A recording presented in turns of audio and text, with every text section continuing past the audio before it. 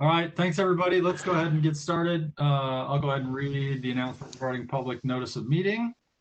Notice of the time and place of these committee meetings was publicized by notifying the area news media, updating the OPPD website, and by emailing such notice to each of the district's directors on November 6, 2020. Thank you all for joining us remotely via WebEx events. As a reminder to board members, senior management, and OPPD staff, please mute your microphones to reduce background noise. To members of the public, thank you for attending. You are in listen-only mode. If you have any technology questions, please use the chat feature in WebEx to communicate with the event host. Our agenda for today's meeting is as follows. We will first conduct a closed session this morning to discuss two items, an update on the Power with Purpose project and a corporate officer appointment. We will conclude the discussion no later than 9:45 a.m. in order to open the WebEx meeting to allow the public and OPPD staff to join.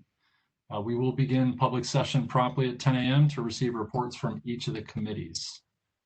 Director McGuire, do we have a motion to go into closed session? Yes, I move that the board go into closed session at this time, 8:02 a.m. to discuss two topics, an update with Power with Purpose project and a corporate officer appointment.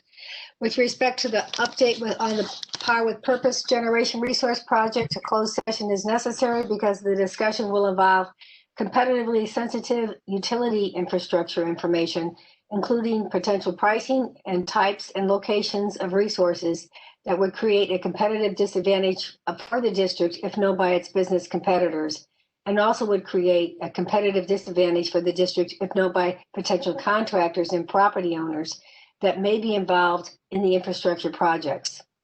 The update may involve discussion of legal matters that are protected by the attorney-client privilege and attorney work product doctrine. With respect to corporate officer appointment, a closed session is necessary because the discussion will involve performance evaluation information concerning the individual and is necessary to prevent needless injury to their individual's reputation. And this motion requires a second to move forward. Second. Bogner. Yes. Kavanaugh. Yes. McGuire. Yes. Molhoff. Yes. Moody. Yes. Williams. Yes. Yoder. Yes. Motion carried 7-0. The motion to go into closed session has indeed passed. The closed session will be limited to discussion regarding an update with Power with Purpose project and a corporate officer appointment. No votes or other action will be taken. Okay, so as Mo mentioned, Director Gay has a conflict of interest regarding the Power with Purpose, so he's gonna not attend until we pull him in for the corporate officer appointment discussion. I don't think we have any public attendees, but if we do, let's go ahead and bump them out now.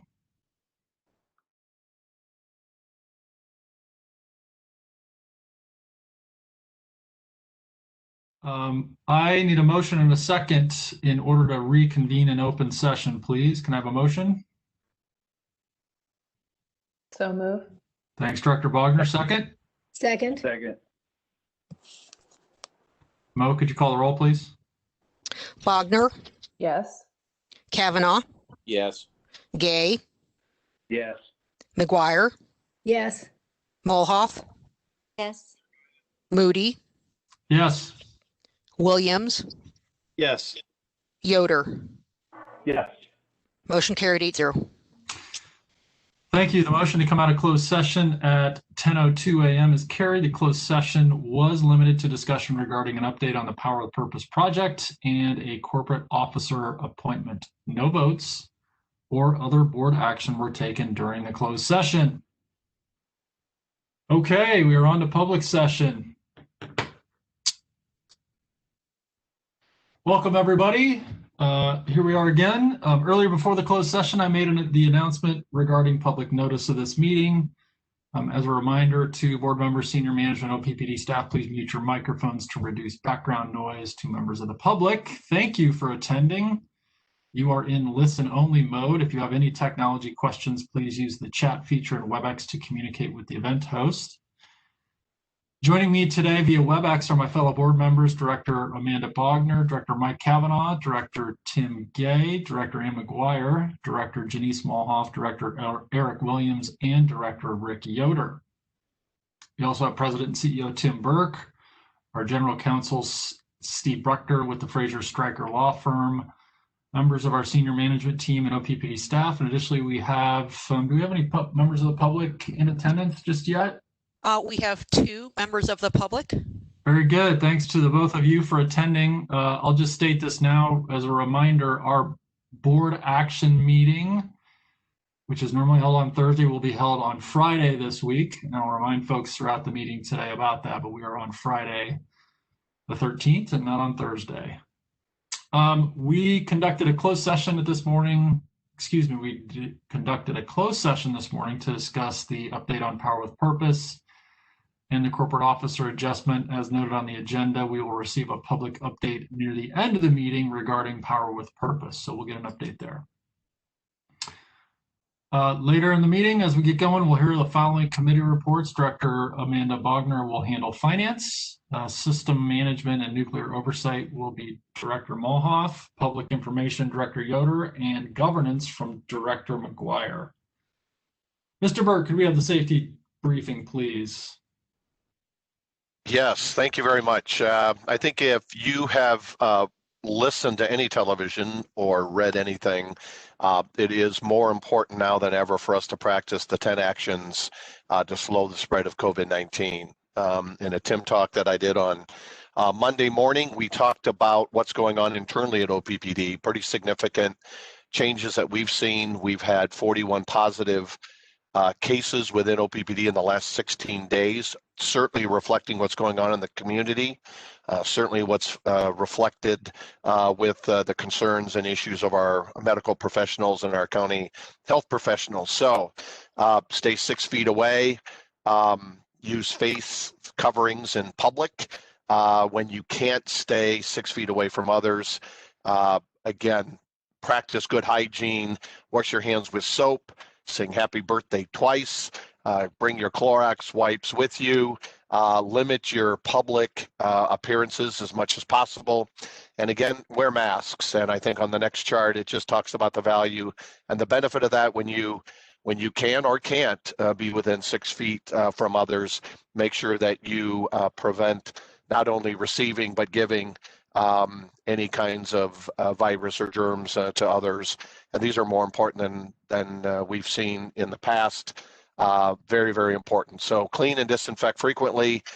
Touched objects, phones, desks, handles on chairs, doorknobs, tabletops, remotes, keyboards, all of those related items. And I can't speak more highly in that. You're hearing it from the health professionals as well. So that concludes our safety briefing. Thank you. Thank you, Mr. Burke. Wear a mask, wear a mask, wear a mask. Okay. We are going to just go ahead and get started with the finance reports. I'll turn it over to Director Bogner. Thank you very much. Good morning.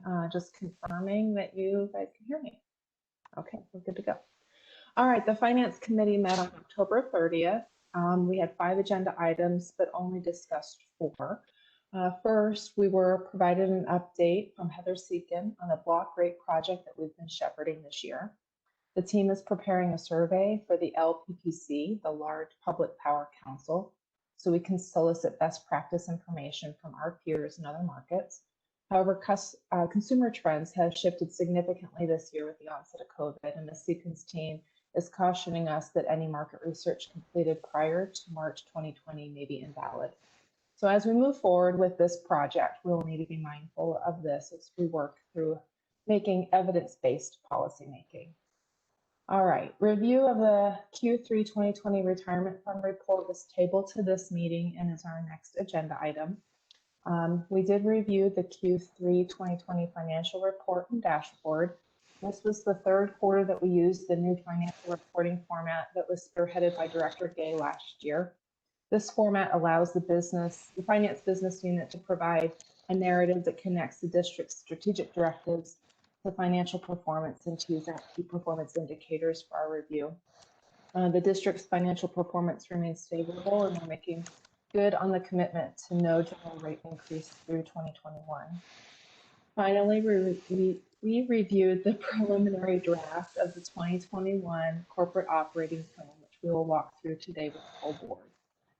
Next month, our Finance Committee will discuss topics to be included on the 2021 board work plan. We were a little late. We met a little too early to have that as an agenda item this past month, like the other committees did. So with that, I'd like to invite CFO Fernandez to discuss the Q3 Retirement Fund Performance Report, followed by the Q3 Financial Performance and the 2021 Preliminary Corporate Operating Plan. Thank you, Director Bogner, and good morning, everyone. It is my pleasure to report on the third quarter results for our retirement fund. And I've mentioned this many times before. It's all about timing. This report here is as of September 30th. If this report had been as of October 15th, maybe we would have talked about a very different story. And then as of November 10th, a completely different story. What I'm trying to make here is the volatility has been alive and well in the markets and not to ever discount it. So very, very pleased to report that for the quarter, as you can see on the slide that you have in front of you, for the quarter ended September 30th, the overall returns were 4.7% for one quarter, which is phenomenal. Now, it is 4.7% of return on one quarter because we had the deep losses we had on the second quarter of 2020, starting sometime in March and really ending in middle of May. So we've had a long ground to recover, but we've been recovering well. For our estimates, some of the estimates that we've been sharing with our actuary, who is the one who's trying to figure out, okay, how are we doing in terms of funding and how much money we have to put in to the pension plan. We initially, earlier in the year, we were assuming we may end the year with a negative 10% returns. That was at the onset of COVID-19 and all the market disruptions. As the summer rolled through, we thought, hey, what we were seeing on the markets, we thought that would have been probably close to zero for the year. I am very pleased to report that year to date, we are at positive 2%. So while not the 7% that we're using as a discount rate, considering everything that's going on in the world and in domestic markets, a 2% return year to date is definitely good news, or much better news than what we thought we were going to be at the beginning of the year. Something important to report in here. This is the same report that you've seen in the past, except that it does have one new manager. It has Global Alpha in the small cap international, right there somewhere in the middle of the page. You can see that's a new manager. We funded that fund June 30th, so they've had their first full quarter reporting with us, and happy to report an 8.9% return on a quarterly basis for small cap equity, international equities. So doing well, really close to the benchmark. Mo, if you wouldn't mind moving to the next slide. So this is a yearly, year-over-year slide, and as I think I mentioned last quarter, if we were just to look at year-over-year, one would say, hey, not much has happened from 2019 to 2020. Just flat line. We would have liked that line to continue to go upwards, but it's pretty flat. What I added was starting last quarter is a quarterly view. So the next slide has the story, what's happened. And so even though we are today at the end of September, at the end of the third quarter, very close to where we ended last year, you can see the deep losses we got in the first quarter and how we started recovering in the second and now third quarter. We have our ending fund balance as of September 30th is almost the same as it was at the beginning of the year. Again, not great news by any stretch. We wanted that to grow, but certainly much better news than what we expected at the beginning of the year, and that we have almost recovered all the losses that we experienced in the first quarter of 2020. I'll stop talking and see if there are any questions for me. Yeah, Director Kavanaugh. Hi, thank you. Javier, the 2% return for the year, does that include the contributions that the employees and the district has made this year, or is that strictly on the investments? Thank you. It includes everything. It's a value that the value of the fund at the end of the third quarter. So it includes all the contributions that employees have made, includes all the contributions that OPPD has made, and the market gains. Of course, all of those things change the value of the fund. It's not only contributions, but also it's a market valuation of the fund. So it's the whole fund as a whole. All right, thank you. I don't see any other questions right now. We can move on to the third quarter financial report. So in a similar vein, very pleased to report a positive story here for OPPD. So I'm going to start with the left hand, the left column of the dashboard, and that's the revenue. That's a not so great story. Retail revenues year to date were 728 million compared to 746 million dollars budgeted. So that's about 18 million dollars lower in retail revenue. Further, you can actually see the breakdown between residential, commercial, and industrial revenue in there. It's hard to tell exactly what's happening in those, so let me give a little bit more color there.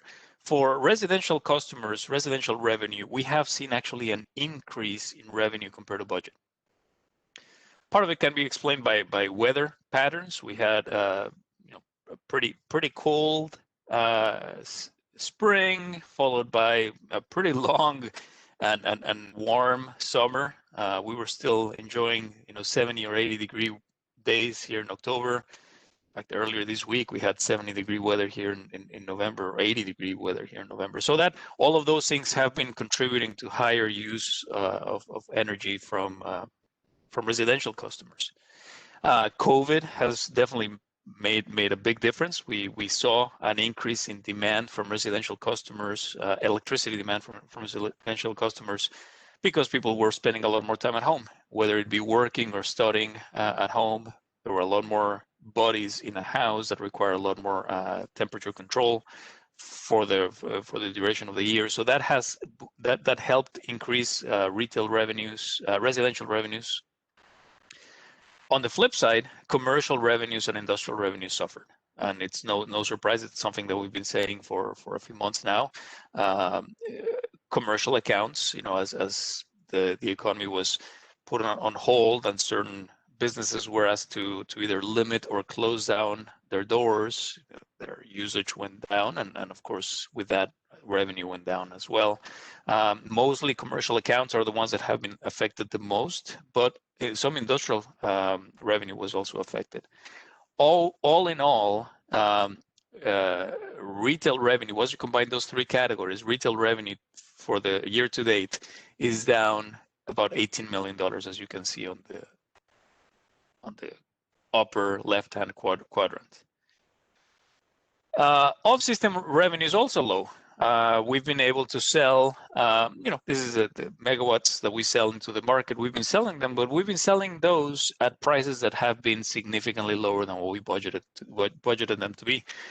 One piece of information that I always like to remind people is, before COVID was a thing, before we had it on the news and headlines, I don't know if you remember, it seems like eons ago, but there was an international war on, I shouldn't say war, but international disputes on trade and oil production, and you had Russia and Saudi Arabia and a lot of different countries engaging in different strategies for production of oil. Eventually, that resulted in an abundance, in an oversupply of fuel, and so energy prices, oil prices, and natural gas prices came down significantly, and they remained depressed for the duration of the year.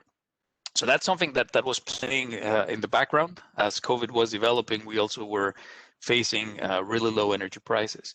When we're selling energy into the market, we were selling energy at lower prices than we were expecting them to be, to the tune of about $20 million year to date. Our off-system revenue has been about $20 million lower than what we had budgeted. So when you combine those two, retail revenue and off-system revenue, we're about $38 million lower than budget. Not a great story. However, there's always a flip side of the coin, and I'm going to switch to the right-hand side, the upper two quadrants on the right-hand side. First, with O&M expense. This does not include fuel and purchase power. This is just operation and maintenance dollars. We've been able to save quite a bit of money as we've modified operations. We've continued to work really hard with our teams to be lean and efficient. Year to date, O&M expense is $257 million, about $20 million lower than budget. So that's been fantastic. It's helped offset some of the loss on the revenue side. Even more on the fuel and purchase power, because of natural gas prices remain so low for such a long amount of time. When we had to buy power, we were able to buy it at low prices. So the low prices help on both ends when you're buying and when you're selling. But also, some of our units were not called as much into the market as we had expected them to be called. There were other sources of energy, other natural gas plants who were providing a lot more power, and so we did not burn as much fuel as we were planning to burn. So that also helped save quite a bit of money. $253 million of fuel and purchase power expense for the year to date, compared to $287 million. That's over $30 million of savings, $34 million of savings. So what we have saved on O&M expense and fuel and purchase power has been more than what we have lost on retail revenue and off-system revenue. So great story from an operating income. We are ahead for the year. But I want to mention that it's not just luck. It's not just us working hard to get these efficiencies, but it's also a little bit of luck. We came into a favorable market with prices that were depressed that have worked on our favor. So I'm very, very happy to report that year to date we're doing well. Let me go down to the let me go down to the bottom, other income. This is one that I've talked about before. This is most of this is mark to market. You can see investment income has been relatively high for the first 2 quarters. It's securities that we hold in our funds that have been inflated. The value has been inflated because of the interest rate environment that we're in. So other income, we are $80 million year to date compared to the budget of $50 million. I would warn that that $30 million advantage, it's a non-cash, mostly a non-cash element, and so will eventually vanish as those securities mature. On other expense, very happy to report that we're almost at budget. We have been able to keep our interest, depreciation, decommissioning, and pilot payments on budget, and really nothing to report here. I got a question. So let me clarify on the natural gas. Our coal units remain incredibly competitive, really competitive in the market. What I just talked about was a temporary disruption in the market. Excuse me one second.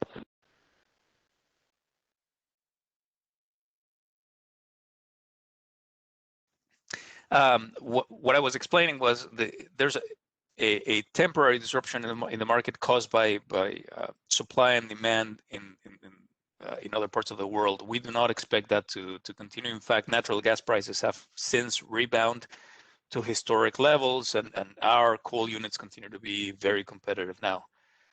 Earlier in the year, we took advantage of those low natural gas prices to achieve additional savings, but again, it was a temporary effect. I'm going to pause there because I've talked a lot. Any questions or clarifications on this first page of the dashboard? I see Director Kavanaugh's hand is raised. Do you have a question on this slide?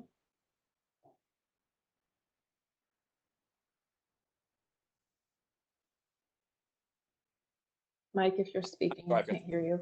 Sorry. I'm sorry, I forgot to put my hand down. Oh, okay, thanks. All right, no other questions right now. Okay, so let's move on to the next page. Mo, if you will, please. So what does this mean for the district? The operating income that does not include that other income, that mark to market of securities. It shows that we are at $112 million year to date compared to a budget of 101. So we're about $11 million higher than budget on operating income basis, which is fantastic considering the year that we're in. Net income, even better. But remember, net income includes the mark-to-market effect of other income. And so from a net income perspective, we're over $40 million higher than budget. Not the vast majority of that delta is, again, it's non-cash. It's mark-to-market of securities that I'm not counting necessarily as a big barometer or that important of a barometer, because we buy and hold most of our securities, so we're not counting on those gains on securities. The operating income, the higher operating income than budget, has helped us increase our cash balances. We are at healthy levels of cash balances. This does not include liquidity. The line of credit that we secured earlier in the year is not included in here because we have not drawn from it. This is exclusively cash balances. We are in a good position going into the end of the year and eventually into 2021. Capital spend, that's an interesting one to explain. Capital spend, we've been incredibly busy, but it may not necessarily show on this graph. We are behind, we're lagging behind what we had budgeted to spend on capital spend. A big factor here are all of the investments that we are planning and we're working on Power with Purpose. You have to remember that when we set the budget for capital, it was about a year ago. When we were talking about Power with Purpose, there's a lot of moving pieces. So we had to use our best estimate of how the capital was going to be spent on which projects and what time. So as information has come available, Power with Purpose projects continue to move forward, but the timing and the spend might not be exactly how what we budgeted originally. That's on Power with Purpose. Again, the spend hasn't hit as fast as we had planned it to hit. It will come. We are committed to proceeding with that project, with those projects, but not on the timeline that we originally forecasted. On the flip side, when I say that we've been busy, this is the entire organization, but mostly the energy delivery business unit. Mr. Vai's business unit has been really, really busy, and that might be an understatement. We continue, despite COVID and everything that's been happening in the world, we continue to build, we continue to repair poles, conductor, install new equipment for new development. Development has not stopped. It's been really interesting to see developers continue to ask for additional build and for us to continue to serve. If you drive around the metro region, you will see that it's dirt turning all over our region. So that has not stopped, and that has helped us continue to invest in infrastructure for the district. So really good news on the transmission and distribution side. I would say on all of the categories for the district, the underspend that you see there, it's just due to the nature of the projects we're trying to move forward and the uncertainty about time and amounts. And that ends my report for the third quarter. I'm happy to answer any questions you may have. I'll just start with comments.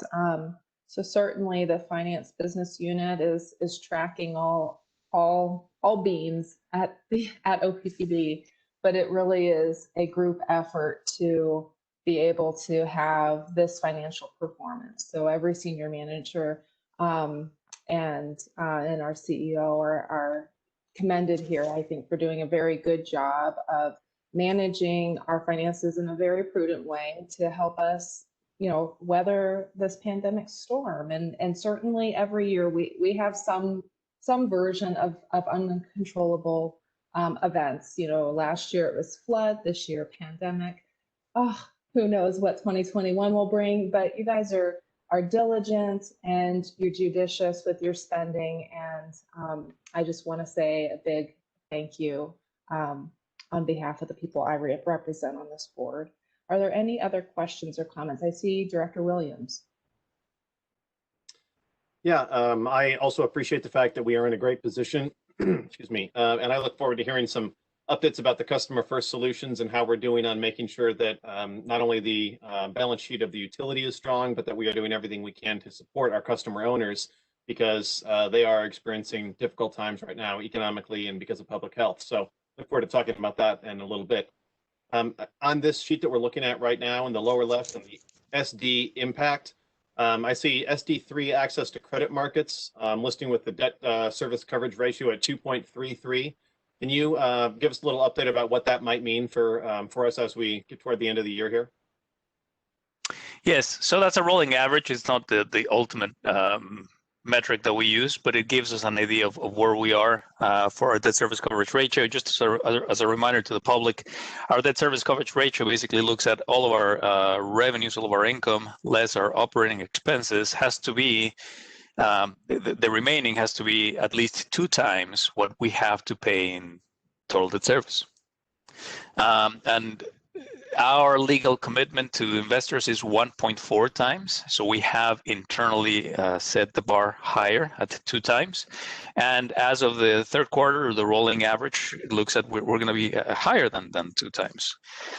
So what these could do, which is what we've done in recent years, is towards the end of the year, as the year finishes and we've eliminated all the uncertainty around markets and revenues, if we have the ability and we have more than 2 times that service coverage, my recommendation has been for 3 years now in a row is to set aside some of the extra funds, excess funds above the 2.0 times, and start funding, continue to fund our decommissioning and benefits reserve account. Just a reminder, and I'm going to talk about this in the COP, our 2 largest liabilities, and we're talking hundreds of millions of dollars. And in fact, between those 2 liabilities are approximately $1 billion in liabilities, are our decommissioning project and our unfunded pension. We owe, in a way, money to fund those liabilities. So what the board has done in the past 3 years is allowed us to set aside, when we have years like these ones, set aside funds so that we can continue to fund those unfunded liabilities.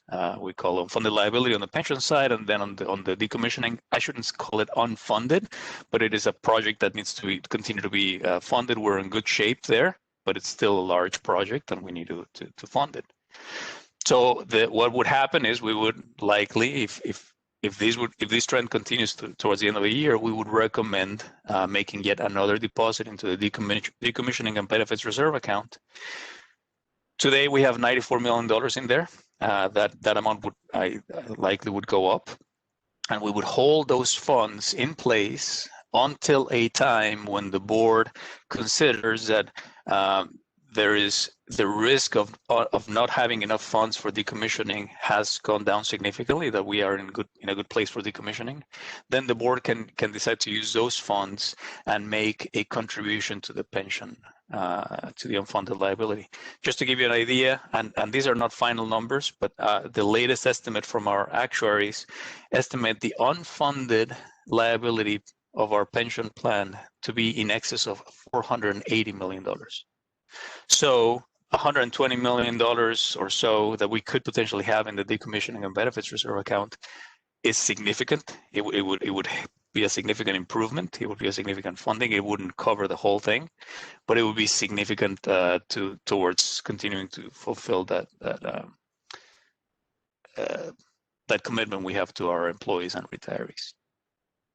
We've done it in the past, and that would be my recommendation, to continue to do that, to continue to fund these costs. Ultimately, leaving these unfunded liabilities for too long, ultimately it's going to come back to customer owners. So putting this money to work to fund these liabilities is a way for us to continue to maintain our customer owners' rates as low as we can. So it all comes back to the customer owners. Perhaps one of the questions that Mr. Williams, Director Williams, is going to ask is, can we use some of these to put it back to the customers through the customer solutions? And my answer would be, it is possible. It is not something that I would advise or endorse because it's temporary, right? Giving this type of relief on a temporary basis could have the effect of artificially and temporarily lowering rates, only to find out in the future that we have to now increase rates to the place where we started, plus more, because we now have to fund these liabilities that we weren't able to fund today. So this is, it's not the first time I've had this discussion. I used to have this discussion a lot in my previous organization. It is tempting to give rate relief, but that is dangerous. It's a dangerous path that could create even more pressure for customer owners. So my recommendation would be to continue to fund these two large liabilities we have. That's where we can get the best effect for our customer owners and the most prudent investment for the customer owners. I'm not discounting the pain that customer owners are going through today, and I know that with Julie Comstock's team, we're doing as much as we can to help. These would be my recommendation on what could we do with these excess funds. I'm guessing that's where your question was going, Director Williams, so I apologize if I took a few steps forward. Nope, I appreciate that. And like I said, I look forward to hearing about the update from Julie and her team on how we're continuing to deliver the funding that's available in that area. I guess not specific to the results that we're talking about here, but when we get to the corporate operating plan discussion, I would like to revisit some of that discussion about what types of things we are going to be, we expect to be carrying out in 2021, and how we balance investments in the liabilities that you mentioned versus potentially accelerating some of the work that we've talked about, because we've heard in the past that restrictions on staff time or other resources available are the constraining factor on the timeline for delivering some of the things that we've focused on. So when we get to the COP, I'd like to revisit that, but I appreciate the clarification here. Certainly. All right, Director Moody. Yeah, you mostly answered my question, Javier, but I think if you mentioned this, I apologize for missing it, but I'm wondering about, there's always that kind of truing up at the end of the year when we realize that we've typically had a little bit left over to start dumping into some of those funds that you mentioned. What's the time frame on that? Is that something that we don't see until kind of early next year, or remind me what the time frame is? Yes, so that's something that we have to close the books in December to have a good sense of that. On any given month other than December, we typically close the books within 4 days, so we should know right away. December, of course, is our fiscal year end, so we typically don't know until sometime in January, late January, early February. We will start having some discussions about preliminary amounts and how this is all going to play out, but it's going to be sometime in the January, February timeframe. The actual transfer of funds happens at the end, right? That's the last thing we do once we have certainty that the numbers that we're transferring are correct and that we're not transferring too much that would put us in less than a 2 times debt service coverage. Thank you. You're welcome. All right, Director Gay. Yeah, my question to Javier is on this reporting system now, the quarterly, we haven't seen tons, obviously, because it's quarterly, but has it been helpful then to you and your staff as far as, especially with COVID going on? Is the time savings and the whatever, is it accomplishing what it was supposed to accomplish? Director Gay, that's a great question. It has been fantastic on two fronts. One, yes, time savings. Our teams used to spend a lot of time every month generating the same type of reports, and so now they can organize their workload a little bit different. So it has saved a little bit of time. What I would say the biggest benefit of these is our teams are taking a step back. And looking at what's happening in the quarter. So this narrative that you are getting, they are also getting. So we are spending a lot more time analyzing, predicting, more than we used to spend before recording and reporting.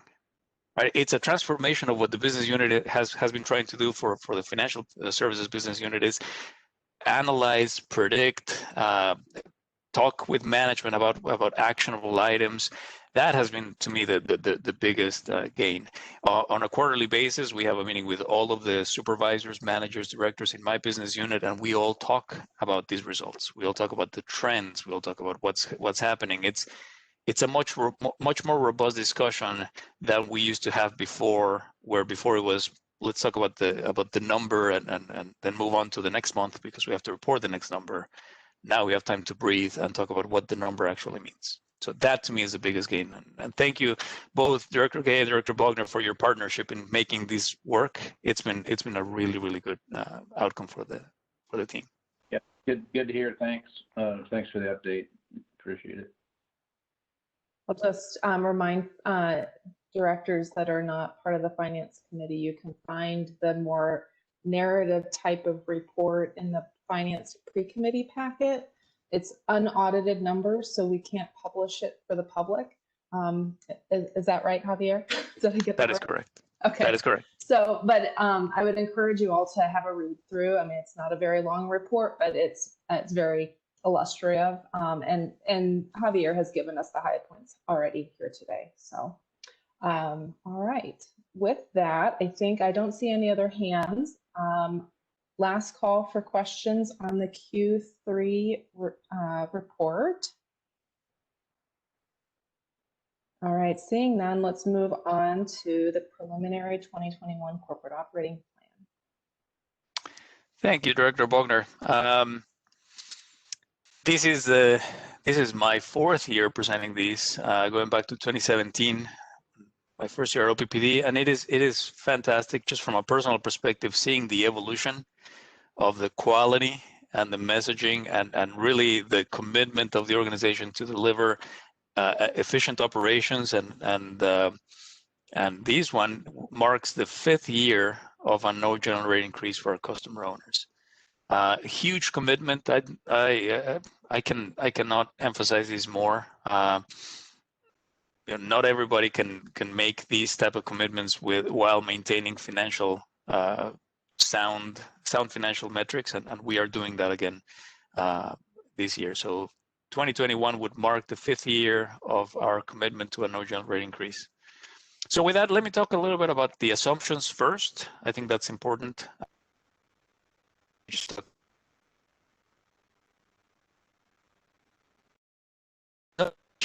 Purchase power, we're planning to keep that the same. However, there will be a proposed change to the fuel and purchase power base rate. Now, our general rate increase commitment to stay flat stays the same. So it's really just how the different components of the rates are changing without changing the overall rate. I'm going to talk about that in more detail here in a few more slides. But this is, if you remember, last year, 2020 was a big transition year, where we have been adding a lot more wind. We've been playing in the SPP marketplace a lot more. And we talked about the need to change the way we budget purchase power of system sales. They were not necessarily syncing. The way we budgeted them and the way we charged them in rates were not necessarily in sync with what we were seeing in the market. So in 2019, we had a huge dislocation between budgeted off-system sales and actual off-system sales, and budgeted purchase power and actual purchase power. The deltas were huge between those two.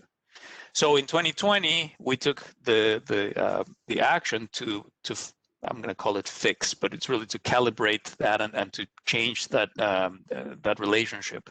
We asked for a resetting of the purchase power base rate in 2020 to account for those changes that we had been seeing in the past. I'm happy to report that the new methodology is working well. Even in the COVID environment, even in this low natural gas environment, our new methodology is working really well. To the point that we are ready now to make another change and resetting that fuel and purchase power base rate to very close to what used to be pre-2020. So what we had in 2019. You're going to see this here in a few more slides, but that's really that resetting that purchase power base rate to what it was without changing the general rate. Retail energy sales, we are seeing a 3.3% increase from the 2020 budget. I want to say that the majority of that is we're seeing that from industrial customers. We're not necessarily seeing a lot more people moving into the territory or using a lot more energy. It's really a reflection of all the economic development activity that we've seen here in the previous years. And we're gonna hear from Lisa Olson here soon. Economic development. This what good economic development looks like, and this is really reflective in how we're putting together our budget. Now, it also reflects a 4.2 increase from the 2020 projected, and that's because in 2020 we did see a decrease in energy sales, mostly commercial customers. So we're projecting that some of those commercial accounts will rebound. And we'll start using more energy. Not fully rebound, not fully recover from COVID, but we are expecting that to have a positive rebound to energy sales in 2021. Wholesale revenue, this is an interesting one. We're expecting a 15.5% decrease in wholesale revenue from 2020 on a budget basis. And that is because in 2020, we didn't have any major outages on generation planned. We had a few, but nothing major. In 2021, we're going to have 3 major outages. So by definition, we're expecting to generate less power. That is a 15.5% decrease from what we budgeted in 2020. It's because of the outages. However, because of what I explained earlier today on market prices, we're expecting to basically generate about the same amount of revenue from the 2020 projected wholesale revenue. So it's almost flat to what we had this year, but it does reflect a decrease to what we had budgeted for because of the planned outages. And I'm going to talk about the planned outages here in just a minute. Purchase power. It's about an 11% increase from both the budget and projected, where we are projecting to have the need to buy more power because of the outages that I just mentioned on the wholesale revenue. So it's an offsetting effect. Wholesale revenue goes down, purchase power goes up. We are anticipating to have to buy more power from the market because our units will generate less because of the planned outages.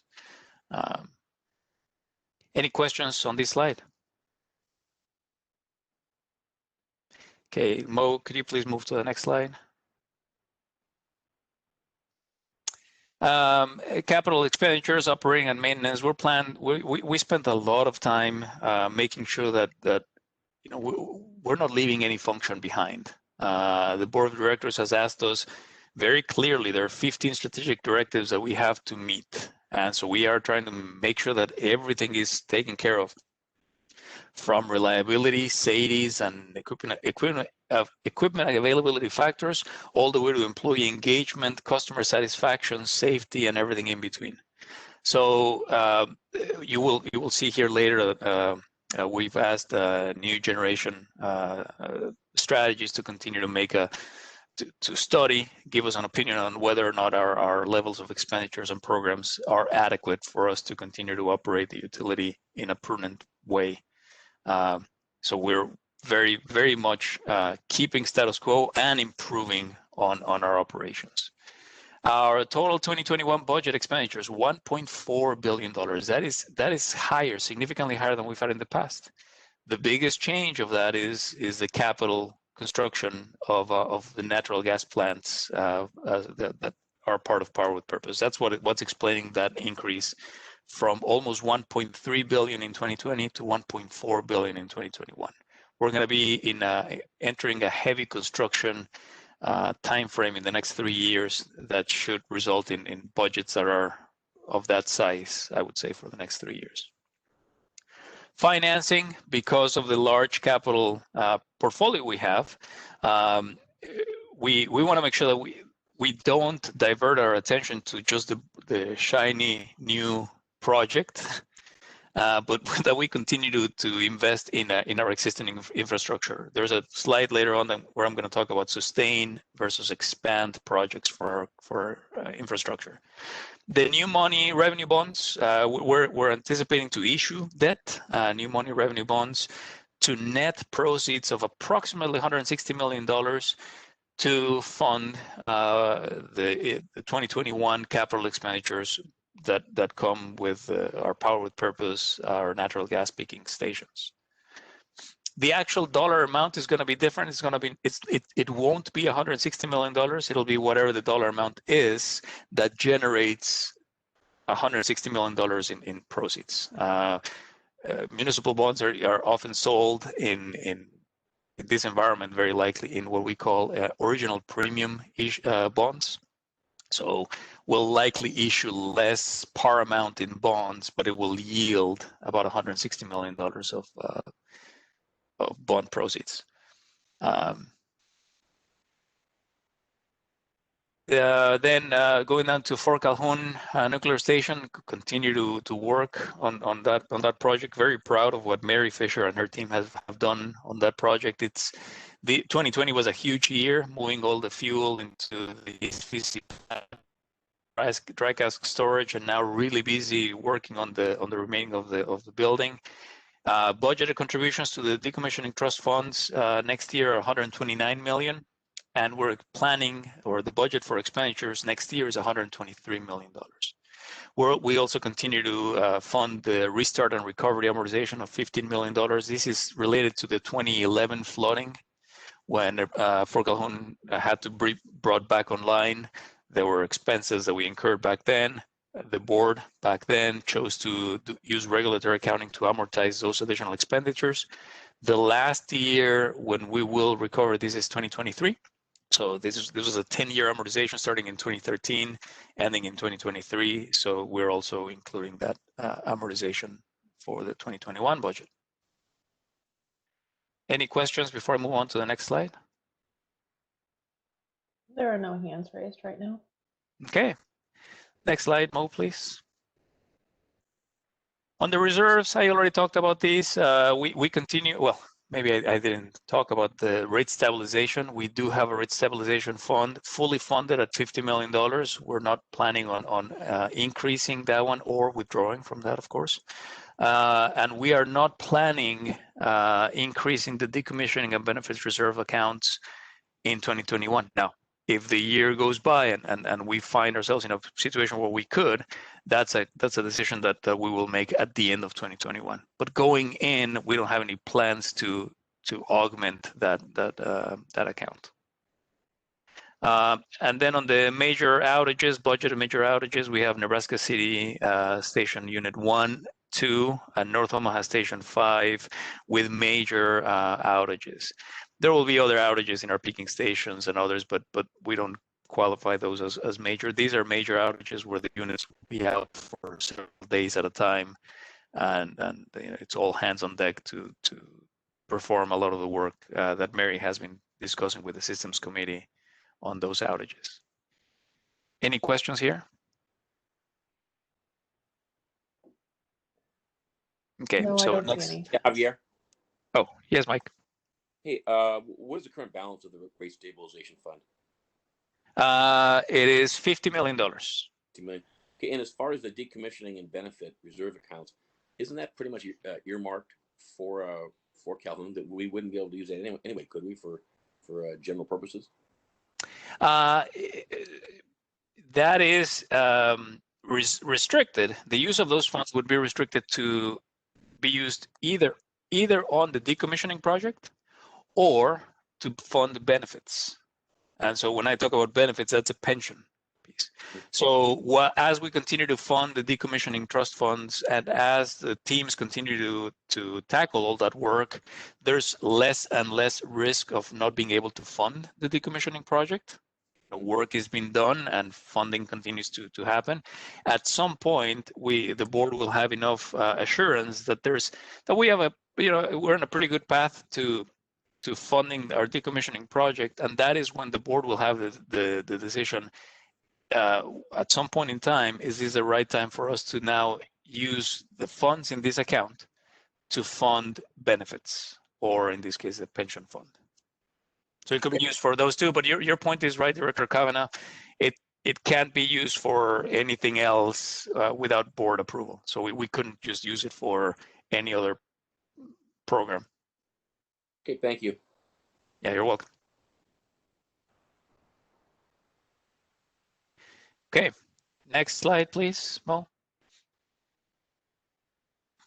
Okay, so by formula, again, OPPD recovers our costs incurred for fuel and purchase power using this fuel and purchase power adjustment.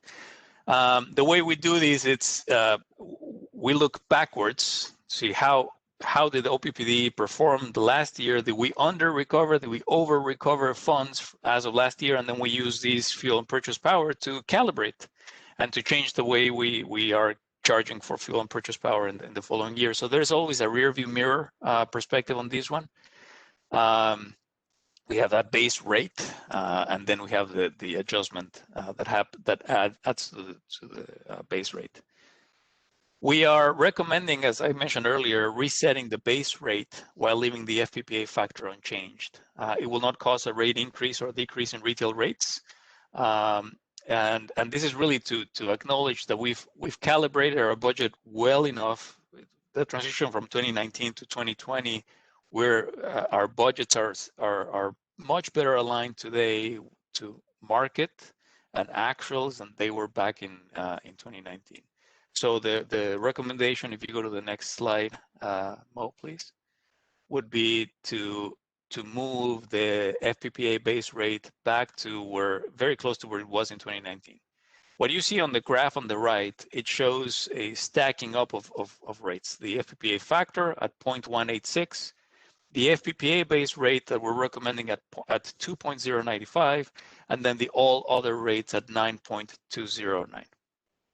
All in all, still results in the same 11.49 cents per kilowatt hour. That's illustrative average cents per kilowatt hour. This is not the rate, overall rate for everyone, but it's an illustrative way to show that we're not augmenting or increasing rates. It's just how we're reflecting the fuel and purchase power nature of the markets we're in, and how our budget continues to adjust, and it's putting us in a really good position going into 2022 with a much better calibrated budget that reflects the latest version of the markets. Markets continue to evolve, and so 5 years from now we may have a different discussion. But I feel very comfortable proposing these change. Again, all under a no general rate increase principle, which is really, really important. Any questions or comments on these? Director Williams. Javier, does the change in the fuel and power purchase power, does that appear in any of the tables in the rate manual, or can you remind us where this shows up for people to make sure they can track it? It does. It will be a board action because it's changing the rate, and yes, it is. And I can call in a friend here, Brad Underwood, if you're around. It's scheduled 461, where you can see that fuel and purchase power adjustment. So that's the one that will change going into 2021. But again, what I'm showing here is our commitment that the overall rate cents per kilowatt hours that customers will see in their bill is not changing. Yeah, and I think you and I talked about this a little already, but the 11.49, as you mentioned, was illustrative, and that's not actually what the rate says in the rate manual. And so this is different from what will be reflected. And by extension, then what shows up on the bill for customers is tied only to what's in the rate manual itself, under 110 for residential, for example, or 461 for this charge as well. So I guess I just want to make it clear that the numbers that we're seeing now, that if anybody is watching this and saying, I don't see 11.49 anywhere in my bill, I don't see this other stuff, that for residential, again, rate 110 for most people, and then 461, as you mentioned, is the place where the numbers that are translated into what appears on the bill are located, so that people can, if they would like to research it, know where to look for that information. That is absolutely correct, and they can always, if there's anyone who has questions, they can always call. Our call center folks are fantastic, and they can help walk through and explain. This is just a pictorial; it's for illustrative purposes, but I think it gets the point across. That's why we chose to present it. But thank you for the clarification that this is not the rate. It's rather how rates and how revenues would compare one year to the next, and showing our commitment to the no general rate increase.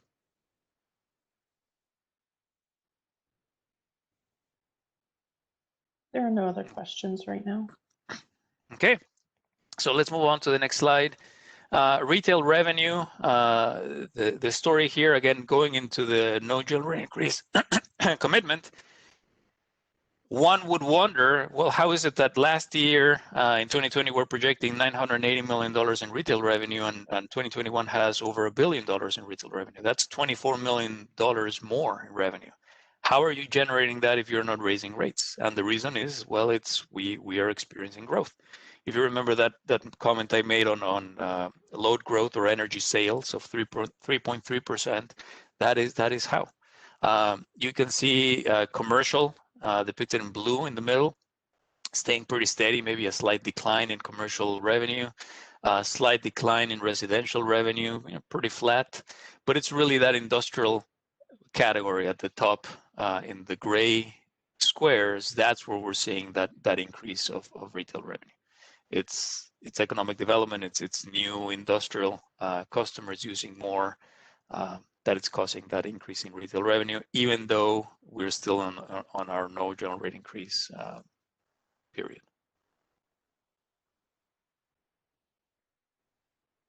Okay, next slide, please. Wholesale revenue, I already described this a little bit earlier. 2020, our total wholesale revenue it's expected to be $138 million by the end of the year. The blue bar, $67 million, is what we're expecting to receive from our 7 participants on Nebraska City Unit 2. They pay to purchase the revenue that they are entitled to on that unit. So that's the blue section. The what is it? Brown, reddish. I'm really bad with colors. That block, the bottom block, that one is the rest of our wholesale revenue. We're anticipating to sell more megawatt hours in 2020 than we're expecting in 2021. But in 2020, we received less dollars for that energy, and that explains that $138 million wholesale revenue. 2021, it's just a coincidence that it's $138 million. We're expecting to sell less into the market because we will have 3 major outages, but we're expecting to receive a little bit more per megawatt hour. So all in all, it results in the same wholesale revenue from 2020 to 2021.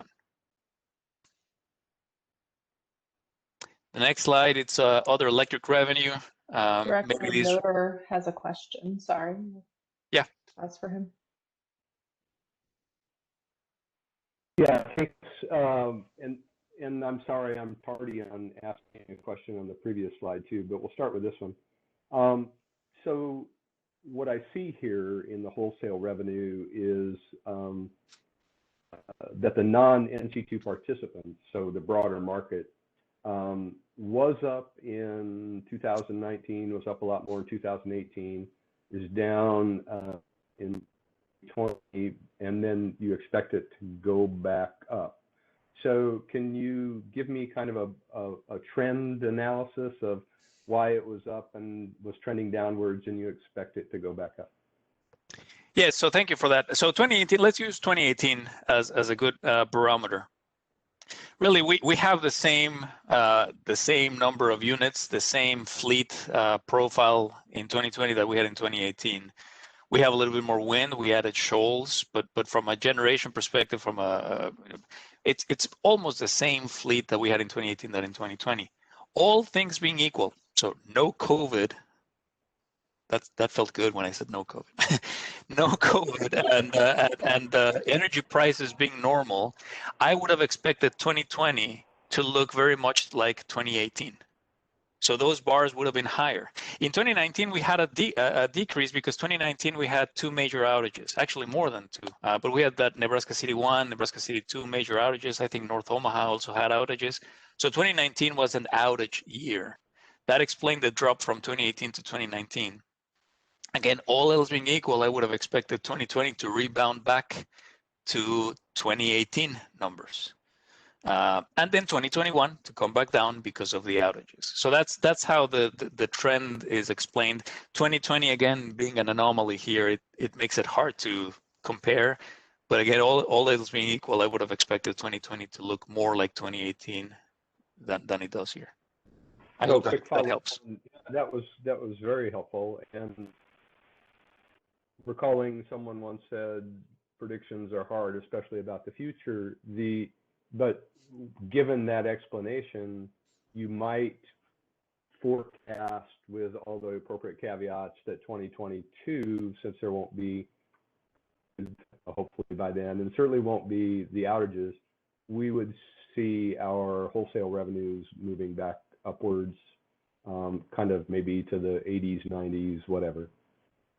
But certainly more than in the 70s. That is correct. Again, all else being equal, that would be expected. Now, the other piece here is there's a slightly negative factor in there, and that is as our load grows, right? And we haven't necessarily added more generation. That will come sometime in 2023 once we have the peaking stations. But in 2022, that higher load from industrial customers is going to take some of that production. So we won't put in as much out to the market. So that may damper a little bit the wholesale revenue. But again, all else being equal, your narrative is correct. In 2022, we should expect to see a jump to look closer to what we had in 2018. Thank you. So, Ms. Henners, if we could look at the previous slide, I did have a question on the retail revenues as well. So I'm seeing that the industrial growth occurs, and we're seeing less in commercial and residential in terms of retail revenue. Aren't losing customers there? So is that correct? And if that's correct, then why are there lower revenue amounts? We are actually. I don't have the data in front of me, but it's not only lower energy sales that we're projecting on commercial accounts. We have experienced, and we are assuming that we will have fewer commercial accounts than what we had expected in 2020. So there are lower accounts. Businesses are shut, and we expect some of that to continue through 2021. At some point with the economy, at some point they will come back or others will replace them. But we are expecting not only lower sales, but lower accounts. In for the residential side of things, we're expecting it's the same. Actually, we're expecting a growth in the demographics of the region. People continue to use more efficient homes, as you all know. All these newer homes are using less kilowatt hours than older homes. So we're benefiting from that. I shouldn't say natural occurring energy efficiency, because Director, you've told me it's not natural occurring. We've all been helping to get there. So we're seeing more people. They're probably using less. Part of what we saw people using more in 2020, again, remember, we had a lot more students learning from home. We had a lot more people working from home. We likely won't have the same amount of people for the same amount of months working from home in 2021. And also 2020, we had an extended summer season. We had lots of cooling degree days. And so we're not assuming that that's going to be the norm. We can argue about that separately, but from an average perspective, we're also assuming an average year, which it helps explain that slight decrease in residential revenue. Terrific. Thank you for those great answers. Yeah, you're welcome. And I have a little voice whispering on my other screen here. You can page 25 of the actual document of the COP has a lot more information on these particular topics. So if you want, there's more in there. All right, Director Mulhall. Sure. Thanks, Javier, for that explanation. So at what point, so noting because of the COVID, we have a lot of debt that is greater than 90 days and a lot more this year than last year. At what point do we write that off, and would that have an impact on any of these numbers or any of these projections? Because it is significantly larger than it has been other years. Yes, so thank you for that. We are assuming, so part of the and you will see in the COP document, but part of customer accounting and services expenditures include write-offs. So it includes all of the assumptions that we use for write-offs, and we're paying close attention to not only historic trends but recent monthly trends on how this is affecting write-offs and late payment charges and delinquent accounts. All of that helps shape how we assume write-offs into the budget. Also, how we assume late payment charges into the budget. That's a revenue as opposed to an expense. But it's all of those things are incredibly important, and we're not just making gross assumptions based on long-term history, but we are honing in more closely into what we've seen in the past 8 months of this pandemic. And in fact, if you allow me, I think it's the next slide. Mo, the next one, that one. You can actually see here one of the elements that I just discussed at the very bottom of the graph, that maroon or brown square. It shows late payment charges. So it shows what we've received in the past on late payment charges. It shows what we're expecting to receive from late payment charges. There's a correlation between that and what we're expecting to have as an expenditure on the write-off side under our customer accounts category of the budget. So very much we're paying a lot of attention on what are the trends and how are we accounting for write-offs and late payment charges going forward. Does that answer your question? Okay, thank you. And I apologize. I moved on to this next slide just to make the point here, but I'm happy to go back if there are any other questions. There are no other questions right now. Okay. So other electric revenue, as you see here, it's $36 million.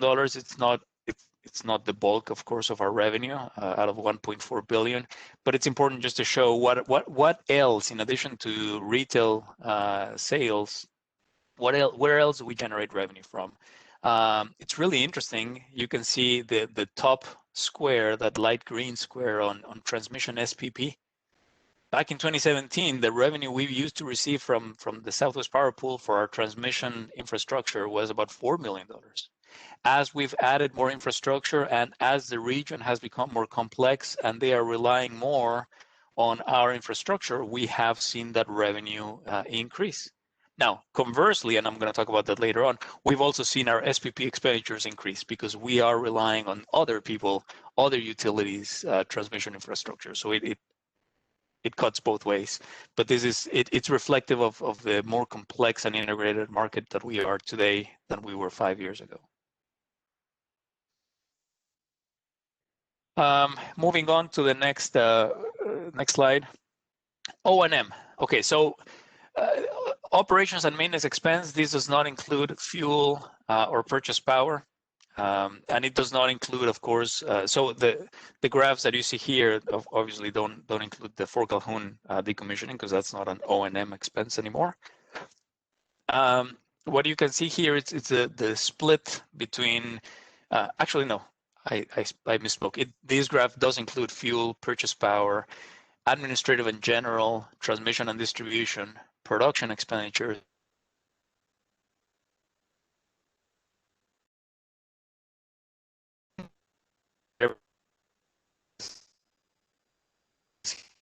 even though it looks like we're going from 143 and my camera stopped working. Is that by design, Mo? You were breaking Yes, up. you were breaking up, Javier. I got the yellow low bandwidth thing, so we can hear you better now. Perfect. Thank you. It wasn't failing. $143 million from 2020 to 2021. So one could say, hey, there's not a lot of change in here. Now remember, in 2020, we've used less fuel than we had projected. In 2021, we're expecting to go back to using about the same amount of fuel that we've used in the past for the fleet that we have. But we are expecting to pay a lower price for the fuel and the delivery expenses of that fuel. So you all heard, and you were all part of the presentation and discussion about transportation of fuel. That is reflected in here. That is a very, very important piece that helps our budget for 2021. Keeping those fuel costs lower. It's basically moving them down from somewhere in the $170 million that you saw in 2017, 18, or 19, down to $140 million for 2021. I skipped 2020 because it was an anomaly year, but it's really just to compare those savings. Purchase power is going up. Again, we're having outages, so we're expecting to buy more power than in previous years. Similar to the purchase power number that we had in 2019, maybe a little bit more. We have more load to serve. Very excited to report on the administrative and general increases, going from 29 million to 144 million. Now, it may sound counterintuitive that the CFO is excited that we're spending more money, but there's a story behind this. It's not spending more money for the same work that we were doing. I'm very excited about this because my colleagues at senior management have done a fantastic job transforming the organization. I'm going to mention in this case Kate Brown with the Business Technology Building Services. The investments we are making on people, software, technology is very much evident in this budget. Those increases are helping us meet the demands of our customers, the demands of the time, really modernize and I would say pay off some of that technological debt that we've been carrying for years. Is it enough? Are we going to be done in 2021? No, but it is certainly a way for us to continue to show our commitment to invest on technology. Same thing on the orange box, transmission and distribution. Troy Vai and his team, they continue to do a lot of work. Part of these increases, again, we have customers. We have a lot of customers who are asking us to do a lot more work. But the other piece is very, very much tied to the strategic initiative on the grid modernization efforts, and really making those investments in technology and infrastructure, people, in data that we need to achieve that vision that we have set forward with that initiative. The increases in production are similar. Part of that is the outages, of course. We have more outages than we had in 2020, so we're expecting more expenditures there, and also an increase in the customer accounts. It's again same story. We're updating systems. We're updating our billing systems. We are adding people to help with our call center. Our products and services department is doing a lot of really good work. So it really reflects that additional work that we're able to accomplish without raising rates. So that is, to me, that last sentence is the key, right? We're saving a lot of money on parts of the organization. We are increasing expenditures to do more for our customer owners. And we're balancing those two in a way that doesn't increase general rates for the public going to 2021.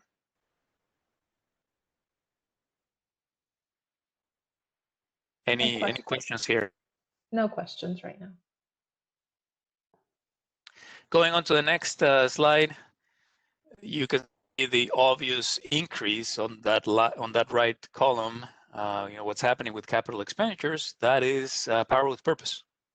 That is the explanation there. You can see there is transmission and distribution plant continues to be healthy. We continue to invest a lot of money in our transmission and distribution, but the big increase that you see from 2019 to 2020, that started to show as Power with Purpose.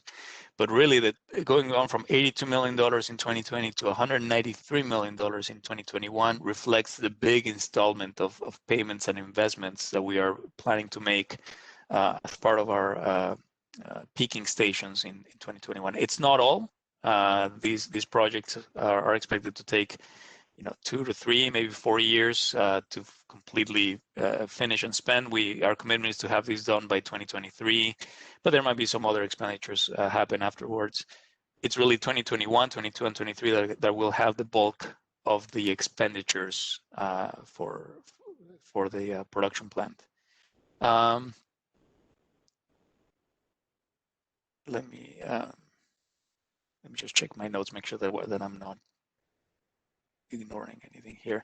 So on the actually no, I'm going to save my comment for a future slide.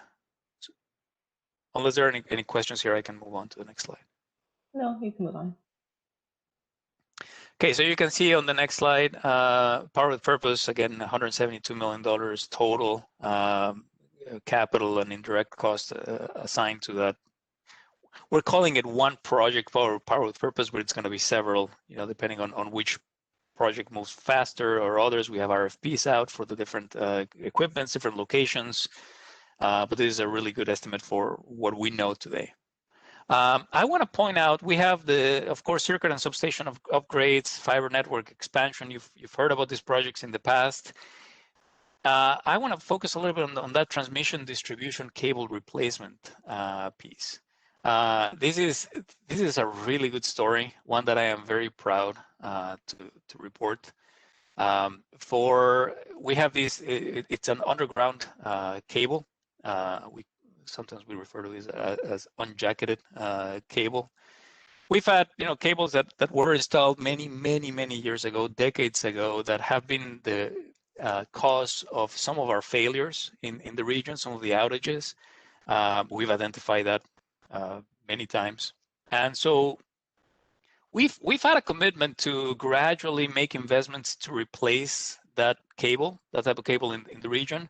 I want to point out that in 2021, the budget we have for this type of cable is $8.2 million. 2016, just 6 years ago, that budget was $700,000.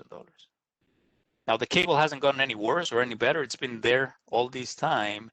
The type of information that the team has been able to get, the statistical analysis that we've been able to get, is allowing us to look at this problem in a much better way, much more transparent. And we are now seeing the need to replace it, the benefits of replacing it in less frequent, lower duration outages, but also how large is this project. So we've increased the funding on this one project. I'm just pointing it as an example, from $700,000 in 2016 to $8.2 million today.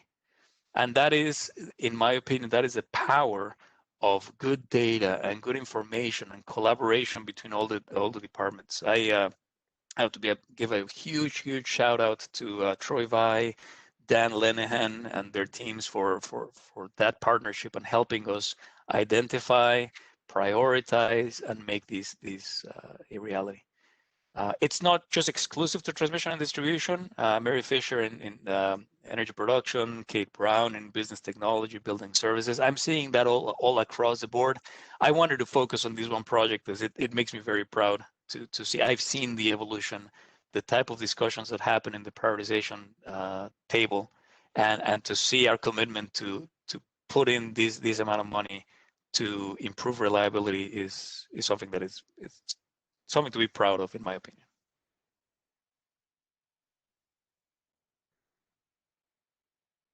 Next slide. Then on the next slide, I'm going to talk in the same vein. This is a view of our capital project, of our capital portfolio. This is the first time that we're presenting it this way. We've been talking about sustain and expand categories, but we really didn't implement that lens until this year. Earlier this summer in 2020, the teams met for many times, many hours, prioritizing the capital portfolio for 2021. And a very important lens that the team used was making sure that we had a clear distinction between what we call expand projects versus sustain projects. Without being critical of OPPD in the past or of other utilities, I think this is just human nature. What I've seen happen in my former utility, I saw that happening too, was there's a tendency to focus on the new projects And when we focus on new projects, we tend to forget the old projects. For example, the underground cable project that I just mentioned. Well, if it's still working, if it's not breaking, there's a tendency to forget about those and say, hey, we can wait 1 more year or 2 more years. Let's focus this year on the expand projects. We could have done that in 2021. We could have focused most of our capital budget for the Power with Purpose project, but that would have come at the expense of dedicating less dollars to the sustain program. And so I'm very, very proud of the team that was able to keep those 2 angles visible on the table without creating any more technological debt or infrastructure debt, and at the same time expanding our plant. So very proud to show that we are still dedicating 43% of our capital project, $161 million to sustain projects. Very similar, very close to what we've done in the past. Don't lose sight of the sustain, keep our assets in good working order, and at the same time also focus on the new assets that we're very proudly pursuing and wanting to build. So expect to see more of these. This is really a result of implementing a new asset management function at OPPD, and what you're seeing here are the results of about 3 years of really, really hard work from the resource planning committee and from the capital investment team. We do have a few questions related to this slide. I'll start. Do you think this 60-40 split is about right for us every year, or is it going to be very dependent on what's happening in the district? Yeah, it varies. Thank you for that question. It varies. I do not expect this to be the case forever, right? We will very clearly have a larger expand budget for the next 3 years. After 2023, I don't know. I don't know what are we going to be doing then. I don't think there is a sweet spot, if you will, for all utilities. It really all depends on what you're doing. In my former utility, we used to have a lot more of sustain and very little on expand. Arguably, OPPD has had most sustained capital investments and almost very little, almost no expansion. So it really depends year over year, but this view helps us match where are we spending our dollars with where the board wants us to go, right? And make sure that we are not losing sight of the sustaining our investments versus expanding our plant. I expect this to remain this way for the next 2 years, 21, 22, and 23. It's going to look very similar to these. And then by 2024, very likely we'll see sustain be most of the capital budget more than expand. All right, thank you. Director McGuire. Yes, Javier, and this might be Troy's question too. Last year, one of our priorities was tree trimming budget. Can you comment on that? Are we going to maintain the same amount of tree trimming budget as we had last year? Yes, we are, but I can let Troy answer. Yeah, that funding will stay consistent. We're on a several-year plan to reduce some of the trimming debt that we have in our service territory. So yes, that doesn't fall in the capital expenditures. That falls in O&M. But yeah, we are keeping that activity. We have additional crews in our service territory, and we're making some pretty good progress. For instance, we'll trim about 1,000 miles this year. Okay, thank you. Director McGuire, if I may, so on Thursday of last week, I was invited. I was a speaker at a conference that focused on asset management. And I actually brought up the tree trimming example to that conference. And my point was, a lot of times our investments don't always have to be on the actual assets we own, but it's on the things that affect those assets. That's another decision that I'm very proud of that we made last year, a couple of years ago, on making sure that we are trimming those trees. We don't own those trees. They're not part of our asset base, but they certainly affect our asset base. So making sure that we're looking at capital expenditures and O&M expenditures together to see how we can extract the most value out of our assets. All right, Director Mulhall. Yes, Javier, I really want to thank you for this slide. I think it's so important that our customers realize that we're not just here to serve the shiny new customers like Facebook, Google, and now Amazon, but that we are really working hard to make sure that we're serving our longtime customers, those customers who've been with us for decades. And I really appreciate this slide. So thank you. Yeah, my pleasure. All right, Director Yoder. Thank you. I too appreciate the slide, and I appreciate the title of talking about capital expenditures philosophy. And I to keep adding to the same sentence, and the you know, I appreciate you, Javier, and senior management offering this as a framing for the board. I think this is where our discussions oftentimes needs to be. You know, we've talked earlier about being too deep in the weeds and trying to, you know, keep kind of a higher level of discussion. It seems to me that embedded within this slide, and maybe framed a different way, we might talk about capital expenditures and an issue of modernization or transformation. And I guess while the corporate operating plan does that, at some point, I think I would appreciate a discussion around that kind of framing. Doesn't have to be today. It doesn't. I just think it would be a nice thing for us to discuss. Duly noted, and I completely agree. Thank you, Director Yoder. All right, I don't see any other hands right now. Okay, so we can go to the next slide. So the next slide talks about long-term debt financings. It is important to remember here that we have been active in the market. We have been going out into the debt market, the capital markets here recently, but it's really, really important also to remind our public and everyone who's watching that we really haven't had the need to issue debt necessarily to fund and expand our capital operations. What you see here in 2017, 18, and 19 really were efforts to refinance in a way. We use different refinancing techniques. We use ways to use some of our cash on hand and defease debt.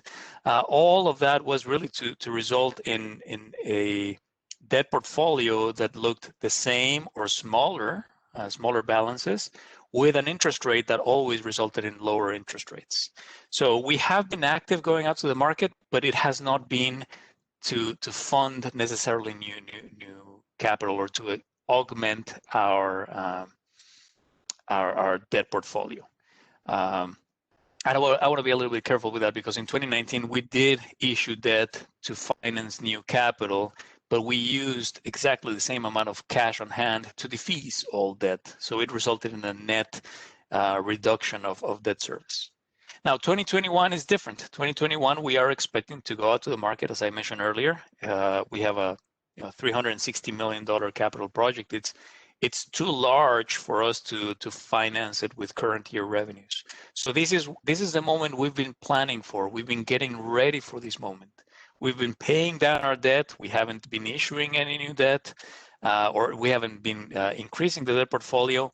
We've been planning, we've been preparing for this time. And so this is where our financial metrics will allow us to go into the market and hopefully be an attractive investment to investors who are looking at OPPD as a fiscally prudent utility that has a low debt ratio, that has good financial metrics, and hopefully that results in lower interest rates we pay on this debt. Right now, the amount that we put in the budget, again, it shows $125 million as a par amount of bonds we will issue. I can guarantee you that number is wrong. It'll be something a little bit different. Could be 130, could be 121 million. Whatever the dollar amount is will be determined by market conditions at the time we issue the bonds. all of it is to result in net proceeds of approximately $160 million to fund a big portion of our capital program. We're planning to go into the market late next year, and we will obviously come back to the board when we're ready to issue bonds. As we always do, the board would have to approve a resolution authorizing us to issue bonds, and we will keep the board appraised. I will also take a moment here to remind the board that in December, one of the resolutions that we will ask you to approve is going to be the one that we always ask, which is an authorization for us to finance new capital investments with debt. Now, we're planning to finance just a portion of our capital portfolio with debt, but if market conditions are appropriate and we have that ability, that resolution always gives us that ability to go back, issue debt on a tax-exempt basis, and that's why we will need that resolution in December. The same resolution that we've had for years. Denise, do you have a question? Director Mulder, do you have a question? Or is that a stale hand? That's a stale hand, sorry. Okay, no worries. Director McGuire, I am very happy to announce that the total amount of our long-term debt, all of our long-term debt, is less than $2 billion. And in fact, excluding the separate system debt, it's about 1.7 billion. I don't have the exact number, but I'm sure I can phone a friend and I can give it to you here in the next few minutes. Okay. Also, can you discuss the mini bonds? Is this the last year for our mini bonds? Oh, yes. So great question. Mini bonds will be paid off. The last payment of the mini bonds will happen in October of 2021. It's the last year. Not only is it the last year, but I've been actually working with my team. We have about 1,800 bond holders of mini bonds. I'm going to oversimplify these just for illustrative purposes here. Most of those bond holders have been used to receiving bond payments, mini bond payments that are relatively smaller than the bond payment that they are likely to receive this year. A lot of these bonds were capital appreciation bonds, so you get the big payment when the bonds mature. So we're working really hard, not only to continue to make the payments to all bondholders like we always do, but also to actively communicate with those bondholders and let them know, hey, making sure that we have the right address, the right person, because the payment is not going to be a small payment. It might be a significant payment to those bondholders.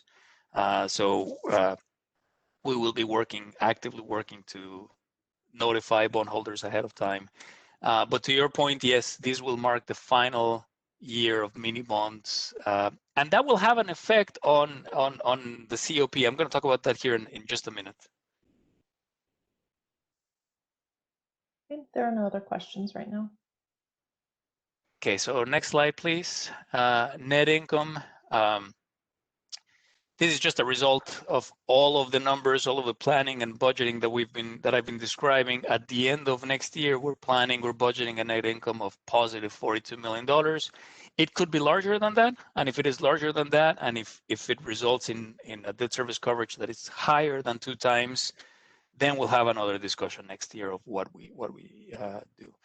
Going back to Director Williams' question earlier, what you see here in 2020, and of course I am not projecting how the board will decide, but this is the proposal would be, if all things considered, all things being equal, excuse me, we would potentially end the year in a position where we could potentially make an additional contribution to the decommissioning and benefits reserve account of approximately $28 million. Now, there's a little bit over 50 days left of the year, so I don't want to count on this amount. Please note that it's very preliminary, but just to give you an idea of the magnitude of what we could potentially use to help fund the decommissioning and benefits reserve that would be used eventually for decommissioning or for benefits. And like in the same vein, we're expecting we're not expecting to have any deposits to that account in 2021. My friend just came back to me on the amount of debt outstanding, Director McGuire. current debt, excluding NC2 separate system debt, is 1.72 billion as of October. Thank you. Significantly lower than it has been in the past. It's a lot of money, but it's significantly lower than we've had in the past, and it is commensurate with the assets that we own. Can I ask one other question about the decommissioning and benefit reserve? Having that reserve and also the rate stabilization reserve, does that help us with our bond ratings? Oh, absolutely. Absolutely. So a few things. The rating agencies and investors, they look at us always from a risk perspective. How risky of an investment is to invest in OPPD's bonds, right? What is the risk of default? What is the risk that the utility is going to run into some problems that could potentially result in defaulting on their debt, right? That's really what they're looking at. Having those funds, the rate stabilization fund, is incredibly important for them because they know that is a tool that the board has when there is a need for increasing rates, the board can use that fund to feather in or gradually apply a rate increase. Right? So it's important because it helps with rates and the customer's ability to pay. And then on the decommissioning and benefits reserve is an additional fund that we have that could help in case some unforeseen event happens with decommissioning and we find ourselves in need for an additional $120 million. We wouldn't have to increase rates and have a rate shock with customers. That investors don't like to see that. So it is always a positive for them. When we eventually use the decommissioning and benefit reserve account, that's not going to be a negative necessarily, because that will be used to extinguish a like amount of liabilities. So from their perspective is a positive. Great, thank you. Yep.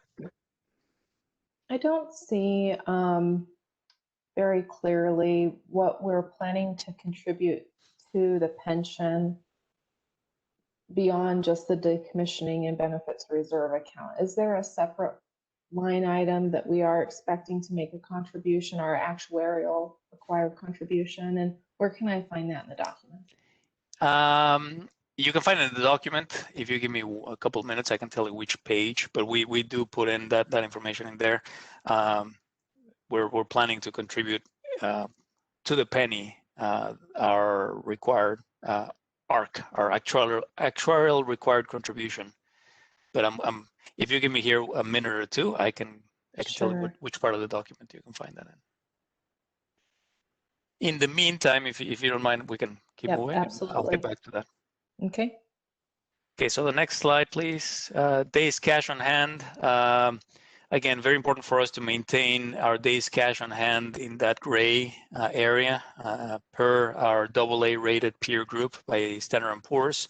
Again, this does not include liquidity facilities. It's just cash that we will have on hand. We're planning to use a little bit more cash in 2021. We have large construction projects, timing of which requires us to use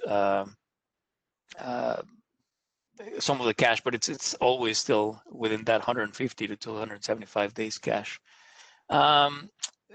Going back to your question, Director Buckner, I don't have a page exactly, but the contribution for 2021 is $60.4 million to the pension fund. Okay. Thank you. Yes. Javier? Next slide. Yes. In computing the days cash on hand, are we using, is it $1 million a day, roughly? Well, so with all the days that we have, with all the cash that we have on hand, the idea is if we stop receiving any more cash, how many days of operations can we survive? And this is 178 days of operations.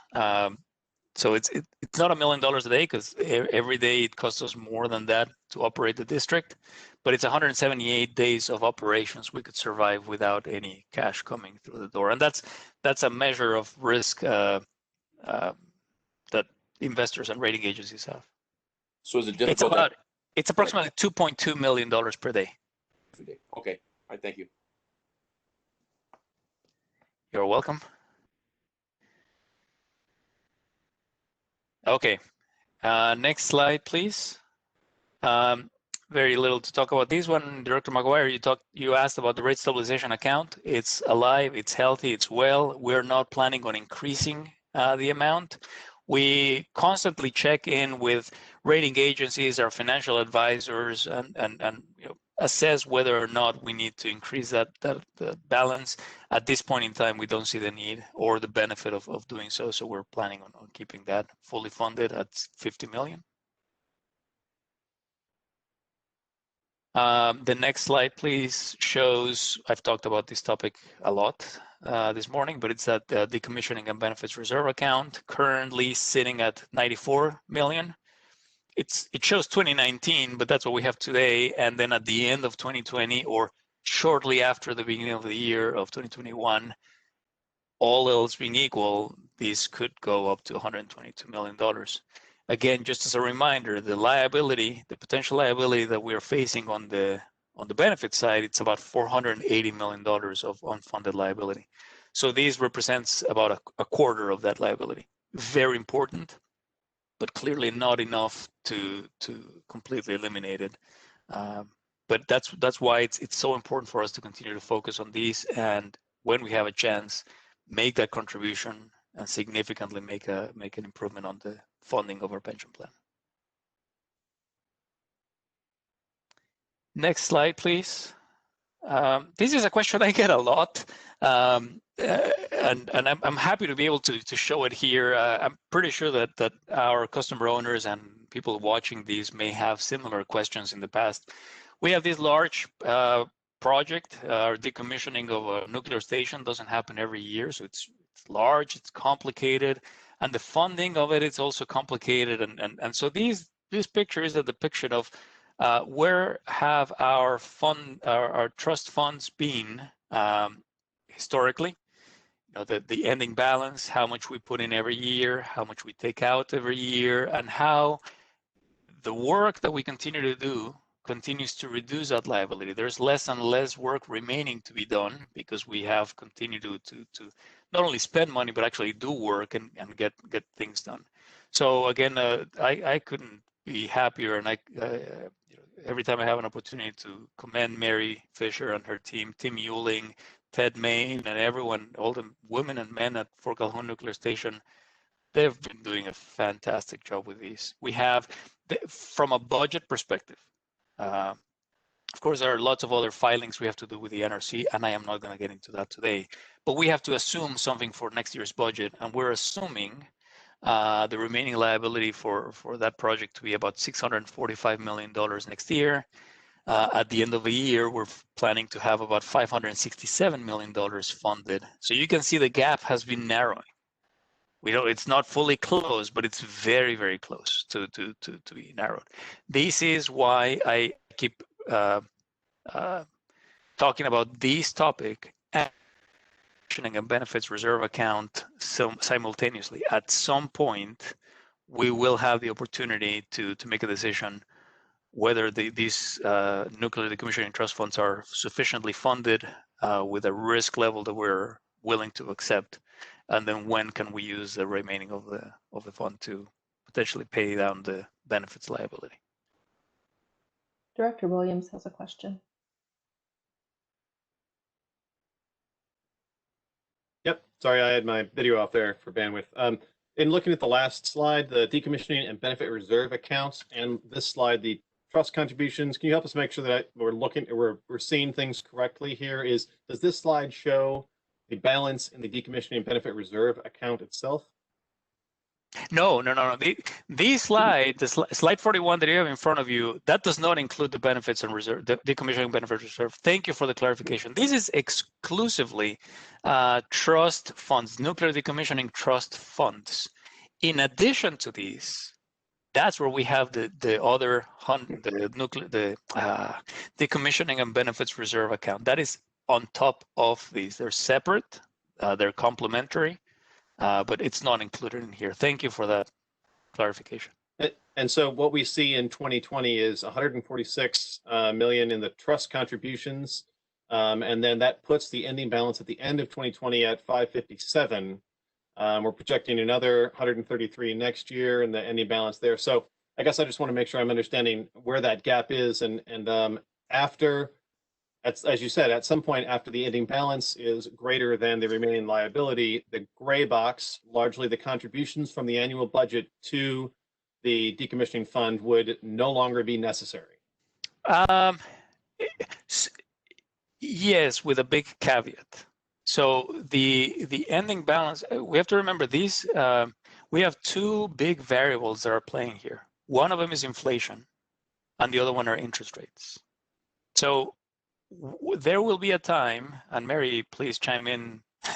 There will be a time when we will complete the majority of the decommissioning work, but we will still have liabilities to continue to operate our ISFISI facility, right? The dry cask storage and all of that fuel continues to be an expenditure. We have to continue to fund it. We will continue to fund it with this trust fund or funds until that time and date when the Department of Energy finally takes that fuel off. So there will be a liability for us for a really, really long time. We will have trust funds that will be funded, but those funds will be invested in fixed income securities. By law, we cannot invest in equities or anything else, so it's fixed income securities. For example, today, with interest rates being so low, the fund has, all of a sudden now, the fund cannot assume higher earnings in the future because we have low interest rates today. As interest rates go up, then the fund all of a sudden has a better investment earning potential, and that helps with the funding side. Simultaneously, you have inflation that's helping or hurting, right? With inflation costs, inflation expenditures could also go up or down. The idea is that if inflation and interest rates hold together and there's correlation between those two, any inflationary pressure that we may see on the expenditure side of the remaining decommissioning expenses should be offset by interest earnings.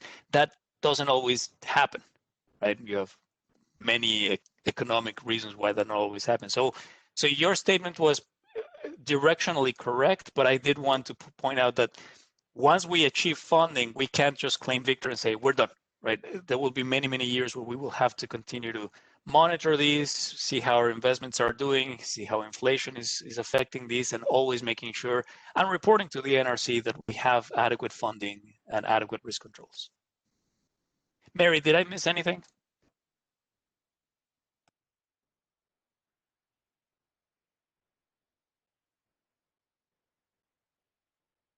Just quick, piggyback on that real quick, Javier, that line, it's great to see the remaining liability trend going down.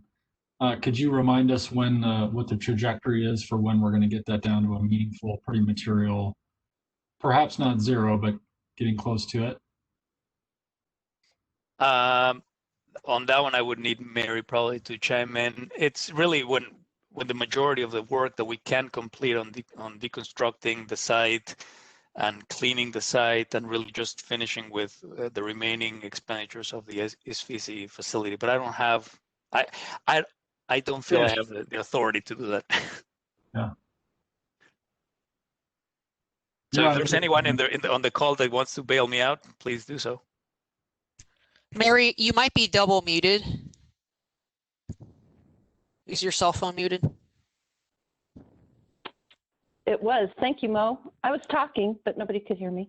The project is scheduled to be substantially completed in late 2025 into 2026. So that's the time frame that we're looking at. So a few more years yet. We have substantial work to be done. So that might be the timeline as well for us to contemplate what to do with that benefit or that decommissioning and benefits reserve account as well. Is that right? It might be earlier than that, Director Bogner. I think it's part of the funding. We may have adequate risk mitigation items where we may actually talk about this as early as next year, right? We don't have to wait for everything to be done it's really the relationship between funding and the remaining work to be done. If you look at that ending balance and where the liability is, you start to see those two things converge. And at some point, what we'd want to do would be to start pull out of the trust fund and not have substantial amounts remaining there to support the rest of the project. And so as Javier is saying, it's been projected in 2021, 2022 that we would meet that objective. And then we would go to the NRC and request to be able to withdraw the funds from the trust fund as opposed to adding in the contributions. As Javier said earlier, we'd have to balance that every year just to ensure that we were meeting the requirements that we need to with the NRC, but we could as early as next year into 2022 look at do we really need to have additional funds going into the trust fund in order to cover the liability. Thank you. Just a quick time check. We were hoping to break for lunch at noon, which is in about 7 minutes. So Okay, I can try to do it quickly. The remaining slides hopefully are more self-explanatory. Happy to answer any questions. The next slide is our debt ratio. Again, we have continued to lower that ratio. It increased when we decommissioned the nuclear station.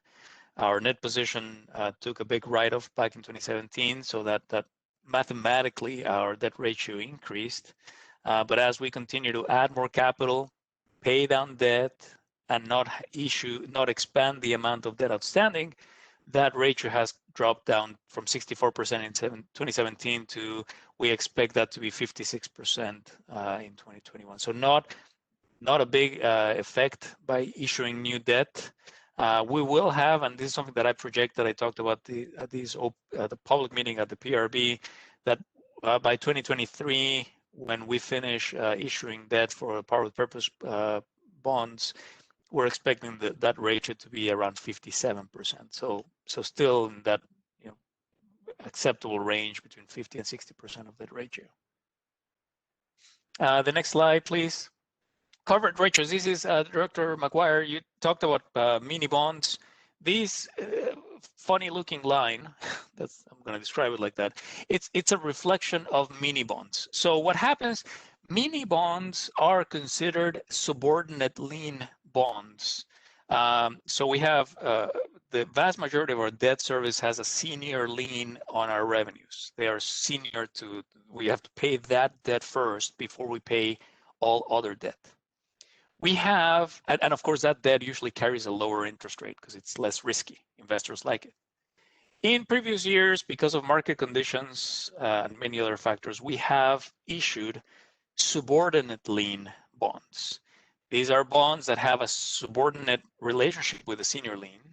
They usually carry a slightly higher interest rates, slightly interest rate, but we've chosen to do that again for market reasons that were prevailing at that point in time. Mini bonds fall in that category of subordination to senior lien debt. So in 2021, it is no accident, it's no coincidence that we knew that mini bonds were going to have a higher payment in 2021 than we've had in the past. It's capital appreciation bonds, most of them. There's a higher payment of mini bonds in 2021. We scheduled lower payments of senior lien debt in 2021 on purpose, right? It's so that we can continue to have a level debt service. You can see that the green line of total debt, we're still anticipating that to be 2 times debt service coverage. But in 2021, temporarily, it looks like our senior lien debt service coverage is increasing a ton, and it is, but it is by design. We're having lower payments of senior lien debt service in 2021. We will resume with higher payments in 2022, so I expect that line to come back down to the levels that we've had historically. So that's one of the effects that these mini bond payments are having on our ratios. Ultimately, what investors and rating agencies, they look at both the senior lien coverage and the total debt service coverage and the fixed charge as well too. That is the end of my presentation with slides. I just want to talk quickly. The last two slides talk about next steps. We do have we have retained New Gen Strategies and Solutions LLC. This is a consulting firm that comes in and reviews. They meet with our teams. They ask a lot of questions. They've already done that, and they're basically making sure that the resources, the dollars that we're putting into the operations of the utility are in line with prudent utility practices that they see elsewhere in the country. They would raise a hand if they see us underfunding certain functions, if they see that we forgot or we're ignoring certain aspects of our operations.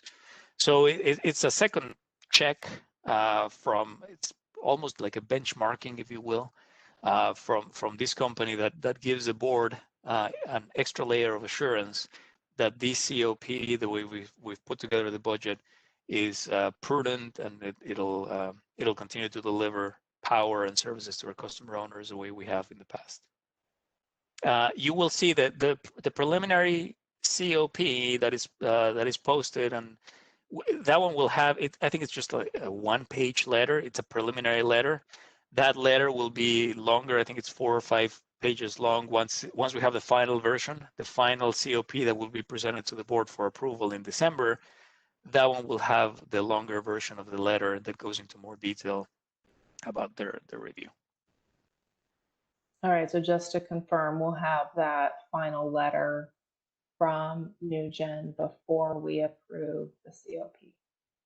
Correct. It'll be part of the approval packet of the final COP in December. Right now, there's a preliminary letter. It's a shorter version of it, but the longer one will be for the final one, and you will have it before you vote. Thank you. Director Williams, do you have a question? I guess kind of a summary question overall. I wasn't sure if we reached the end. I think we were close, but just at the end. I think you can ask it. Oh, great. Well, I guess looking overall at the document, in thinking back through some of the previous meetings where we've discussed some of the priorities during monitoring reports, I looked through this document, and I've mentioned in the past that one of my priority values is a focus on addressing climate change based on scientific information and recognizing environmental justice. And in the past, my comments were that I didn't see either of those terms specifically listed in previous documents. And so as we look to prepare this document going into next year, I just wanted to make sure to express that those are priorities for me. And as we express the values of our organization, I hope that documents, as I think Rick has pointed out in the past, a budget is a moral document, that we express our values through the way that we set priorities in our budget. So kind of a general comment about a focus on and recognition of climate change and environmental justice in this document. And then secondly, my question in our past discussion about the potential for additional revenue or additional funds available at the end of the year ties kind of with some of that prioritization as well, where there have been times throughout the last roughly 18 months since the decarbonization investigation process began where specific questions have come up, and the answer has been that will be included in part of the decarbonization investigation. And there have been other times where we've been told that we'll need to make sure we prioritize what types of work can be accomplished through the decarbonization investigation based on the staff time and other resources available. So as we look at the end of this year with the potential for additional resources available, specifically in the financial area, we can translate that into availability of other time, and that's through consulting. And so as we look at some of the kind of innovative and market transformation outcomes that have been discussed a variety of times in a variety of different meetings, I hope that we can find a way to help make sure the resources are available to accelerate all of those things that we've talked about, and that we don't end up constrained during 2021 when we expect the decarbonization investigation to be completed at the end of the year. I hope that we don't end up constrained where we had not enough staff time or not enough support for external consulting so that we could achieve some of those transformative types of things that we've talked about in a variety of different places. So I'm not sure how to have that discussion today or Thursday or as we look towards December. But if we're talking about prioritization, my priorities would be that we make sure we provide the resources necessary to investigate some of those new areas, and that we balance that against some of the investment into the decommissioning and benefit reserve fund.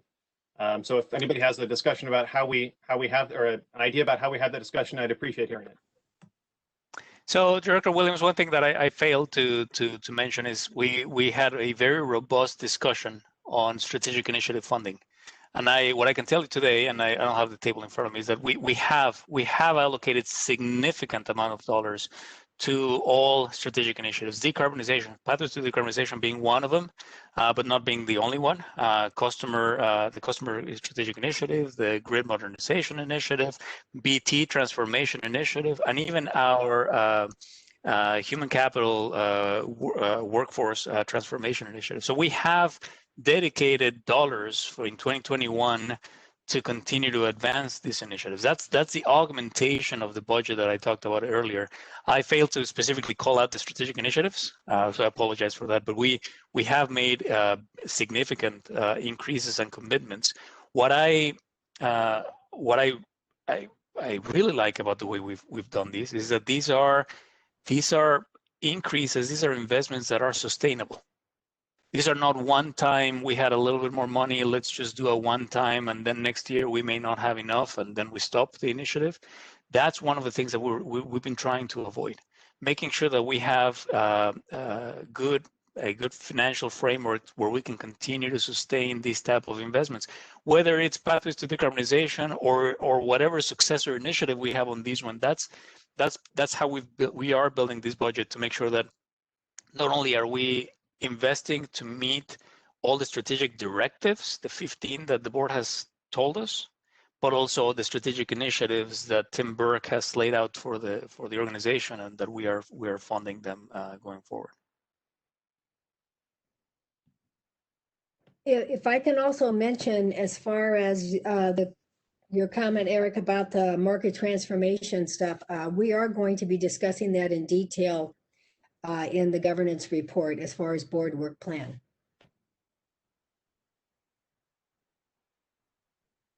Okay, I'm done with that. Any other comments? All right, Director Yoder. So a follow-up question, I guess, how, and maybe a follow-up question that needs to happen, outside of this forum, just because I'm a slow learner. But how do we judge whether this strategic, the input, the resources, the capital, put into this is sustainable, or this investment in that strategic initiative is sustainable? And how do we? Is it the same calculation? And do you tie it back to where the money comes from? I'm a little confused. I understand your conclusion that the investments are sustainable for the outcomes, but I'm not sure how we get there. Right. So maybe a way to answer this is we don't know the long-term outcomes, right? This is what we're doing with the strategic initiatives today is helping us identify what more work that we will do in the future. For example, pathways to decarbonization. It's studying how we would continue to decarbonize the fleet.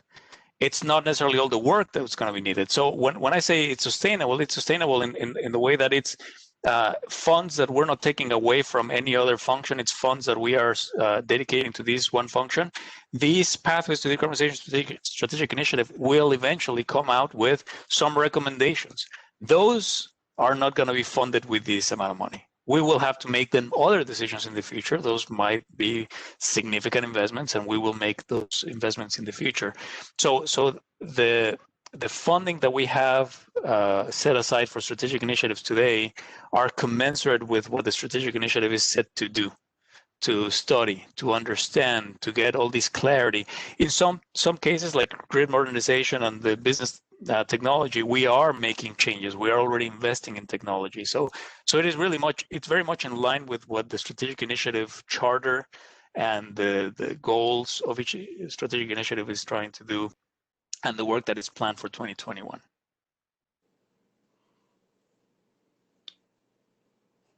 So it's not a promise that we'll have everything funded and we're in a good place, but it is one where I know that we have sustainable funding to continue to fund these initiatives, at least at this level going forward. These initiatives will come to an end. We will have other initiatives, and it helps us know that we're not taking away any funding from any other function, but rather we're continuing to fund these initiatives. It's not only to meet the strategic directives, but it's to meet, anticipate, and expand what the new board of directors, your successors, will come up with and help us shape what the strategic directives will tell us. Thank you. Yeah, thank you for the question. Director Moody? I'm interested in a little bit of clarity, and perhaps this is just sort of formalizing for the public's sake, the way in which the utility is able to assist customers that are having trouble paying their bills. We'll talk about our customer first solution stuff later this afternoon, but from a budget standpoint, as we look to 2021, can you help me understand what, if any, changes we're making in order to set aside more funds to provide that kind of assistance? I know we don't do it directly, we do it through third parties, but can you give me the lay of the land there? On this one, I'm going to call Julie. Thanks, Julie. I can answer that hopefully. Thank you for the question, Director Moody. So a couple things that we have in our plan for 2021 is our low income energy efficiency program. You know, we had piloted a new approach to that. And so we will be rebranding that and I'll say offering it beyond our pilot level in 2021 is what the plan is. And then another area is with regard to the low usage, low income program that we had put in place to assist customers that had lower usage in conjunction with the transition for the rate restructuring that we had done. So that program is set to expire in 2021, and we had expanded that program to kind of align it to the 5-year general rate freeze that we had put in place. And so the team is going to be looking at what are other program options in order to assist folks who need energy assistance in the long run, or on a, I'll say, more persistent basis. So those are a couple things off the top of my head that we are planning to do in 2021. And one other thing that I mentioned earlier is also Julie's budget, or the customer accounting and services budget, includes amounts for write-offs, and it's not necessarily an assistance to the customer, but it's something that we're used to and we have to account for as part of the budget. All right, I don't see any other questions right now. Javier, do you want to take us through the next step slide? Certainly. I think we've talked about most of these. So as we have, as tradition has it for OPPD, there's no action for the board on Friday. This is the preliminary view. What we do is we let these documents, both this slide deck and the preliminary COP are already posted on OPPD.com under the meeting agenda items. We leave it, I used to say a month, but it's about a month, whatever time frame is between the November meeting and the December meeting, for review, for your, you will have more time to review it, to provide comments, for the public to provide comments, and also for us to finalize. There are just a few final things that we still need to tie out. So there will be maybe just a handful of very minor changes or edits to the document, with information that we will still get for the remaining few weeks. But the idea is that for the December 8th committee meeting, I will present the final COP. I'm not going to go through the same presentation, so you can breathe.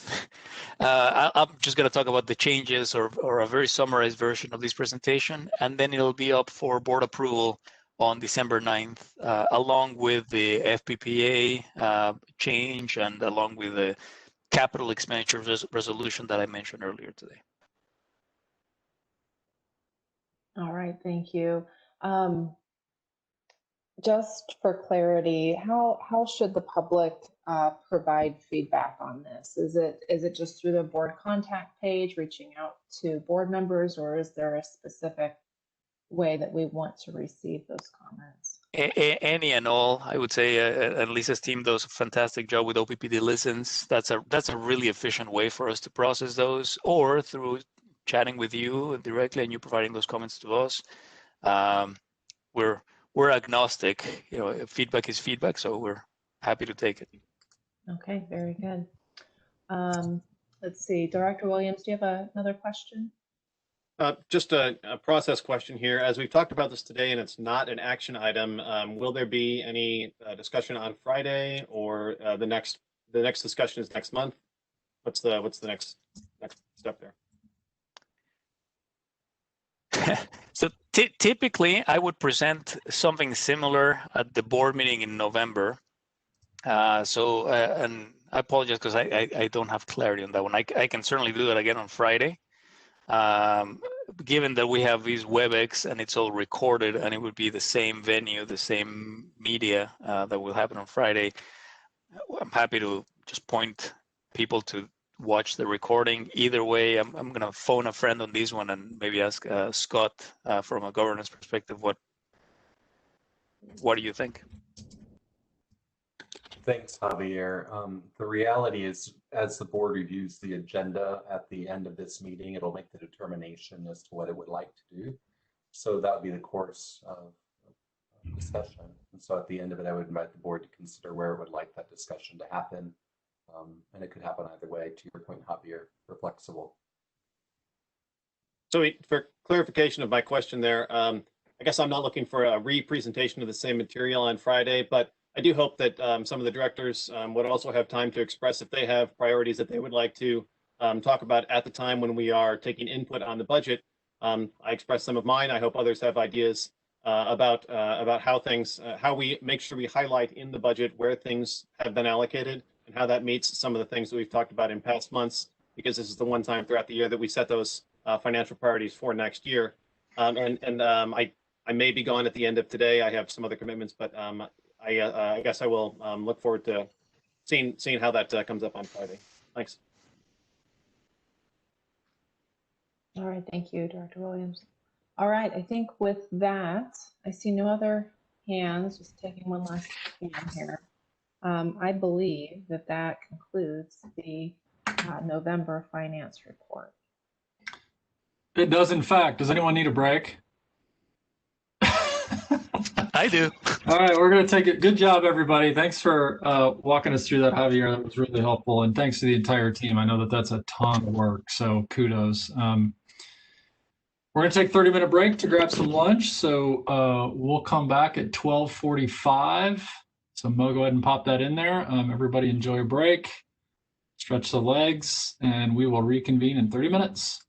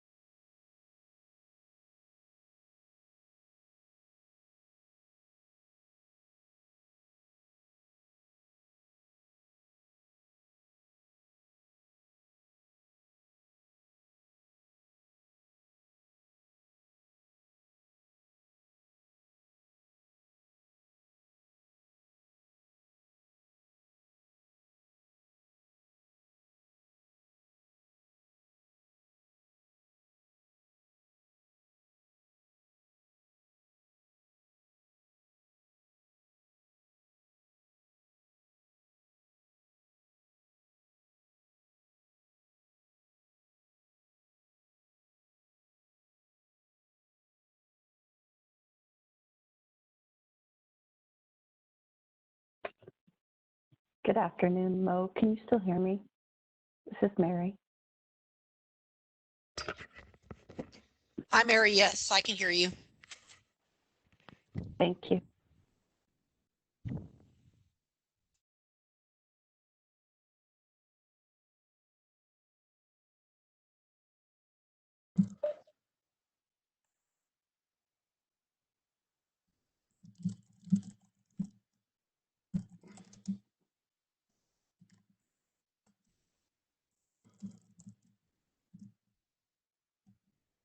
Director Williams, your mic is on.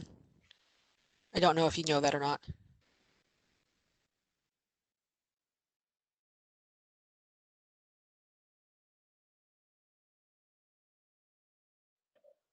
Hello? Hi, Director Williams. Oh, yeah, sorry. I thought I had it off and it told me it was off and then it told me it was on. So Yeah, not I sure. heard some noise and I saw that your mic was the source. Okay. But I didn't see your camera on, so I didn't know whether you knew if it was on or not. So Okay. Well, I will mute it now and make sure it is off. Thanks. thank you.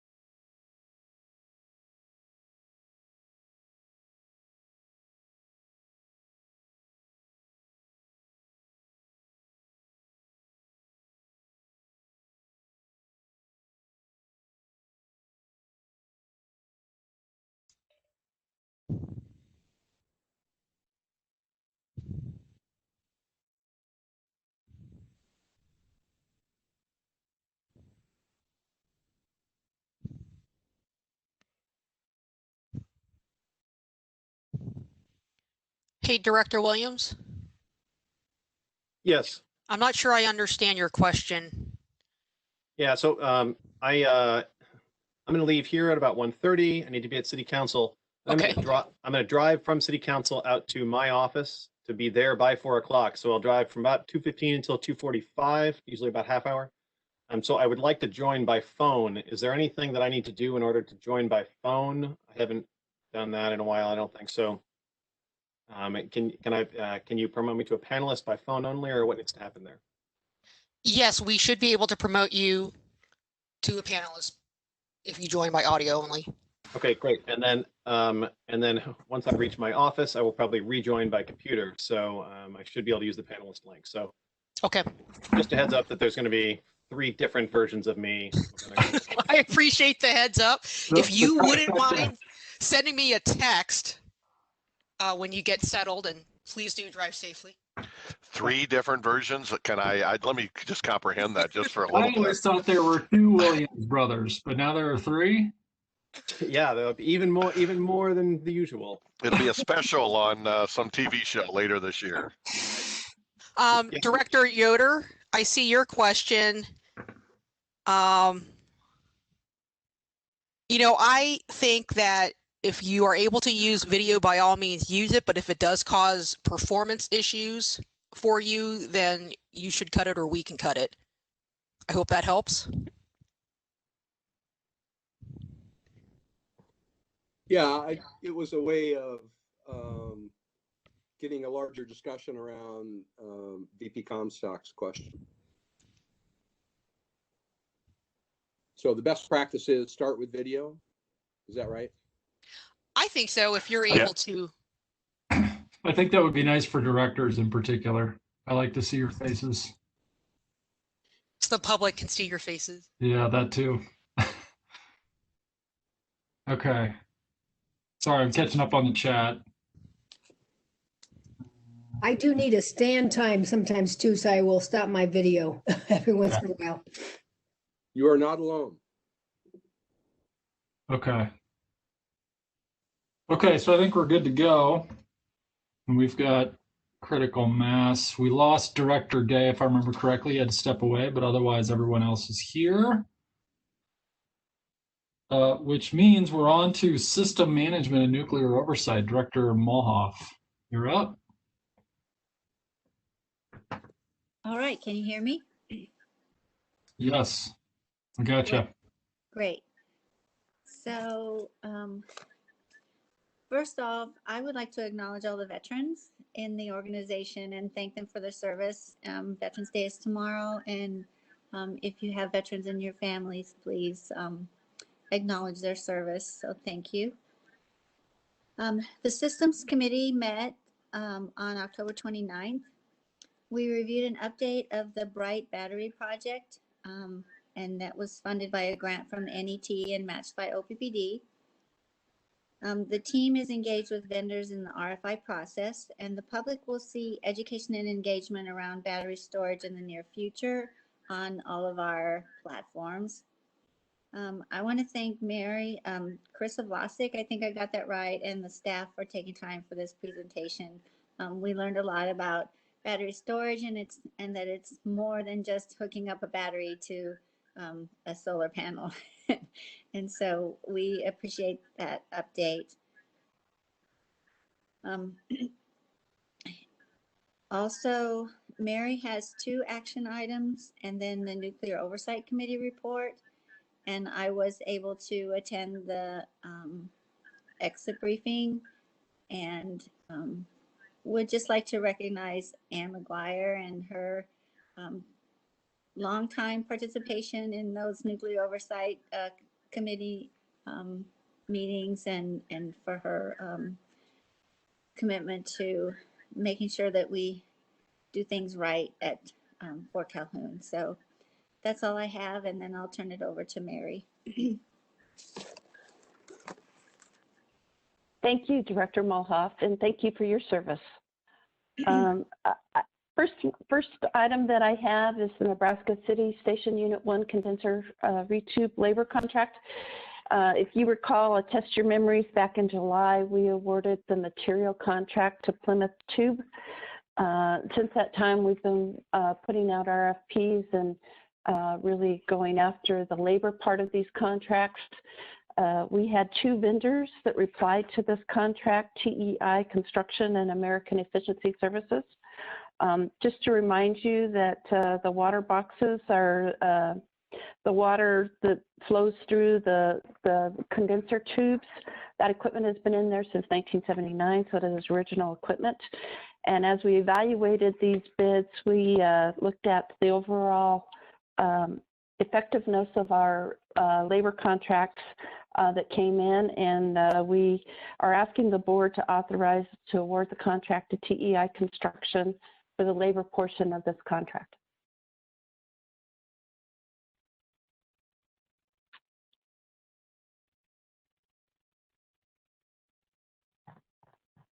Hearing or seeing no questions, we can move on to the next item, which is the Sarpy County Station Unit 4B engine repair.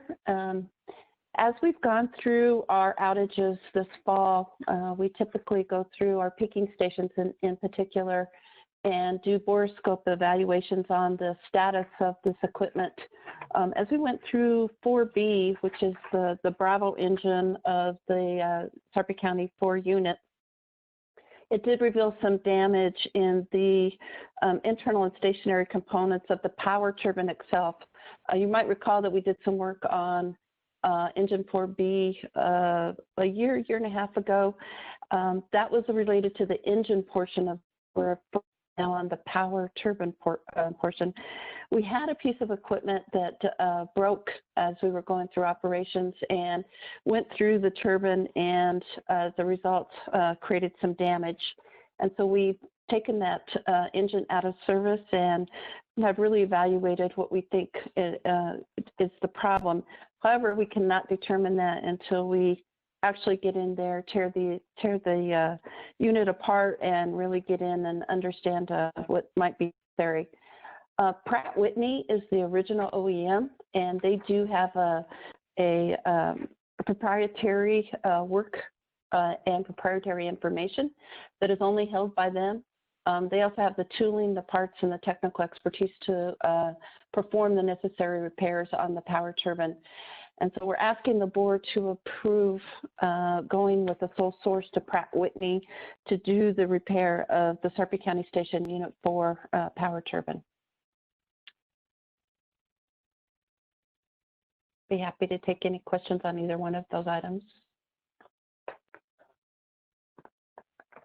And seeing none, we can move to Mary? I'm sorry?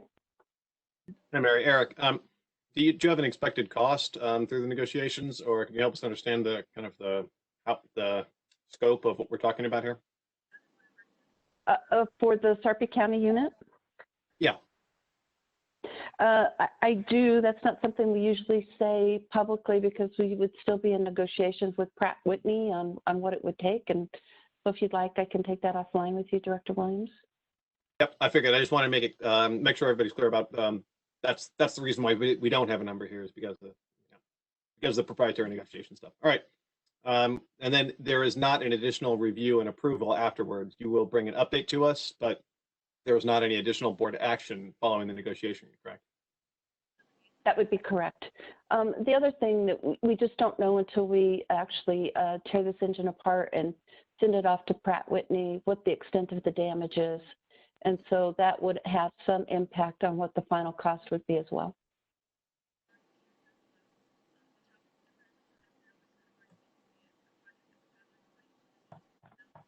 Okay, seeing no further questions, I'd like to move on to the Nuclear Oversight Committee report.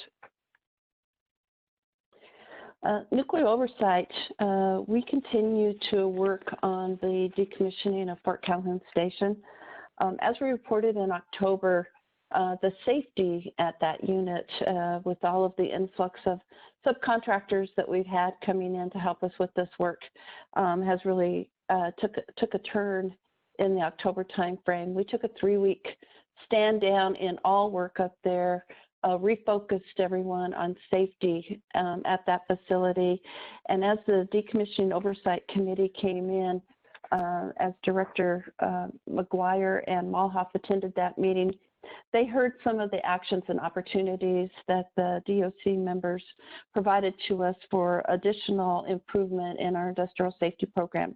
So we'll be taking those comments from the DOC members and putting them into action as we have historically coming from the Decommissioning Oversight Committee. I will also say that along with those opportunities, they did have some positive comments associated with the work that was being done at Fort Calhoun, and I'd like to address that as well. They acknowledged the successful transition to the dry fuel storage project that completed earlier this year. Also, the advancement that they've made in system and building abandonment process and the project control tools for evaluating project performance. So as we get better at doing project control, we're adding more tools and utilizing them effectively. The last thing I'd like to mention was that they did make a note of saying that management oversight and work on COVID, the pandemic, was noted to be very good to date, and with the understanding that there are continued challenges going forward, but that what they're seeing at other stations is not being reflected at Fort Calhoun. We're really taking those actions to ensure that we maintain social distancing, wearing a mask, and good hygiene as we go throughout our work. In terms of the work that's going on at Fort Calhoun, the critical path work remains the segmentation of the reactor vessel itself.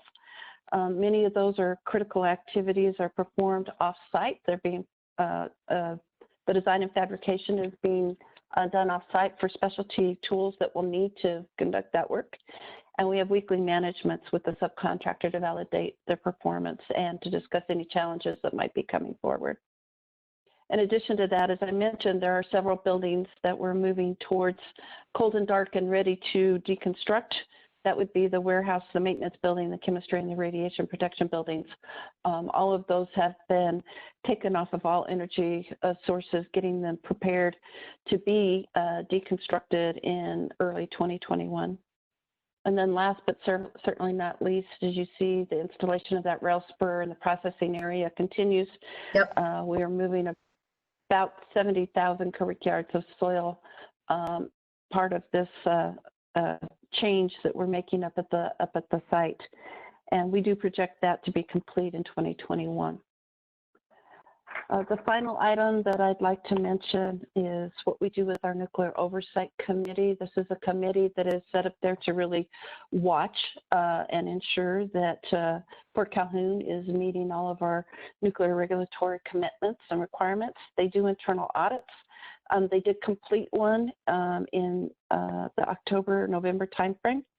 It was to look at the performance and regulatory compliance and technical audit based on our post-ISFC functional areas. And so really looking at how we've shored up and have moved into that ISFC only operations up at Fort Calhoun.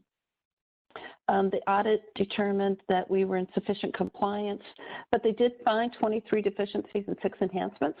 That's probably not untypical as we move into a new organization chart, a new security posture, looking at requirements from 10 CFR 20, 26, 40, 71, 73, 21, 55, and 56. So quite a few requirements we're looking at associated with that transfer to our ISFC only operations. So it was really good to have that internal audit done. They also conducted, our NOS conducted a management directed assessment from October 20th to the 28th to evaluate the station's proposed rad waste procedure set prior to implementing a new rad waste program of procedures to help identify any gaps or shortcomings. There were no significant issues identified as part of that internal assessment. And then going forward, they will be conducting an oversight activities associated with our dry fuel storage records management in November. And so that audit will be going on this month. And with that, I will take any questions on any of these items.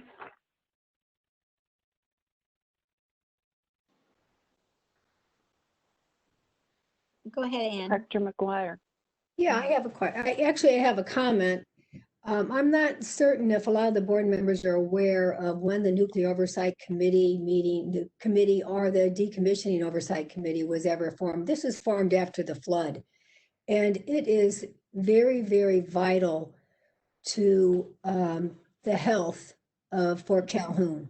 And I really want to stress that information. I want to thank the Nuclear Oversight Committee for all their work, during COVID and everything else, that they're in there looking at stuff, either virtually or sometimes having to go.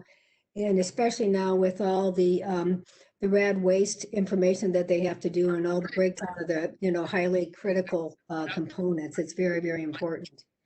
My final thing would be to really suggest that as many people as usually if we can have a quorum of 4 people going to those decommissioning oversight meetings are very, very important and vital for us as far as overseeing. That's one thing we can do as directors.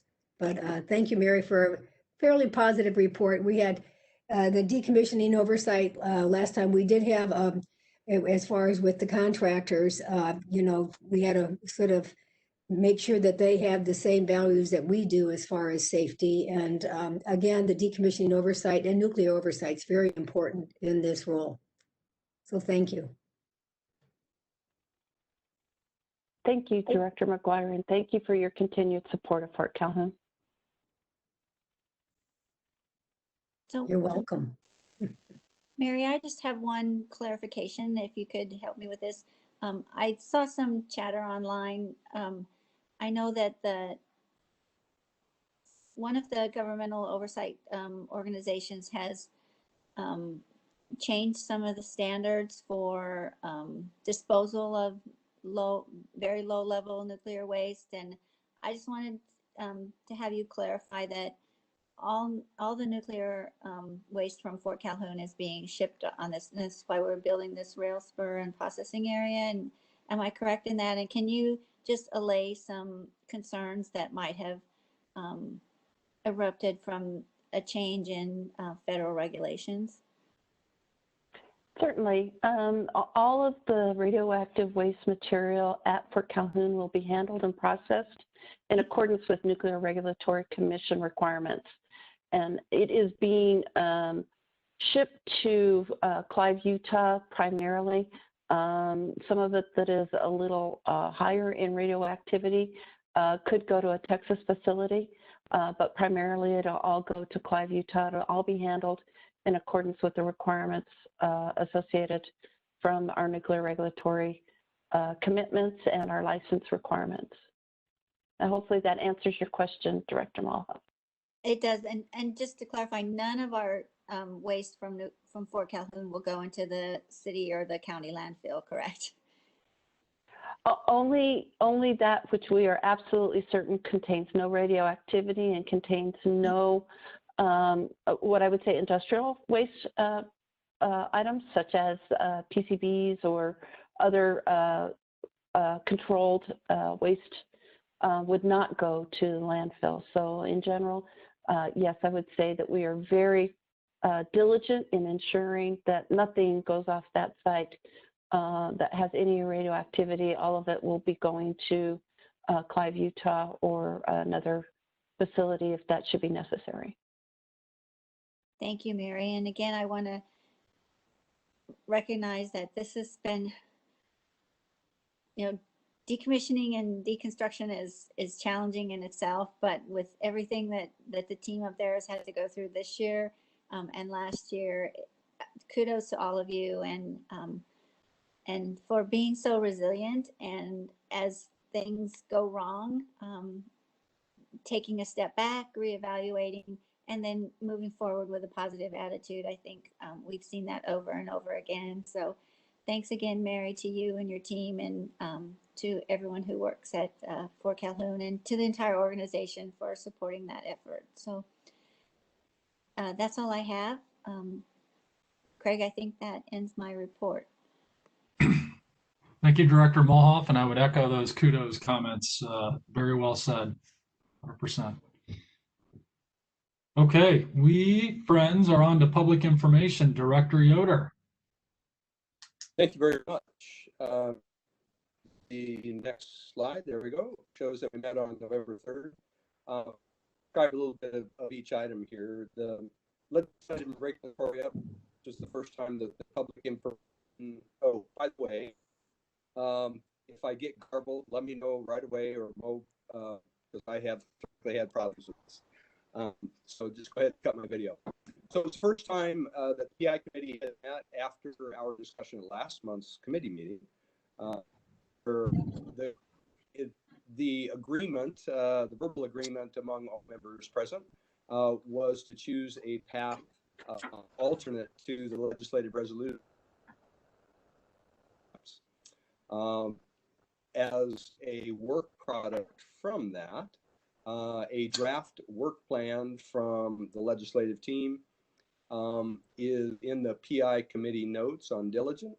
Bill worked out a broad strokes process for to engage with the legislative staff. So here's what I suggest for board member action on legislative items. First, take a look at that work plan that's in the PI diligent on our monthly meeting. You have access to that. Identify issues of your personal interest, and then let VP Olson know of your interest. Her team is prepared to schedule a time for up to four directors to meet and discuss particular topics before we meet in December. So this is the process that we're all familiar with. It's how we schedule training or visits to plants, getting four members to meet. And that's the best use, I think, of everybody's time. And then see what comes of that in terms of the higher level of engagement we had hoped for in that legislative resolution to begin with. On 11, then we did not go through each of the slides in the monitoring report you're going to see here shortly. The committee members did get a preliminary copy and raised several issues and questions, and I'm sure there have been changes based on that. Without foreshadowing or stealing any thunder, I just do want to say that I'm very pleased with the progress that's been made and is reflected in the SD11 monitoring report. I would encourage you to take a look through an extensive appendix that's available in the version offered to the PI committee. Many pages, a lot of rich information. I specifically want to call your attention to the report that was contracted entitled The Economic Impact of OPPD's Economic Development, Business Attraction, and Expansion Projects on Nebraska and the Omaha MSA, which I believe is the Metropolitan Statistical Area. I think it's a great report. Glad they contracted to have that work done with an economist. I think it's a good start for discussions about metrics and impacts for all of the work that is being done. That's not just activity reports or results. And I think it offers a richer discussion for us if we consider that. So some of those metrics are going to be in the report you see today. And I'm really excited that that the team took that issue by the horns and made some things happen on that. The customer trade, it was a meeting this month. The information presented to the PI committee was based on what was available at the time. So we, the committee, got the information, pretty much the full information, the same time you did on Friday. I commend VP Comstock and her team for the richness of the information that's being presented in the director's reports on the customer trends. I hear from my other board members an alignment with my concern, and I mean, several board members have pointed out that these are tough times for a lot of people, and I think VP Comstock's team is doing a very good job of developing information around this, and had Ms. Siepken, during our meeting, Ms. Siepken provided a brief update on the stakeholder outreach for the expected December 2021 rate action that was also offered to the Finance Committee. So I think it's appropriate that the Finance Committee and the PI Committee watch that public engagement work. I spent a little bit of time, very, as it turned out, talking about the sessions that America's Smart Energy Week. That week, it's a bit of a misnomer. It started in September, middle September, and it's still going on. So there are plenty of sessions that people can attend. I'm a little not ashamed, but a little bit. I feel like I could be attending a lot more. So where I provided notes for 4 sessions, and those are loaded and diligent. So you're welcome to dig deep into that. My 10-second synopsis of the learnings from these sessions for the committee was to start public engagement early, to seek out diverse audiences, to provide an opportunity for meaningful input, to consider often used planning exercises like the San Joaquin Valley Least Conflict Solar Project. And it honestly is very similar to other planning projects we see around here, like what MAPA is doing for a new interchange in I-80, and to have a goal of building consensus. So that was my version, but they're in the notes. It's rich with information, rich links, and I will try to attend some more. For the 5th item, the board work plan discussion, committee members agreed that for the focus of the 20 and we SD13 stakeholder outreach to tie those two together. I think Director McGuire pointed out that the learnings I had from the session were very similar to some of the things that are already happening with Lisa Olson's team. But I think we still, as a group, the PI committee recommended SD13 stakeholder outreach as a work plan topic. As the next priority. So that's it. That was the committee chair report. And I do think that we have opportunity to, I'm not sure what was next on the agenda. Don't have it right in front of me. I apologize. Let me pull it up. The SD11? It is. It is the SD11. All right, good. Olson, I'm very happy All to right. see that you worked out your technical issues. I don't know. After lunch, I had put my monitor down, so I'm never going to touch that one again. So thank you for that. So Julie's going to be my phone a friend as well as Director Yoder. And Brent, you are a golden individual. So thank you for that. So hey, it gives me great pleasure on behalf of the Economic Development team and the entire district to share with you an update on the monitoring report on economic development this afternoon. The Economic Development team has joined us for the presentation and the Q&A session. So I just want to recognize them. I know that we invited them. Tim O'Brien, of course.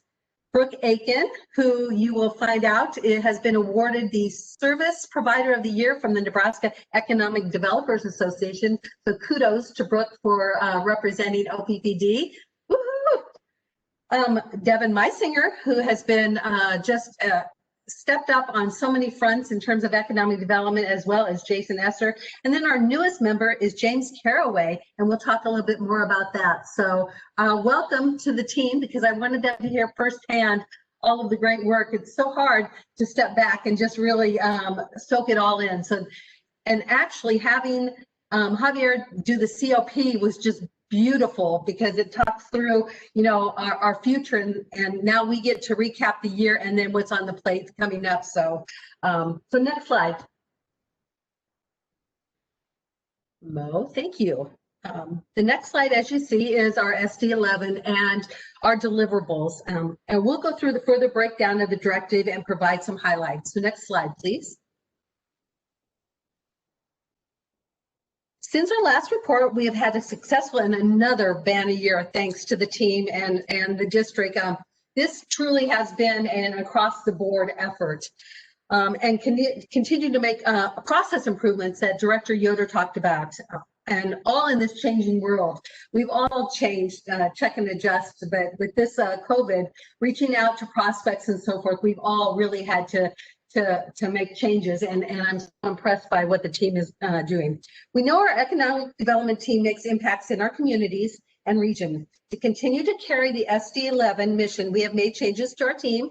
As we said, we've added James Caraway. James brings great experience, and his past work has included a focus on business attraction and small business, because we really want to focus on that area as well. Support with the Omaha Chamber and Sarpy County Economic Development. So welcome, James. We're so glad to have you. And he is a Wyoming fan, so go Cowboys. With that, then, OPPD has successfully landed new large economic development. And in fact, we're going to talk about this just while we were having this board meeting. Another major announcement in Washington County took place, and I'll highlight that as well. So Director Molhoff, thank you for your support in Washington County, along with all of the other directors. We also continue to broaden our business reach with increased external partnerships and internal focus on this that goes beyond public affairs.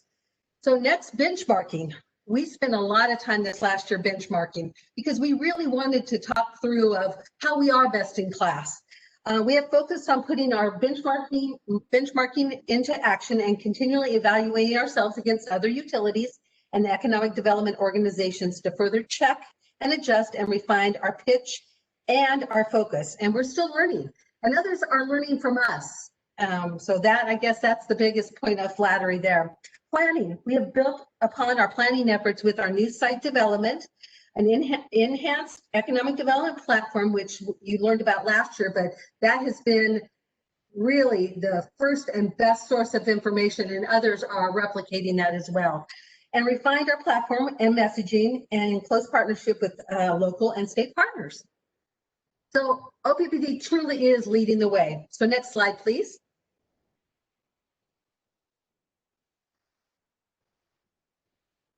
Okay, with the attraction of new businesses and the retention and expansion of existing businesses, we continue to foster economic development. We learned from the last report, the board had interest in better understanding economic impacts. We worked with UNO, as Director Yoder talked about, to help us further analyze our work they have analyzed an industry standard in plan to show these impacts in the region. OPPD's economic development team played a key role in landing the recruitment and expansion of distribution, food processing, and data center projects. Together, these projects will bring more than 2,500 new jobs and 720 million capital investment in the region. OPPD's leadership and support of these projects includes site identification, due diligence, engineering, infrastructure development, and connections to resources and programs. And we'll talk a little bit more about that. A new focus this year was studying the impacts of our efforts. You can see here that these projects will create positive ripple effects and bring secondary jobs and impacts to the region, which is a reason why we intentionally focus on primary business growth opportunities. Combined, these projects are estimated to have nearly a $2 billion economic impact in the region. So kudos to the team and the entire district. Next slide, please. Just a few weeks ago, Amazon recently announced they were locating a robotic fulfillment center in Papillion. This more than 700,000 square foot facility will be located near 144th and Highway 370. As we all know, the project will bring more than 1,000 direct jobs and 150 million capital investment in the region. The OPP team was working hard on this project for nearly a year, and you know, it was one of those that they kept checking and adjusting all along the way until they landed the actual project. OPP worked very closely with key external partners to get this project across the finish line. And when I say finish line, that's true, including the Sarpy County Economic Development Corporation and the Nebraska Department of Economic Development. Other partners, of course, included the City of Papillion, who has been a great partner for OPPD and the region, and of course, Sarpy County. OPPD received great recognition during the virtual Facebook Live announcements, speaking of change, with Amazon, the governor, the mayor of Papillion, and other community leaders. So with that, Mo, I believe we have a quick video.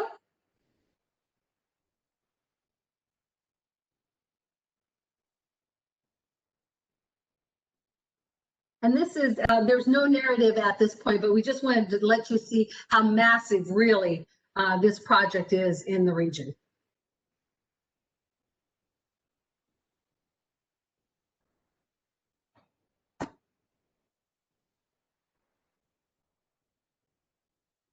Thanks, Mo. Go ahead, and I think it's locked up, so thank you with that.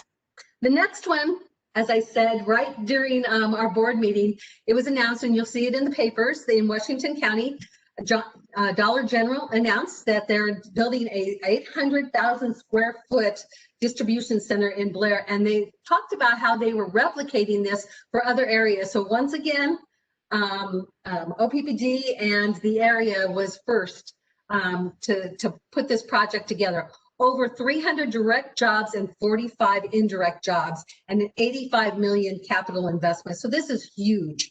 And OPPD was front and center working with all the partners on this. So kudos to the team and Washington County and to our board of directors. Next slide, please. Business customer relationships and support. We take great pride in ensuring we maintain strong relationships with our business customers.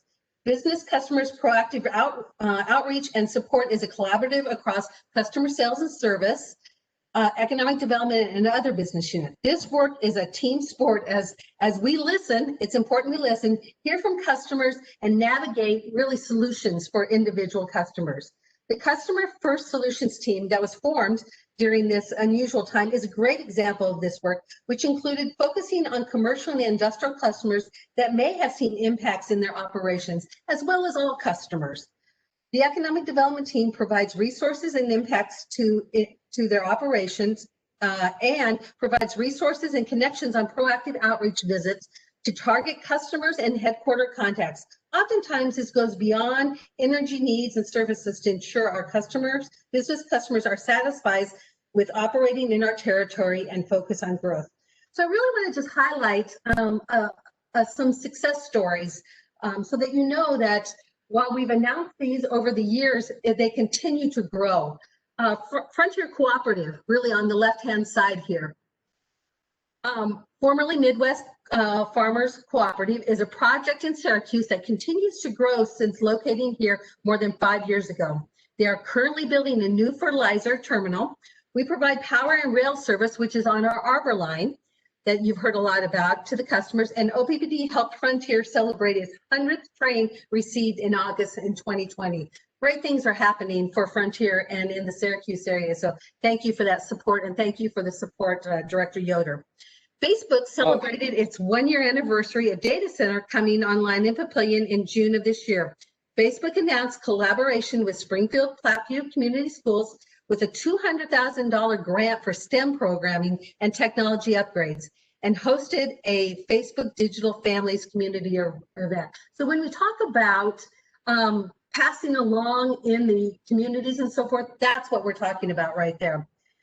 The Economic Development Team also explored resources that can support small businesses. We found 2 key partnerships and areas that can be very helpful and further provide value. We looked at the business model and how we can help small businesses in the most efficient way and found these resources. This is new and different since last year. OPPD now is a founding partner of SourceLink. This is a partnership with Nebraska Business Development Center and set to officially roll out, launch statewide in spring of 2021. So great things. The vision for SourceLink Nebraska is to create core infrastructure for Nebraska's entrepreneurial ecosystem. This is intended to increase efficiency. SourceLink Nebraska will also help us map our resource system, allowing for resources gaps to be strategically targeted and addressed. Now, we're proud also to announce that OPPD is joining the Entrepreneurs Education Collaborative as a strategic partner and official member. The collaborative creates, promotes, and encourages educational opportunities for aspiring and existing entrepreneurs and small business and small to medium businesses. And we're part of this coalition with the Chamber, the Nebraska Enterprise Fund, SCORE Mentors of Omaha, the Business Ethics Alliance, and Better Business Bureau, and others. So if you need more information on that, we'll be glad to do that. So, Next slide, please. You're running right along, and I appreciate that because I know you got a lot to cover. But Director Molhoff had a question about Amazon, was it? I believe. Yeah, so I just saw, I was listening to another presentation this morning from Amazon, and they talked about their sustainability efforts and how they're, when they move into an area, they really work with the energy providers, electricity providers, to make sure that they can do things like rooftop solar and charging for their electric vehicles that they're using for delivery vans in the near future. So what were there specific negotiations that we had to do with Amazon to bring them here, or will they use the same tariff that Facebook used? How do we approach that? Because it sounded like it was more than just what Facebook was looking at. Julie, if you want to add to that, or if Tim O'Brien would, that'd be great. Yeah, I can. Thank you for that question. So, Director Molhoff, we work with all of those customers, to arrange and discuss what type of rate best suits them, and then to understand what their sustainability goals are. And, we typically are doing that in a confidential manner based on it being customer data. And so then when they're ready to make an announcement on what they're planning to do from a sustainability perspective and what our involvement is in helping them to meet that, we would make that announcement with them. So hopefully that answers the question. But it wouldn't be any new rates because that would have to go through the board, correct? Correct. It would be where they would fit into our current rate structure. Right. So the economic development team and the senior account executive works with the customer to understand what their load is, what their usage profile would be, and then recommends to them what we believe the best rate is out of our existing rates. to meet their needs and to provide them the lowest cost of energy.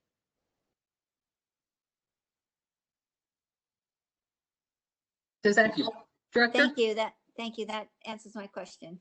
Perfect. Thank you so much. Thank you. All right. Next slide, please.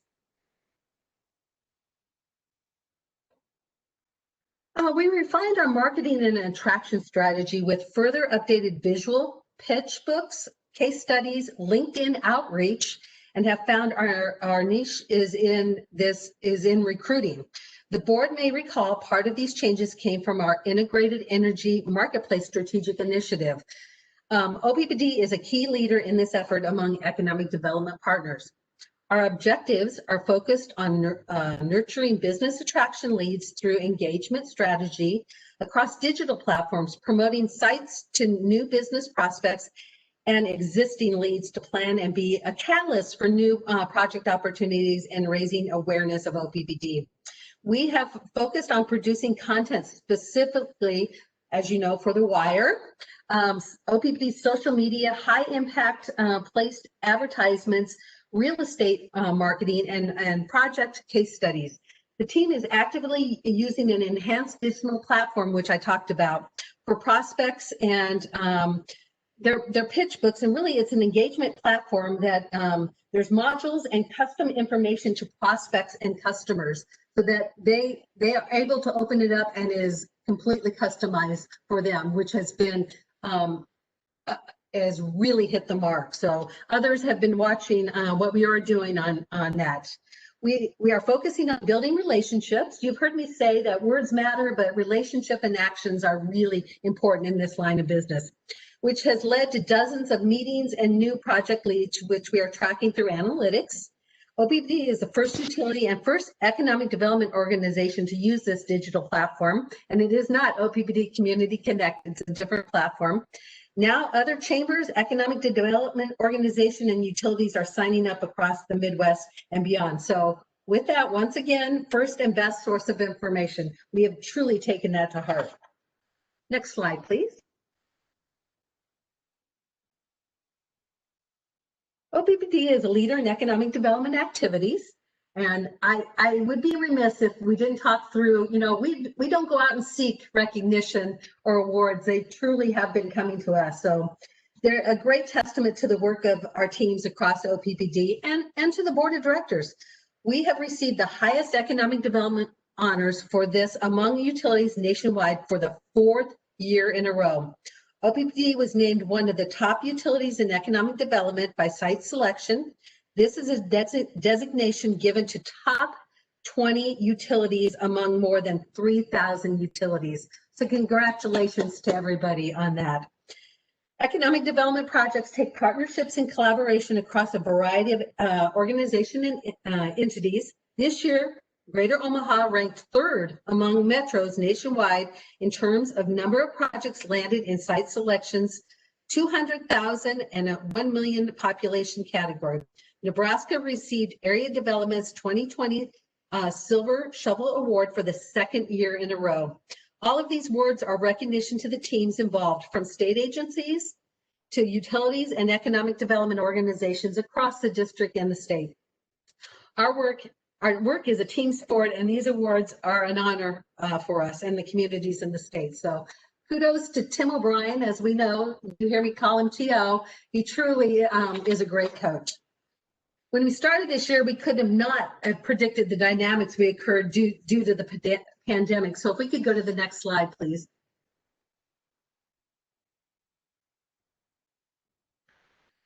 And Tim Burke, as chair of the Greater Omaha Chamber and also on the executive council for the newly formed We Rise task force, continues to provide great leadership for the region. The council and chamber developed an economic recovery plan to help area businesses navigate the decisions and activities needed to safely resume operations. While the goal is a more robust level of economic activity, the focus is also on not risking pushing public health further into a crisis. The recovery playbook relies on health data and advice from medical experts and business leaders. It provides information to help businesses make informed decisions based on their unique circumstances. There are various initiatives affiliated to help Greater Omaha recover stronger following the pandemic. And OPPD is a leading employer of commitment to opportunity, diversity, and equity code in the Omaha region, and also a council member. Tim, I don't know if there's anything that you would like to add here, since you have been leading so much of this, and senior engagement has been actively involved as well. No, I would say, very clearly, Mart Sedke, Joyce Cooper, who heads human capital and our diversity, equity, inclusion initiative here at OPPD, has been deeply involved in these activities, and we're certainly seen as a leader in the community on doing a number of things around these kinds of initiatives. And so just congrats to Mart and to Joyce and the team as well. But it's just part of our community commitment in what we do. So thank you. Thank you. And Martin, the team, it's just, I mean, I know the activities that we've been a part of are truly life-changing. So thank you, Mart and Joyce and Tim and everyone for that. So thank you. We're also a key member of the Economic Inclusion Committee, EIC, which is focused on closing the gap in economic opportunity and building wealth through capacity building and Black businesses in North Omaha. The EIC was a directive to DED director and basically DHHS and by Governor Ricketts. And the EIC is made up of 3 subcommittees: recruitment of talent and business, building business capacity, and pathways to wealth development. And James, as I talked to Caraway, is a key representative of the recruitment of talent and business subcommittee. So he's already making an impact there. Next slide, please. Prosper Omaha campaign. Tim Burke and the team helped fundraise more than $30 million for the region with a focus on people, place, and prosperity, the 3 Ps. The team is also involved in revisioning the Greater Omaha in 2040, which you know that we're doing 2050. And so we're really, with Rebecca Ryan's help, will really parlay beautifully to each other, taking a futuristic and strategic approach to create a plan that addresses emerging challenges seen this year for the community and will have long impact for the vision for all of us. Next slide, please.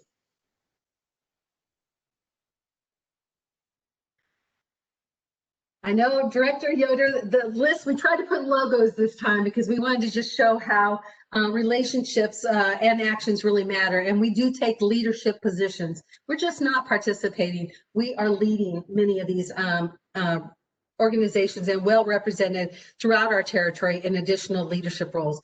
The first 4 counties highlighted as part of the Greater Omaha Chamber Partnership have actively led and responded on more than 75 economic development projects since the last report. 75, that's huge, in light of everything else that we've been doing on our plate.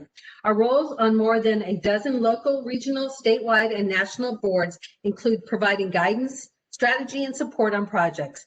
The organizations we provide board leadership on focus on a variety of strategic goals and objectives to better the communities we serve and include community development, small business assistance, housing, recruitment, site development, and so much more.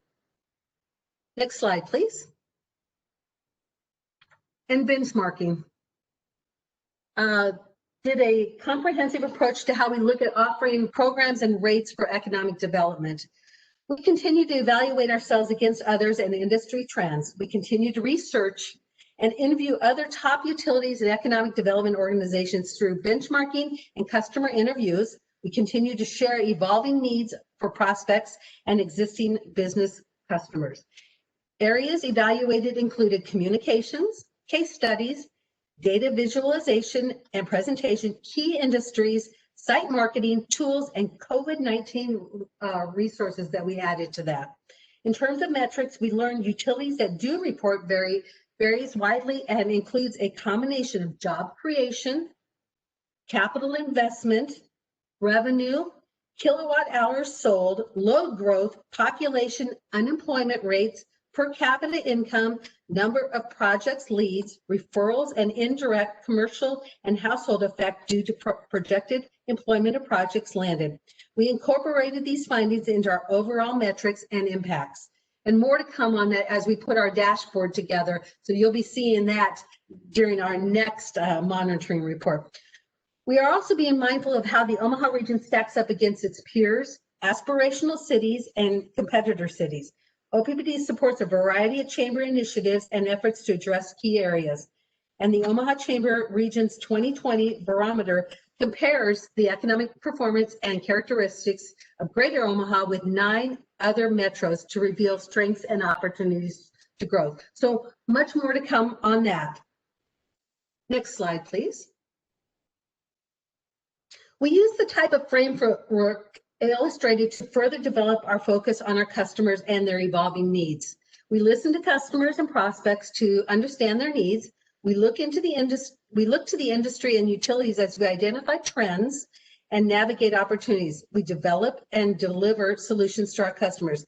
This is a continuous cycle, as you can see. Our customer perspective and industry analysis will help inform our offerings and solutions, which integrates into overall value propositions and promotion of OPPD programs, rates, and ultimately the region as a place to do business. We talked about our rates and the outreach that we're going to be doing as we go through that journey. It's going to take us time, and it's going to be very thoughtful in light of all of the other outreach that we're doing in the same vein.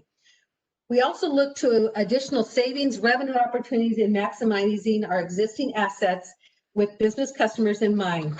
So, and the biggest one right now is the Arbor Line, because we are going to be partnering with the Burlington Northern Santa Fe, BNSF, from Lincoln to Omaha. So what are the opportunities that we could do along that corridor? And then grant identification, and we'll be talking more about that during our next monitoring report. So next slide, please.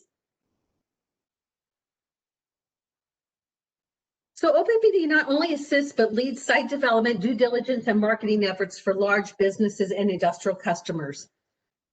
OPPD is a catalyst and partner in securing sites and preparedness for future growth. And this has been a key success component for both OPPD as well as the region, because we've been able to invest in site ready. For OPPD in particular, we do highlight the Nebraska City area, as well as Syracuse. We have a site that is ready along the Arbor Line there, and then also in the Bennington area for future growth. So we're working on the analysis of that, and more to come on that. Next slide, please. And then last but not least, we provide the board with updates on economic development projects throughout the year. And I'm sure many of you are probably pretty tired of my text messages during all of the activities that have been coming up. But there's been a lot of moving parts, and we wanted to make sure that you were up to date of exactly what was going on. But we also do that for the public in regards to updates on the wire and social media and our economic development website and director's update. We give you highlights in that regard. So we continue to update and enhance our one-on-one engagement economic development platform. So we'll talk more about that. But as you can see, we are going above and beyond in a variety of areas to deliver on SD 11. Kudos to the team and the district. And thanks to everyone involved, including the board of directors, which brings me to the next slide. And I will pass it over to Director and Chair of the PI Committee, Director Yoder. Oh, thank you very much, Ms. Olson. I really appreciate the presentation. And as you might expect, there are a few questions. Mo, if I could ask you to jump back to the earlier slide that lists, or that has the SD11, so with the bullets within SD11, that was followed up by many slides showing how we had activity for each one of those bullets. Director Molhoff, you have a question. Related, I believe, to the site development. Yeah, sure. I just wanted to clarify for people who might not understand that these economic development sites are not owned by OPPD. They are privately owned, and we've just helped in getting them development ready. Is that correct? Or is this land that OPPD owns? It's a combination in regards to that we have options on them at this point. So does that answer your question, Director Mulhoff? Or do we need more clarification? I can talk to Lisa offline about that. Yeah, I think I need to understand what that means, but I can take that offline. Well, I just want Yeah, to make this is Tim Burke. Let me kind of give a broad picture. So, as an example, the Omaha Chamber and several of their partners across from Washington County down to Cass County and even southeast Nebraska now, Odo County is part of the economic development kind of marketing arm in this region. One of the priorities they have is in site development, and OPPD has been engaged in helping fund some of the site development work that goes on within this region. And some of that may be we provide kind of feed dollars into allow, as well as other partners across the region do that as well, where the economic development organizations can go and put options on property that would where they can market, and they can actually go and make sure that it's been kind of phase one environmental tested, has gone through cost options for water, sewer, gas, telecommunications, whatever the infrastructure may look like. And so the prospective client would truly know what that property is and what it isn't, and the capabilities to get resources and infrastructure in place. And so in some cases where maybe the Omaha Chamber doesn't participate in that, OPPD may and we have talked about going and getting options on some property that may be near some other customers' property, let's say down in southeast Nebraska, that may abut the rail line, the Arbor rail line, that may be beneficial for OPPD to have another client participate in those kinds of properties. So it balances up in that way. And so if there's not an economic development arm that we can participate with, there are opportunities for OPPD to actually do that themselves and work with the private property owners at that point in time to get options and then do the recruiting of business for those sites. Thank you, CEO Burke. Did you have another question, Director Mulhoff? you.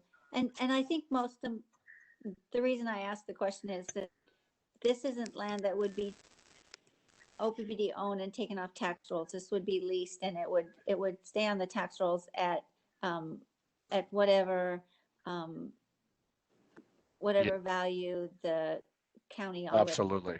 Absolutely. The example would be if we would maintain the agricultural value of that property where it would be farmed in that example. But our intent is not to own it and lease it back to customers and do those kinds of things. Our opportunity is to just control it for the marketing of those potential sites and then sell it to a private developer, sell it to an end use client or customer that wants to locate on those sites. And so it really doesn't negatively impact any tax rolls to the counties or to the local jurisdictions at all, because it would remain agricultural in many cases. And so hopefully that answers your question. Absolutely. Thank you so much. That was my concern. Yeah. Thank you. And I just want to thank you all for the grace. Over the break, I was having technical difficulties, so I didn't see any of the chats because I didn't want to touch anything so that I wouldn't lose a connection. So thank you for that grace. And I just might add to Director Mulhoff's question. You know, one of the things that we do when we look at site development, because of the infrastructure cost of electricity, whether it's transmission or distribution or multiple circuits, we really identify sites that provide the greatest value to OPPD for the extension of electric infrastructure. So we actually keep costs lower, keep extension costs lower, keep build out costs lower. And so we really look for sites that kind of match up and mirror up to where our assets are to create that value. So just kind of an extension to the previous conversation. So Thank you. Thank you. Thank you. I don't see any hands up, but I have a few questions and related to the bullets. That first bullet that says OPPD shall create and retain revenue by approaching the three elements there: retention and expansion of existing business, attraction of new business, fostering economic growth. What I heard you say during the presentation is that recruiting is really OPPD's niche. So if the, you know, we can't, I guess I just want to reinforce that appears where most of the successes are, is in recruiting marquee businesses. I am appreciative of the fact that you are working towards expanding small businesses and working in rural areas. And I just want to thank you for that and recognize that's an effort. Secondly, besides bringing in new business and creating jobs, I think there's an economic development opportunity afforded with helping small businesses reduce their energy use and save that money and put it into the economy in a different way. I don't see where we as directors have stated that as any of the bullets in this economic development. But did you want to talk about, you know, your efforts there with small businesses? Is it geared towards helping them save money, or is there another approach? I can maybe speak to this, Lisa. Okay, so I've mentioned in our past sessions that we did add some account executives that are going to be focused on the small to mid-size. And so they've been working closely with Heather's team, the product development and marketing team.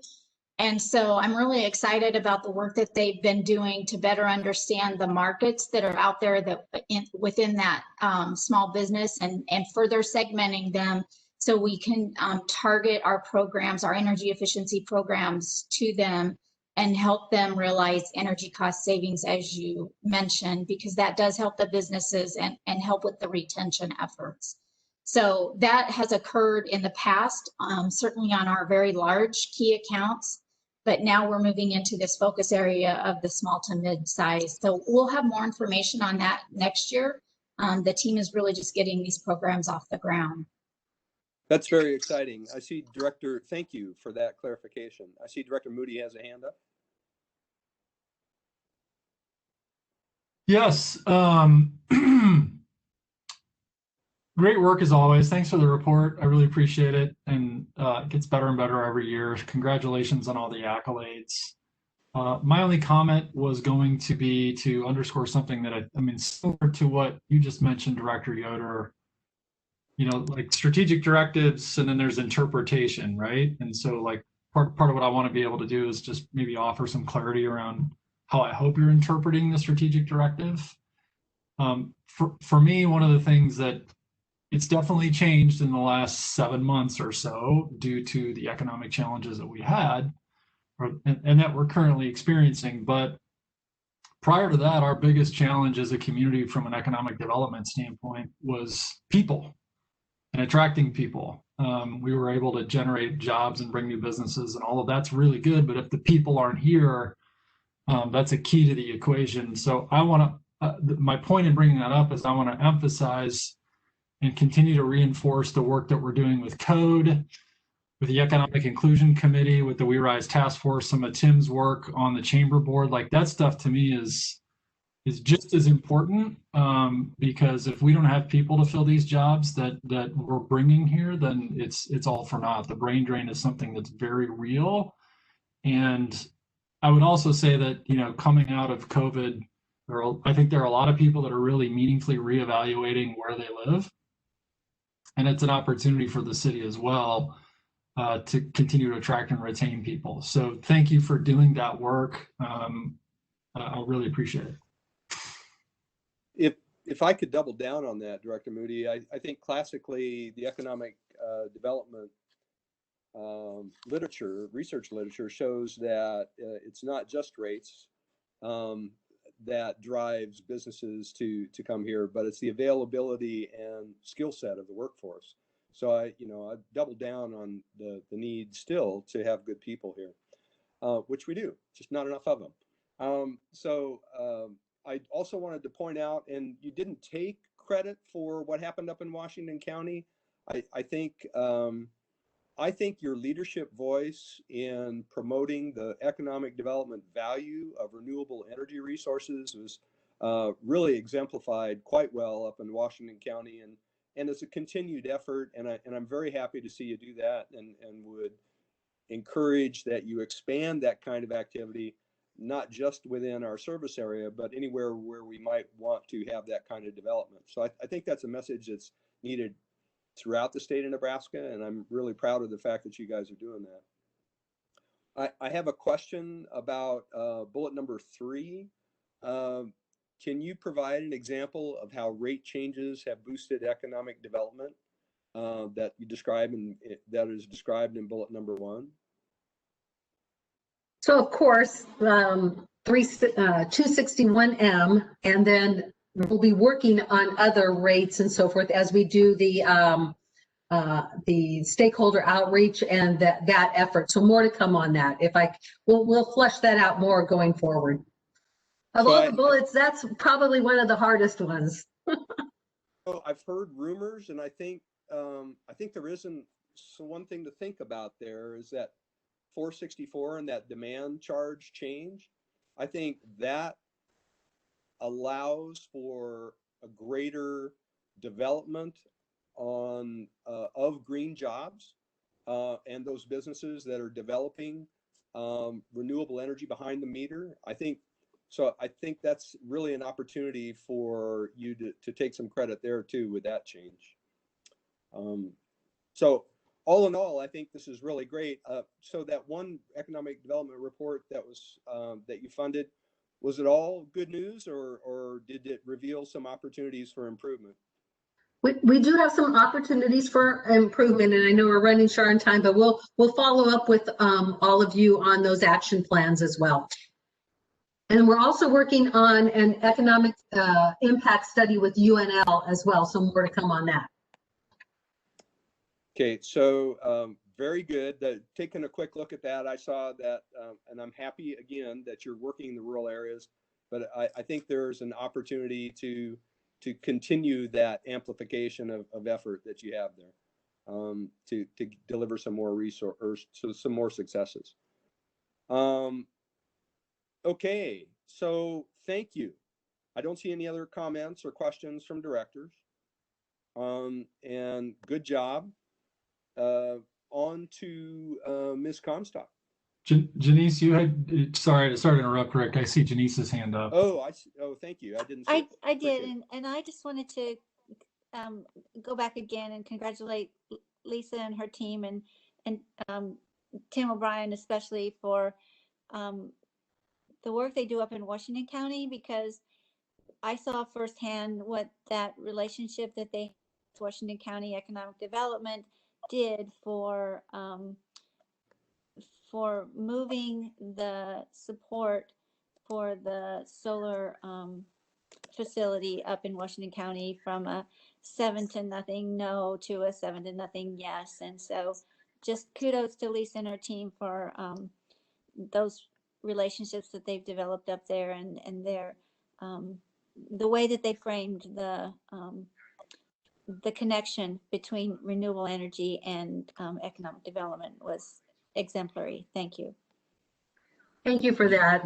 And you're right, Tim O'Brien, Brooke, Devin, Jason, and James, they do exceptional work. I wish I could clone all of them, as well as our government relations people. So thank you. Okay, now are we complete on this? Very good. Not seeing no. Again, thank you so much, Lisa, to you and your team. On to Ms. Comstock for some trend discussion. All right, good afternoon, everyone. So I think the theme of our trends this month has been steady. So we've remained fairly steady in the data that we're going to go over quickly here today, but just want to, this slide again is just for the board package to make sure everybody's aware.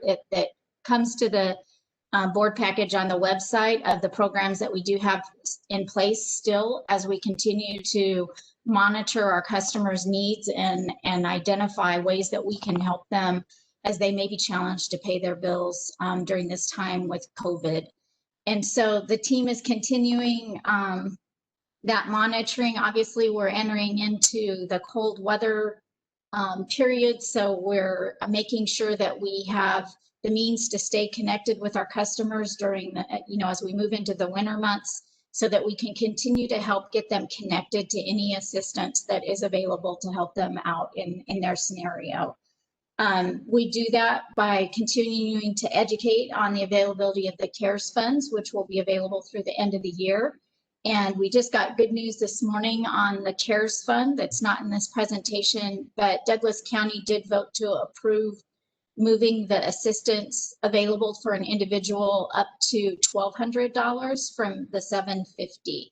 And so we're excited to have that available to our customers. We know that some of the customers that have been impacted have been coming back and reapplying and getting additional funds up to that maximum amount. So we believe that that's going to continue to help our customers over the next couple of months. Britt and Gable and Donna Miner and Stacy have done a great job with reaching out to school districts. And so we're continuing to make headway there. Again, our goal there is to make sure that school districts and their social services groups are aware of the funds that are available to assist families. If they become aware of it, certainly as they have students that may be remote learning, and if they hear of challenges with getting their utility or other housing bills paid, then we're trying to get them connected to those resources through the public schools. So that work continues. And then finally, just continuing to promote, as I mentioned, we're going to be targeting our messages again to those folks that have the outstanding balances to make sure that we can get them connected to any available dollars that are still available. And then finally, as we've been talking about and showing that we've had an additional need from an energy assistance, our funding of the OPPD energy assistance program is down. And so we're encouraging folks to contribute to that program to continue to help our customers out. It's the month of giving internally at OPPD, where employees are provided the opportunity to donate through United Way or through OPPD's energy assistance program for the coming year. And so that effort's underway. And we also have gifts of energy for those that may know of people that are in need that would not necessarily qualify for an assistance program. Our customers can offer or purchase a gift of energy, if you will, to help another customer out on their bill. So we'll continue to communicate those items through November and December. So if you want to go to the next slide, Mo, on the statistics. So I think the important thing to note here, last month we had a dip down as we look at the residential customers in terms of the percent of accounts that could remain current. So we were excited to see that in October that bounced back up and was actually stronger than it's been. So that was good news. As we looked at the October statistics, we still are carrying about 2.5 times what our normal balances are in the 91 plus on our residential customers. And again, we just continue to monitor that, but I feel like we're in a pretty good position for where we were earlier this year and after coming through the higher summer energy bills. So at this point, like I said, I think we're running fairly steady on both the residential and the commercial side of the house. So commercial looks really close and similar to last month's numbers. So I'm not really going to spend a lot of time speaking on that. We do continue to reach out to commercial customers who are struggling and make sure that they're aware of CARES funding that may be available to them and their business as well. On the bottom portion of the slide, we have our LIHEAP. And so the October data is a bit of an anomaly because of processing that takes place relative to annual administration updates on LIHEAP, on the LIHEAP program. So the Department of Health and Human Service at Nebraska, who administers the program, annually goes through and basically it updates customers who are automatically requalified for LIHEAP, and in that process, it drops some customers out that aren't automatically updated. And so our count of LIHEAP customers went down during October. And what also happened with that is the customers got a notification in, I believe, the end of September that they were qualified for the heat aid. And so with the understanding that they're going to get assistance through LIHEAP, but those funds have not yet been applied to their OPPD account, customers may not be making a payment because they know that eventually there is going to be money applied to their account. So again, this data set has a bit of an anomaly, and I anticipate that it will come back as we look at the November and then the December numbers. We, again, are going to continue to promote and educate our customers about applying for LIHEAP to make sure that they're getting the assistance that is available to help them. And then the final slide we have is our energy assistance. And again, you can see we're running about 28% higher than what we have in prior years. At this point in time, through the end of October, and you can see we're well past the 2019 totals for energy assistance. And we're just really excited that we have the CARES funds available to assist our customers at this point in time. I know as of last week when Britain pulled these numbers, it was at the 800,000 out of the 3 million had been applied to our customers' accounts. And I'm guessing that that's probably grown by another 150 to 200,000, it seems like, is what's been being applied over the course of a week. So if there are specific questions that we can address on this, otherwise that concludes the trends update that I had for you this month. Director McGuire? Yes, if you can go back, Julie, to the next page. When you were talking about the LIHEAP, that's a little confusing about the people who give the decrease in the eligible customers. Is that going to be permanent? And do they have to reapply is the question. And does OPPD customer service have to say, please go back and reapply? What is the process for these people who weren't eligible in October? Yeah, so thank you for that question so that I can clarify it. So this is an annual process that occurs with the state of Nebraska in the qualification of LIHEAP. A subset of those customers that apply, which is usually in the 13,000 range, or that are qualified, historically it's been in about at 13,000 customers qualify. A subset of those automatically requalified and they don't have to submit any new information. For those that aren't automatically requalified, they do have to submit additional information so that they can get requalified. And so we will continue to encourage customers, whether they've been on LIHEAP before or not, we will continue to encourage customers to seek out that assistance. Okay, thank you. So we really have to thank again customer service for sort of encouraging them to doing that. I appreciate that. Correct. So I would say every year since the state has started this automated process, we have seen where the LIHEAP count falls and then it builds back up as customers get their reapplication information in to get requalified. And do they get retroactive payments for that then? Boy, I would have to. Or do they miss out on that 1 month or two?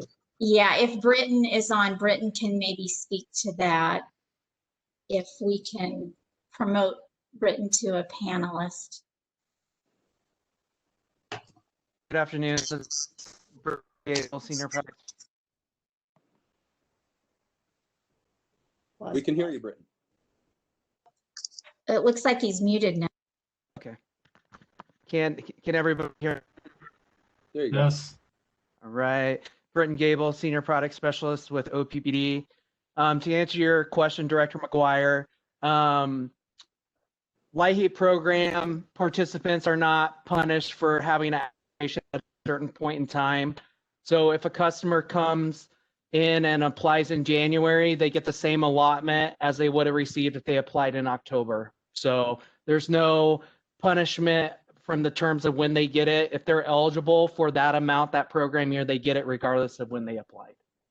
Great, thank you. You're welcome. Can I thread on that for a minute? Sure. Help me understand, and I know this is not us, but it's them, but I think it's our customers, so I'm curious, upon what criteria is the state, the Department of Health and Human Services, deciding who stays and continues to be eligible and who gets kicked out and has to reapply?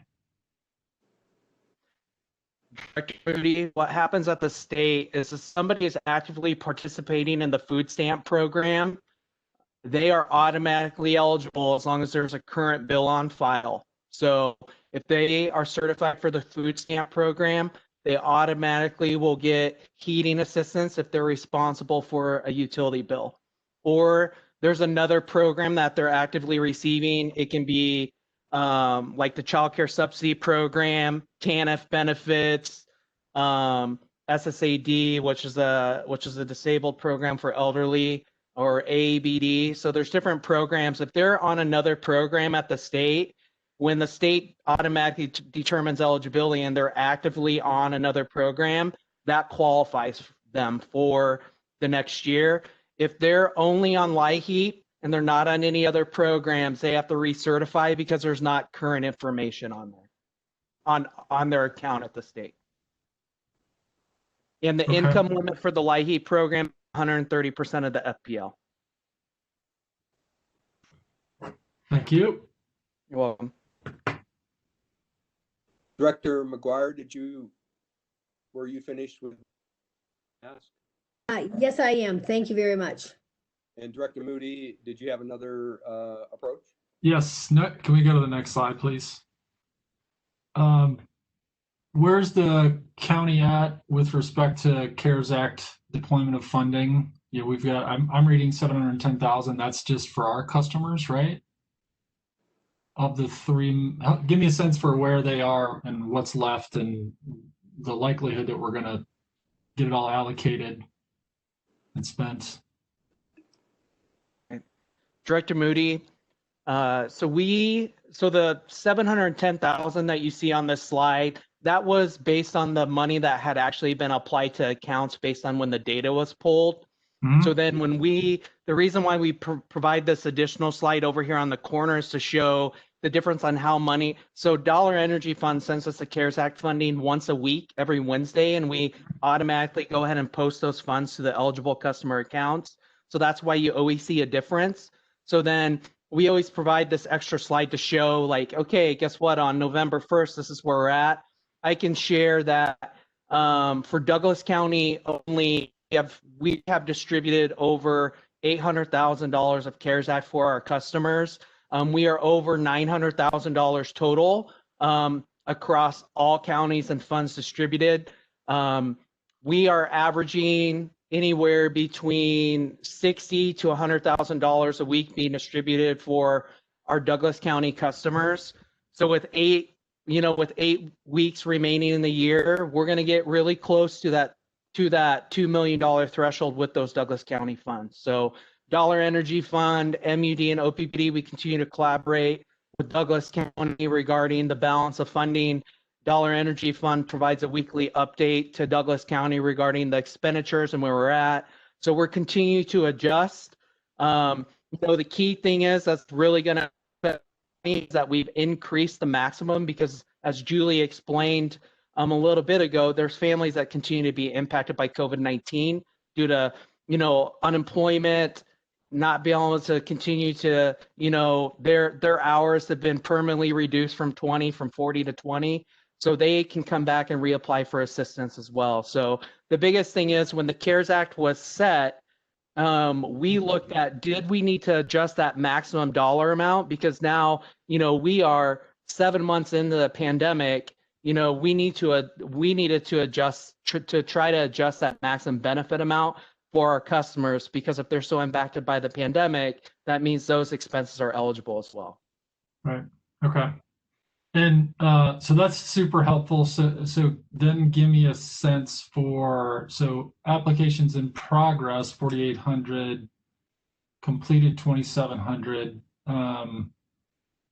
Maybe I'm just dense this afternoon, but help me understand how many have just been flat out denied. So you're asking a great question. So we are averaging a 25% denial rate. There has been a total of 681 customers denied that are not eligible out of this entire group. So Okay. that 4,890, we are actively working with our customer first solutions team to work on some additional messaging to our customers. Our nonprofit partners with Dollar Energy Fund are also working on this, but these are customers that haven't completed their application. So that 4,890, these are customers that are working on getting documentation. They either decided not to follow through. Dollar Energy Fund actually issues reminder emails to these customers to go ahead and finish their application. So we're actively working on trying to get additional communication to our customers and encourage them, hey, please fill out your application. This funding is here for you. So we're, as Julie stated earlier, we're working on trying to go back and do some additional targeted messaging based on this. So, that 4,890, these are customers that started their application, but they did not finish it. So we really want these customers, if they are truly impacted by COVID-19, please apply, please complete their application. That's what this money's here for.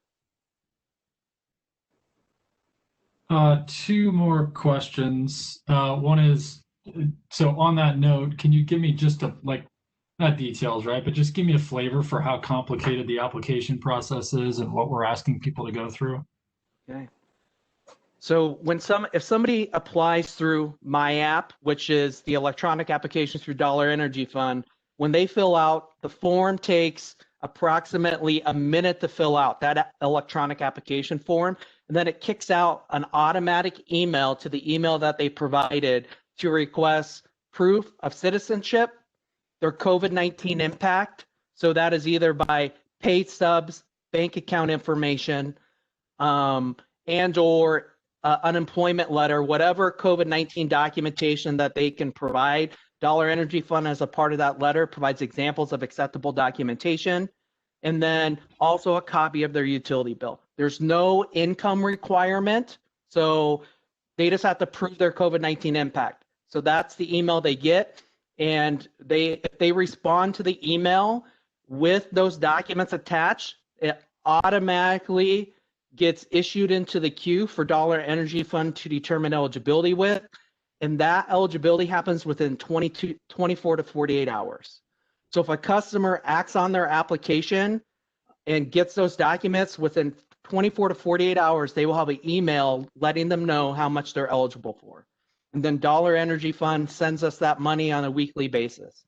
If a customer applies and is off, that comes directly to the utility company to review, confirm with Dollar Energy Fund that all documents are there. It's same day if they complete all those documents, and we'll go ahead and issue the reconnect if they're eligible.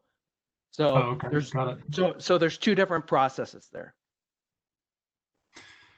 Okay, thank you for that explanation. I appreciate it. And so my last question, fast forwarding just a touch, this money's CARES Act needs to be spent by the end of the year. Pandemic's not over at the end of the year. We don't have, as I understand it, any additional federal dollars that we foresee flowing down. I know that hopefully there's some conversation that happens there. Do we have a sense for, or is anybody talking about what 2021 is going to look like, what the strategy is? I mean, give me a sense for the landscape right now.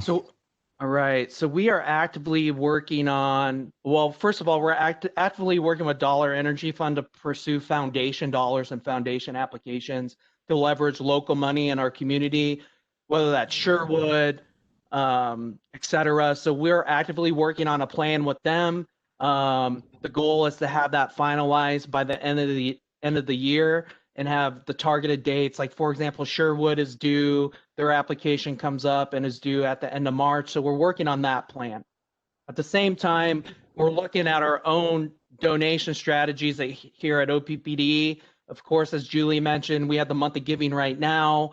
We're also going to our customer base at the same time through targeted messaging. We're looking at those ways to ramp up. What do those efforts look like?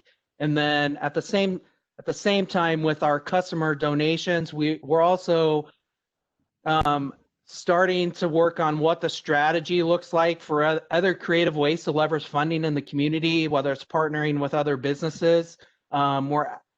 So this is where Lisa's team will be very critical in having conversation in the future as we look to be creative and leveraging funds throughout our community. So we're actively working on that.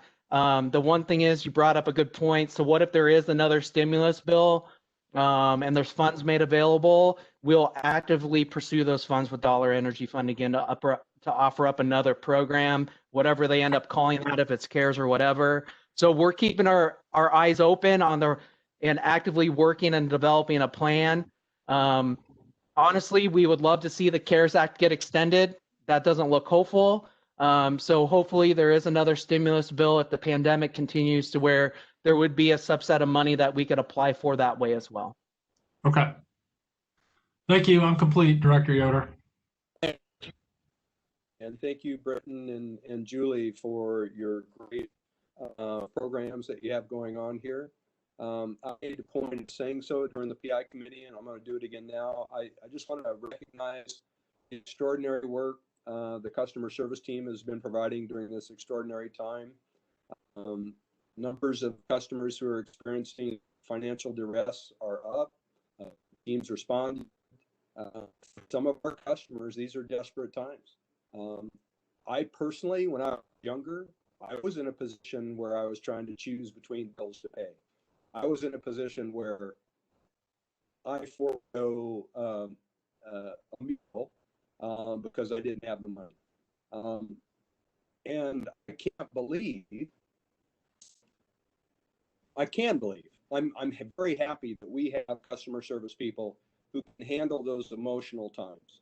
And I'm very happy that you're here and our team and providing the service that's needed. I want to encourage you to continue to look for unique and novel approaches. As I did during the Energy Week, one of the sessions I attended, funded by the DOE, identified 57 novel programs for helping low to medium income folks get solar or get energy efficiency.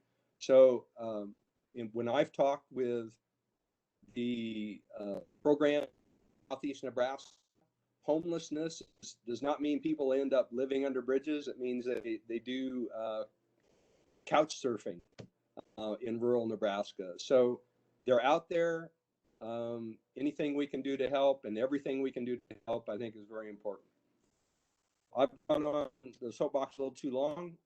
Thank you very much. I believe the PI committee report is now complete.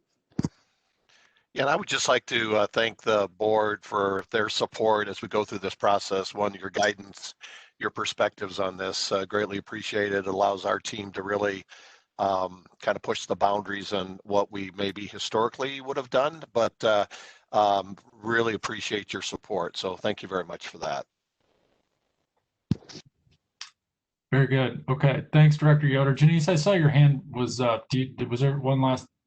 You good? Good, thanks. Okay. Okay, that concludes PI. As I mentioned in the chat, I'm going to move the break up in the agenda, so we're going to take a break now. I have 2:22. So let's come back at, let's make it 2:35. So you've got yourself a 13-ish minute break. So we will reconvene at 2:35.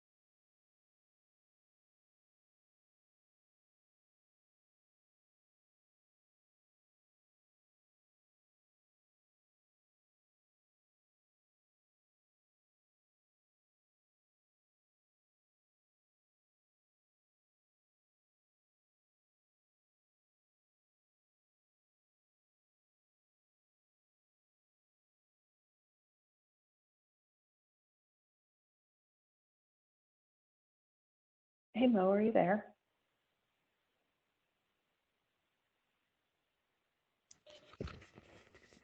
Hi, Amanda. Hi, I just switched my audio to my phone. I'm gonna have to go pick up some kiddos shortly, but I'm planning Understood. to still at least listen to the rest of the meeting. I just will Understood. probably keep my video off since I won't be at my desk. Okay, sounds good. All right, thanks.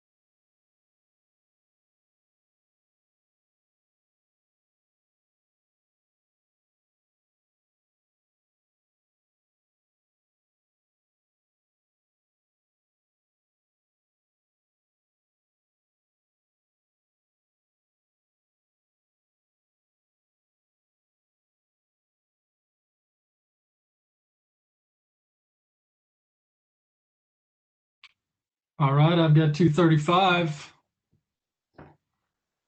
I see Director McGuire. Are we alone, Director McGuire? I think we are. I think everybody's taking a cat nap, I'm here, guys. power nap. All right, Director I'm here. Director Molhoff. Okay, Mark. I'm here. I'm here. Come on, everybody. Fire up. I have my cat nap. Present and accounted for. Okay, let's go ahead and get started with governance. Go ahead, Director McGuire.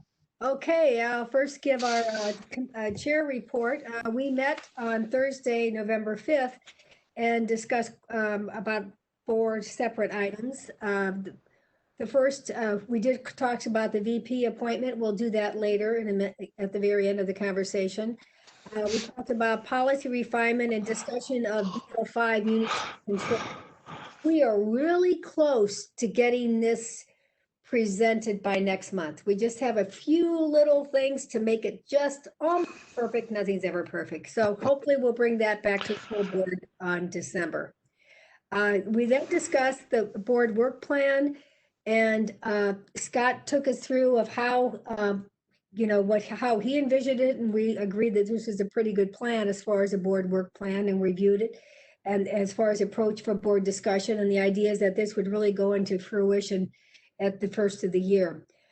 Post this meeting, there was a discussion about the best way to move the market transformation discussion forward, and the need, there's need by both, I think, other directors to move this forward, to start moving this forward. And there was a discussion with senior management, and then back to myself and Janice about what is the best way to do this. And I gave my opinion that I think it always, as far as our strategic directives, we should start with that chair of whatever committee that would be. And in this situation, it would be with resource planning with ST9.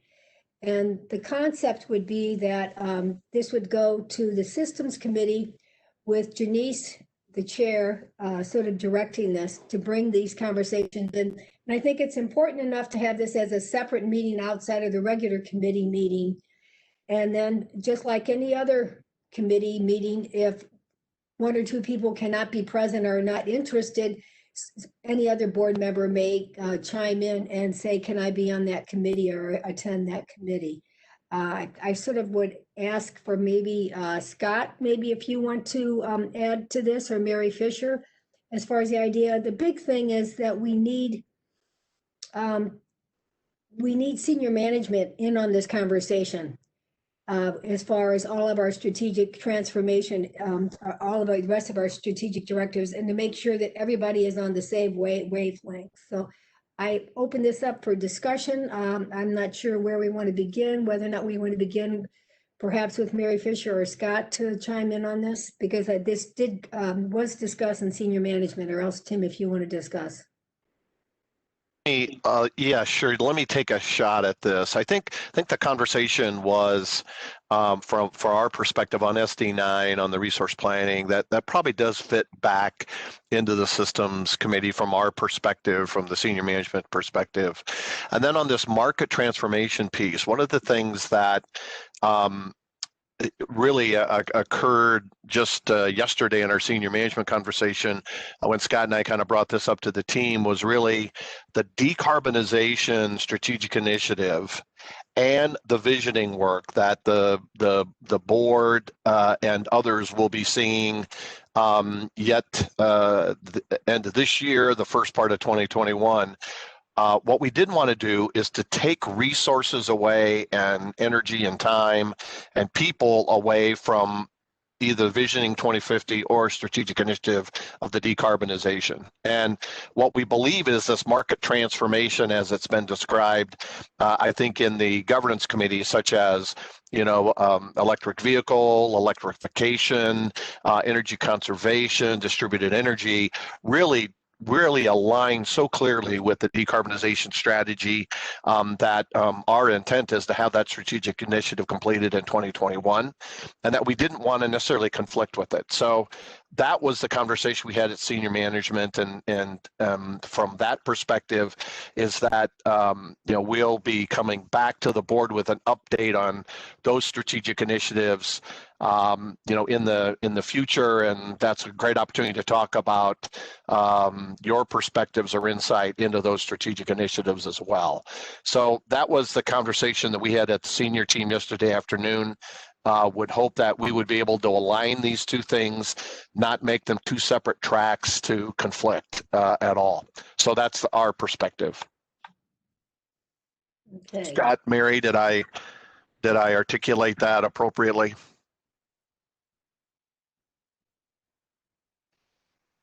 You did, Tim. Thank you. Scott, you're Scott, muted. you're on mute. Yep. Thank you for unmuting me. I think I'm unmuted now, am I?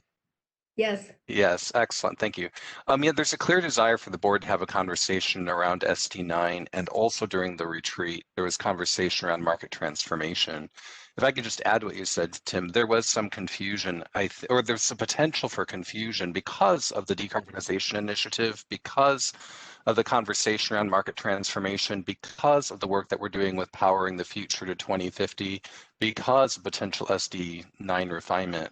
The thought was, gosh, wouldn't it make sense for a group to get together and begin to just have that conversation to understand those potential connection points, those points of conflict, and then what really is the work around SD9 refinement, what really is the work around market transformation that maybe is not being addressed by the strategic initiatives or the strategic plan, and really between now and February, to be able to come back having a clear sense of what the problem or the issue is that's outstanding, and what the potential work could be for both the board and the senior team into 2021.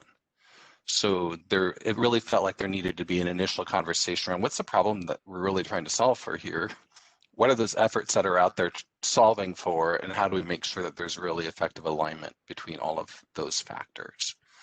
That was the discussion, and then that was a subsequent discussion that I had with Director McGuire, and the subsequent discussion that I had with Director Molhoff, just to make sure that there was some level of alignment.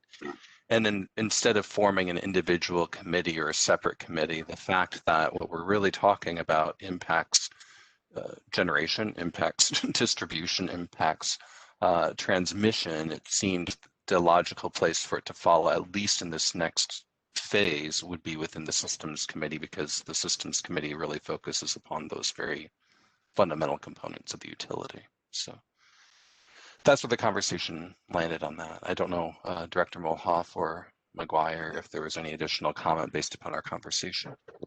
Yeah, Janice, would you like to comment? Yeah, so when Scott called me yesterday, and I do agree that this SD9 belongs in systems. Market transformation and visioning is probably bigger than just systems, but certainly am willing to go back and lead that discussion at a separate meeting of the systems committee.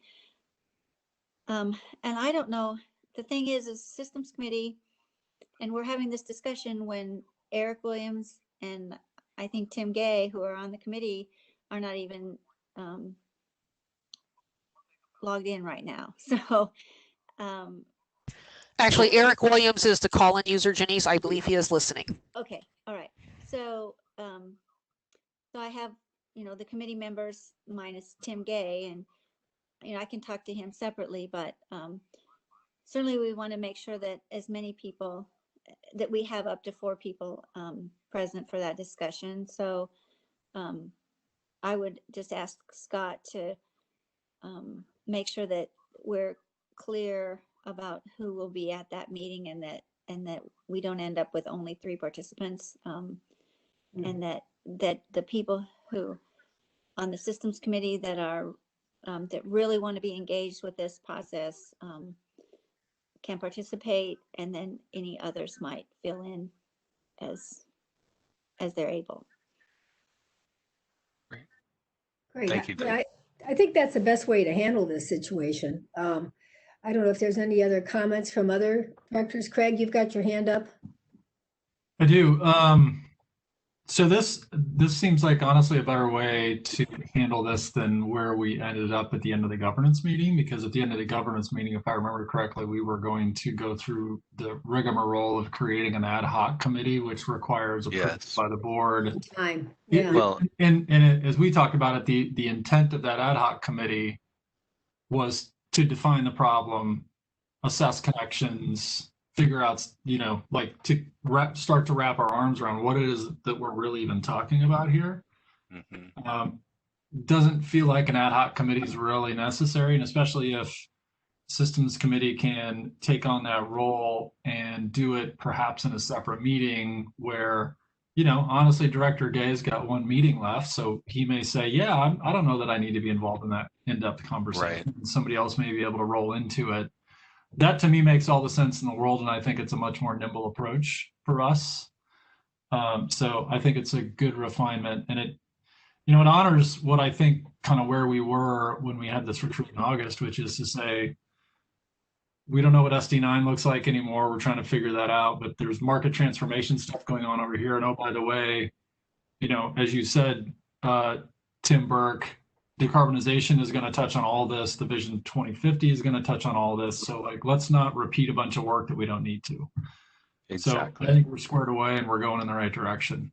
And if I can just add, since the governance committee, what happened was two things. One, the question I had was what are we chartering exactly with an ad hoc committee, and in defining that, this notion of it actually falling into the systems committee made a lot more sense than it did when we were initially discussing it. And the second thing, I went back through the notes that we had from the board workshop synopsis, and all of this conversation fell under the discussion around SD9. And it was interesting because it went from SD9 to SD7 to market transformation. It kind of looped itself back. And so to be able to really sit down and get clear on what it is that's trying to be solved here and do it within the systems committee just made a lot more sense. And that was clarified in discussion yesterday with the senior management team and subsequently with Directors McGuire and Moha. Yeah. And I think in the future, when we think about it, before we just say we're going to have an ad hoc committee, it might be better to find whatever SD that would go underneath or whatever committee that would go underneath and have it go through the committee first.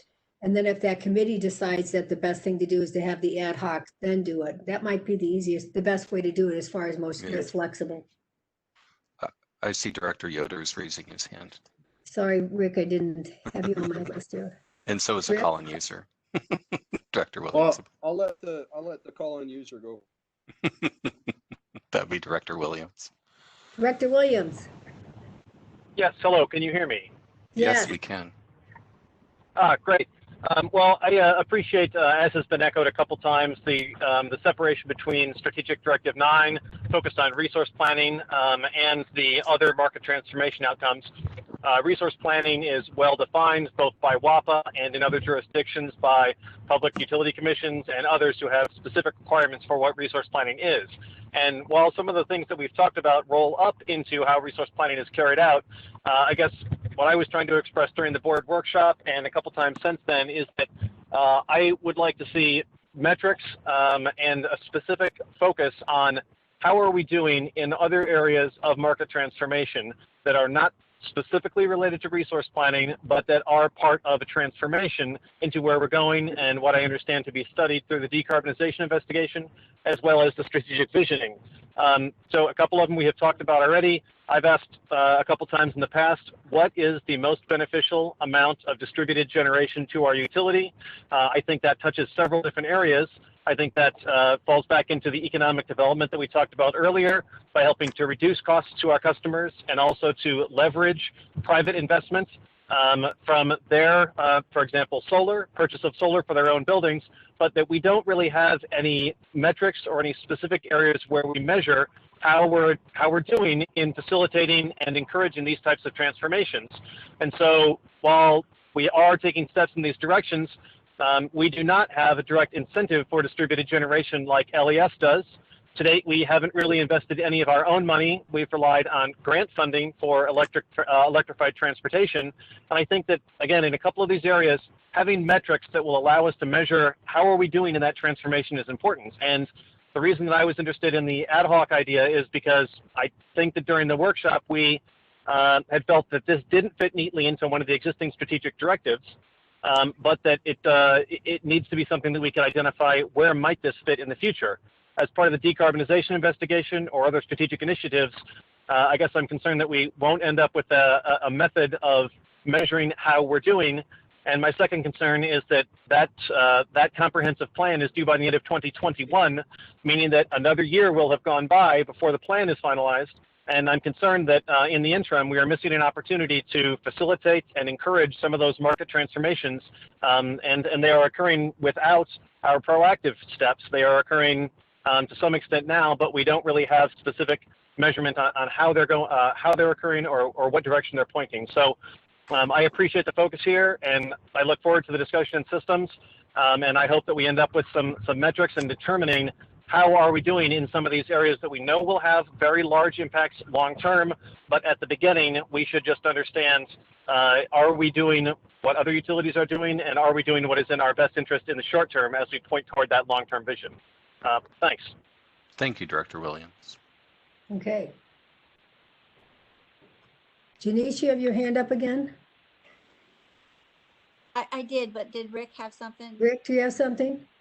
Yeah, so ST has been on our since last August, but the August before.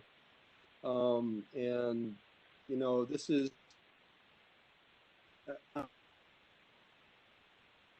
honestly, I think that I think it is time for the board to have amongst its own members have some of these discussions about what they would like to see with example Director Williams with the planning outcomes. I think it's fruitful for them to convene and maybe groups as soon as possible to discuss this. There are a couple of drivers on this. One is that we've got the IRP is. The other is that August in California, the ISO and the Energy Commission and the Public Utilities Commission just report in October stating that outdated resource planning was one of the causes of the limited blackouts that occurred in August. So I really encourage swifter action on the part of the board members to convene and have some initial discussions about this. Well, I do think that's why, as far as flexibility and swiftness, that's why we felt it was more to start with Janice as chair of that committee to spearhead that committee. And the idea is that they would define the problem, clarify issues to address, support current strategic efforts, and strengthen policy governance. And this would be going to recommendations by February 2021 at that stage. To me, that's fairly quick. And I'm thinking that, you know, Rick, you may have an opportunity to be on that committee, considering that Tim Gay is not there, probably will not be interested in that committee. And, you know, I think this would be helpful if we need some type of strategic leadership right here. And I think Janice is the person to do that for us right now, since she's in charge of systems and is well aware of the problems with resource planning and the entire thing. It might be that you want to completely redo resource planning as part of this.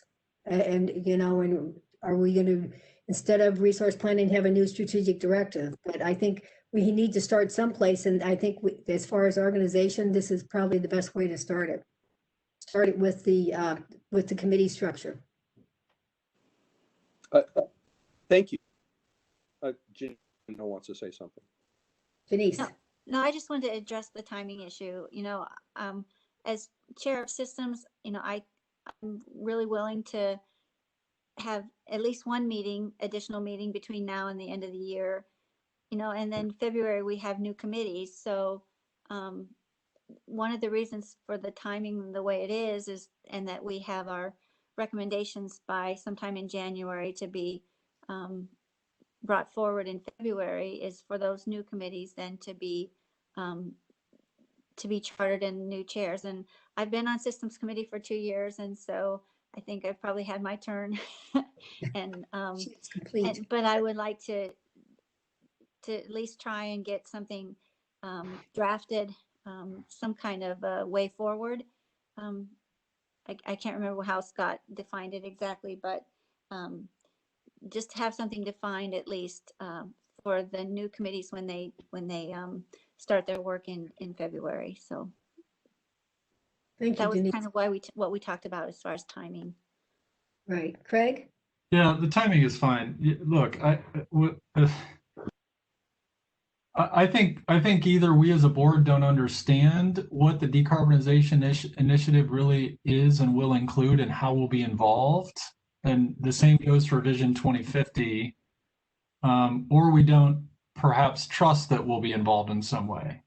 All of this market transformation stuff in some way, shape, or form is and perhaps I'm missing something, but it seems to me it's going to be a major portion of both of those things. And in essence, we're talking about, like, especially the Vision 2050 stuff is a complete transformation of the utility world, right? Like, I don't know, I fail to understand how these things really need to be pulled apart.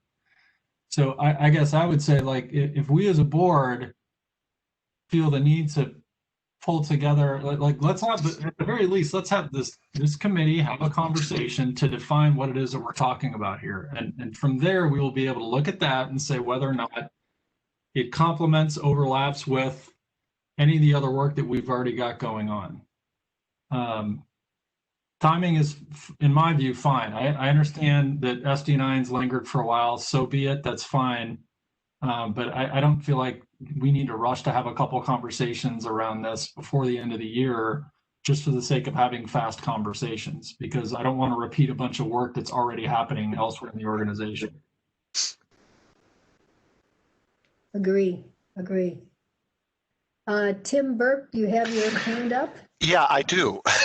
So thank you very much for that. I think it's really important for us to, as we begin to think about the decarbonization strategy and the strategic initiative, what we have talked to the board about is really broken up into 4 specific areas. And those areas, as we've identified, are internal operations, and we have work that's going on in that today to understand how we're going to measure, determine, look at all of our internal related work. And that team is working through that.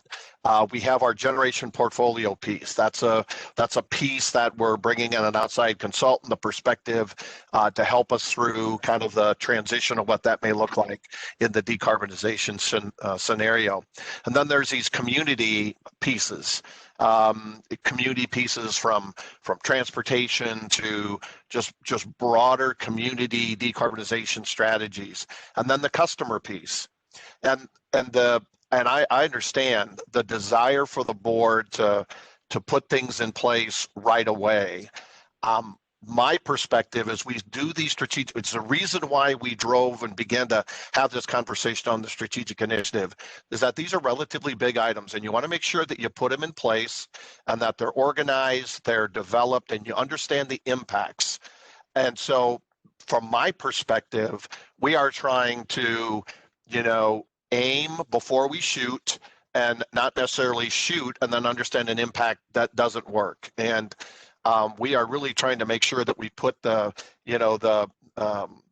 horse before the cart as we kind of move down these pieces to really understand the implications of each one of those segments in our decarbonization strategy, which I think fits in. And I think maybe we have not done a good job of articulating that. We'll make sure that we do that with the systems committee to lay out kind of exactly what we're looking at.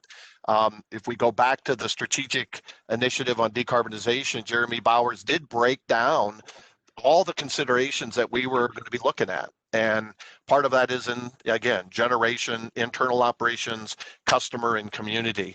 And all of those elements are about those pieces. And so I get less concerned about not hitting, some hot market piece today than about a long-term strategy on decarbonization that's organized, managed, and articulated incredibly well, and then backed up with financial resources to help support it. So that's where I am from the CEO perspective. So over.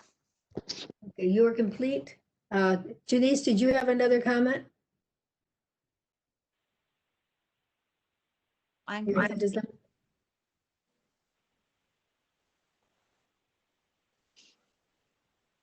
I'm complete.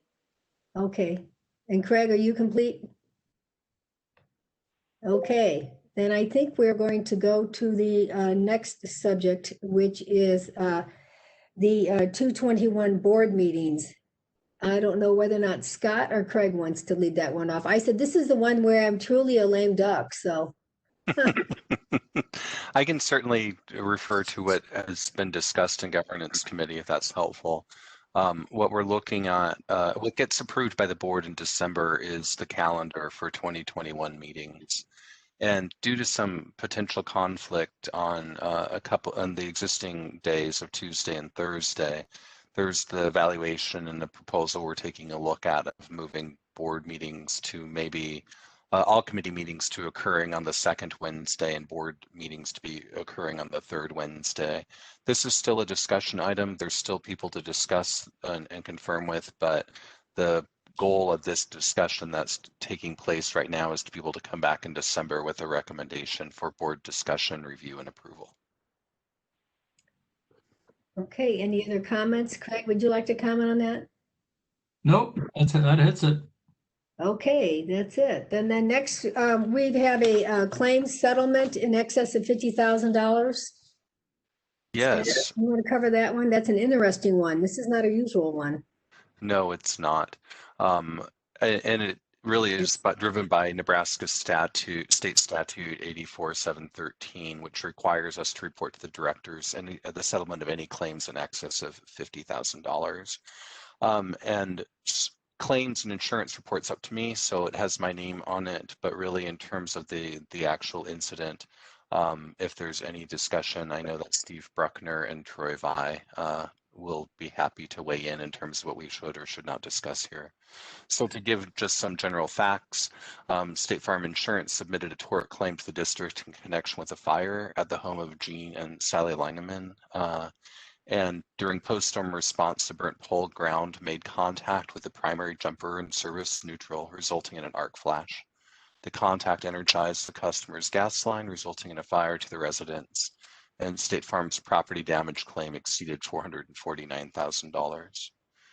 The district and State Farm have agreed to a settlement in the amount of $404,000 without any admission of liability by the district, and the parties have entered into a written settlement of the claim. And the entire purpose here is to just inform you that such claim happened and that indeed we have written into settlement of that claim. Steve, is there any additional comment from a legal perspective, or Troy, anything that you would like to add? But nothing from me, Scott. I think you covered it very well. That's our question. Okay. Troy, is there anything that you wanted to add? I'm sorry, I just saw you appear on video. Yeah, the only thing I would share is, since this took place, we've made a few changes in our safety protocols, not directly related to this, but we had been looking at kind of a safety initiative overall. And so you'll probably see folks who are now working out on lines using rubber cover up, those big orange rubber tubes.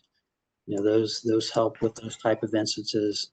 And if those aren't available to use, we tend to pull fuses now to reduce the risk of something like this happening in the future. This was kind of a very abnormal risk for us. I don't know that we'd seen it before, but we've definitely made some good changes to address the potential for future risk. Great, thank you. Great. There's no other comments on this. Thank you very much. We do have one other item that is going to be an action item, and that would be the vice president appointment. Before we do that, I wonder if we could please have Tim Burke discuss the rationale behind the formation of the VP of Corporate Strategy and Governance. If you could explain that to us, Tim. Yeah, great. Thank you, Director McGuire. You know, over the course of the last several years, we've been putting together kind of an integrated corporate governance ecosystem to really promote a culture of kind of enterprise-wide support on a number of different things.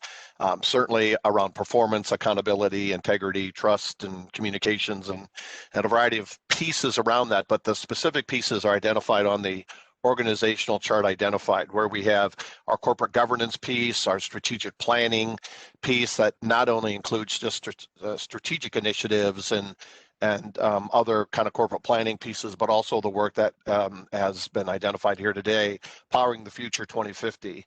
It also includes what you heard in the last presentation on risk management, insurance, and in claims, and our corporate auditing function that now reports up into the Senior Director of Strategy and Governance, Mr. Fausch. And that audit now has moved environmental audits from our kind of operating groups or from our environmental group into our auditing group. So we're really trying to put our auditing and that kind of structure in place from an enterprise-wide perspective. And then a couple other critical pieces for us is our continuous process improvement that used to report directly to me. Now it reports to this central kind of enterprise-wide function that we've created. And then our innovation, really to think about corporate-wide innovation. The other piece I think that's really important that doesn't necessarily show up on here is some of the work we're doing around compliance governance and legal operations. And that is ongoing work that will continue. And we've done some preliminary work, but we would see that this is not necessarily the Fraser Stryker work that goes on as far as the legal work, whether that's in the court system or whether it's in the regulatory system or whether that's in the guidance system. This is about what we do internally around legal compliance and those kinds of related activities.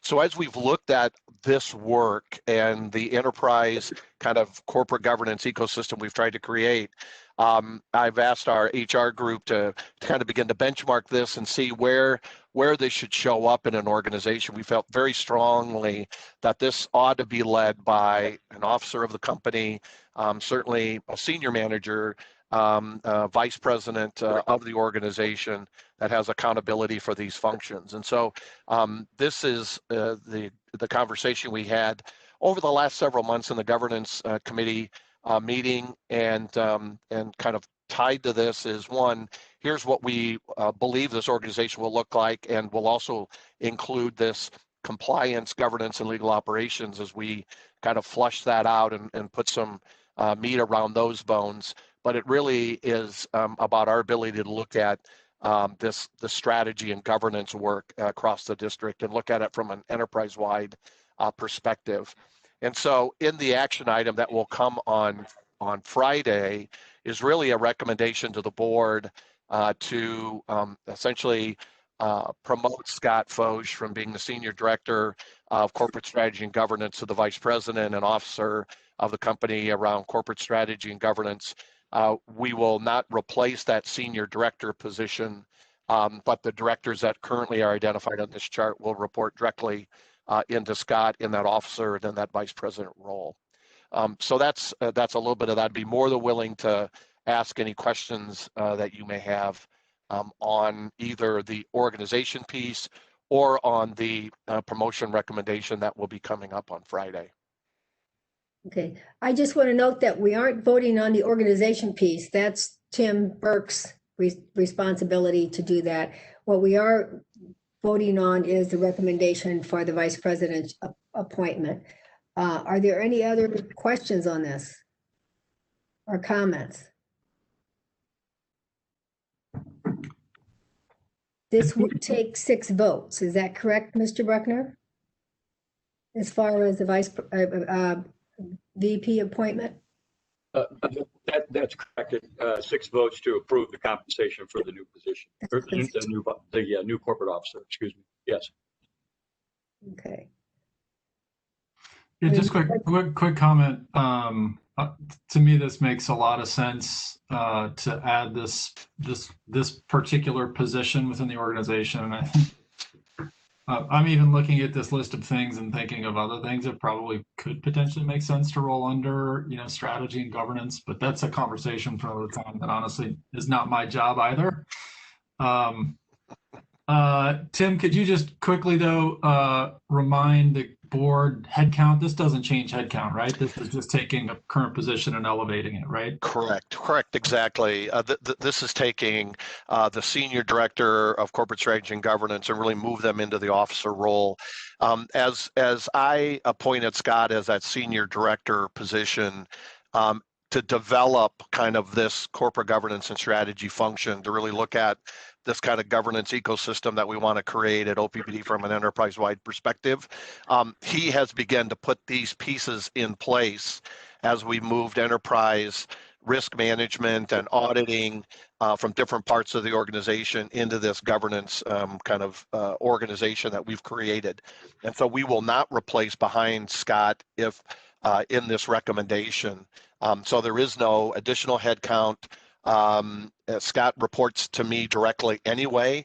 This is really just validating the criticality of this governance function within the organization, and with now some of the specific functional requirements, including audit, enterprise risk, and what will be coming, which will be the compliance and legal operations component, to really make that an officer accountability function within the district. Okay. Janice, do you have a comment? Yes, and a quick question. So I agree that Scott has done a great job in this. One of the things that when I first came on the board and as I was going around the district, it was like we needed some better strategic direction, and it seemed like there was some strategic direction, but it wasn't well organized. And I think that Scott has done a good job in getting this whole concept organized. Tim, what I have a question is, are other utilities or are other large organizations like ours, is this a type of position that we're seeing as a standard practice, and how does the number of vice presidents that we have compared to other utilities our size or other large organizations of our size in the area?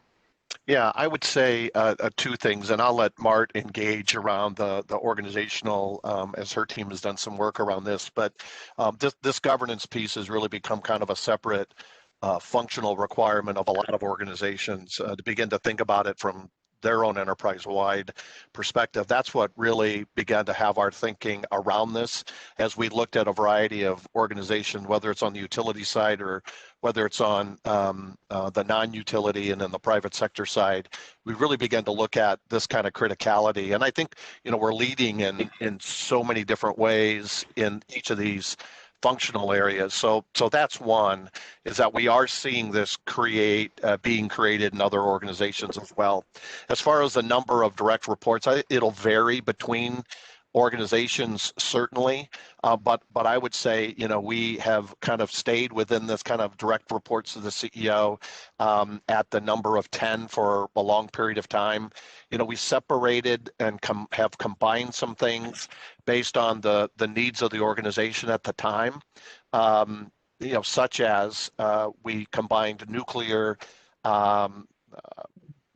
operations and decommissioning with our energy production because of the similarity of skill sets and needs of some of the workforce that's in play that could really be advantageous across both of those. So we combined those when we had the opportunity to combine those. And so we've done some combinations before. We've done some separations when we wanted to get some really true focus in those areas. I mean, I think at one point in time, we had, I know Kate Brown is on the call as well, is that, we had our IT person also have a variety of different internal functions that really distracted them away from business information, cyber kind of activities, and we just did not want to do that. I wanted to focus in on business and information technology, and really the cyber focus that we needed to have, and really a corporate governance around business technology that we need to have as well. And so that was one where we began to separate out a couple pieces and really focus on business technology. And this is one of them where now we've kind of put together the package around this that I think is really going to be valuable for the organization to continually move forward on. And we've identified the existing person who has been assessed and level 5 capable to begin to move forward. But that's the strategic reason why this is really important for us to move forward on. And Janice, this is Mart. I would just add that one of the things we found in our research was that when Sarbanes-Oxley came into play, and there was a huge focus on corporate responsibility around these particular kinds of functions, risk management, auditing, compliance, legal operations, et cetera, that these positions have begun to spring up in many, many organizations and have been in play for quite a while now. Okay. Rick, do you have a comment? Mr. Yoder? On the mute. So thank you for that. I just, it was important to me to make sure that this was part of our public discussion. Absolutely. Both while I was out campaigning and since then, I have heard, not everybody's going to be 100% happy, and I have heard some people observe that there has been a growth in the VP numbers of VPs at OPPD. I support this. I want people to know that you have my support on this, Tim. I think it's a good addition. It's a valuable piece of your senior management team, and the board hires you, and then you have the authority to create these positions. I am glad that you came to us with this and we're discussing this. There are many ways to skin the cat. I think you've got a great team. I think this adds to it. And I just, in spite of the fact that I've heard from people those observations, I want you to know that from my perspective, this is a needed and necessary part of your team. Thank you very much. And thanks for that challenge as well. So thank you. Okay, if there is no other discussion, I am complete as far as governance. All right, thank you very much, Director McGuire. We are on to other business and we're going to charge forward if that's okay. So let's confirm the board meeting agenda for Friday. Remember, Friday is our board meeting. So first question, anything on board consent action items that needs to be pulled off?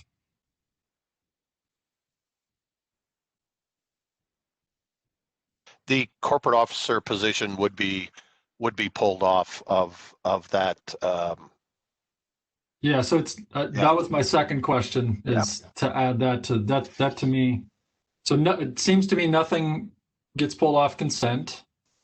Second question is, where do we put the corporate officer adjustment? I'd prefer to have that in as a board discussion action item. You bet. I agree. Okay. And then beyond that, I think that everything else on the, go ahead. Somebody's trying to speak. Go ahead. This is Mo Hinner. So we will add the corporate officer appointment to the board discussion action item.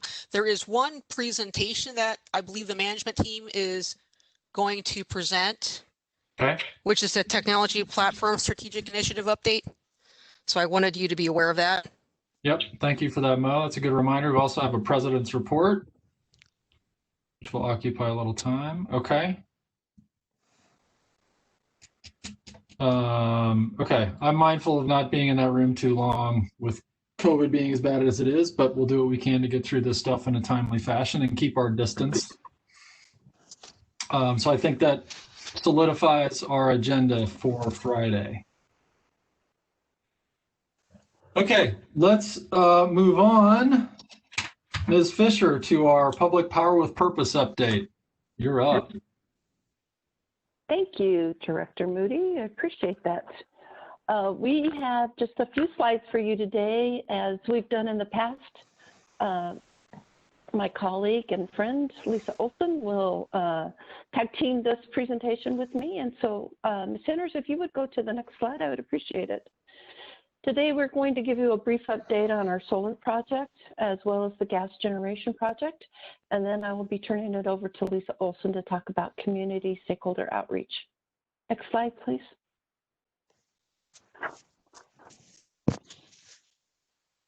And in terms of our solar update, as you know, we discussed last month, we have narrowed our focus down to 7 projects in and near our service territory. We continue to look at not only technical terms, but commercial and contractual terms and analysis of these projects.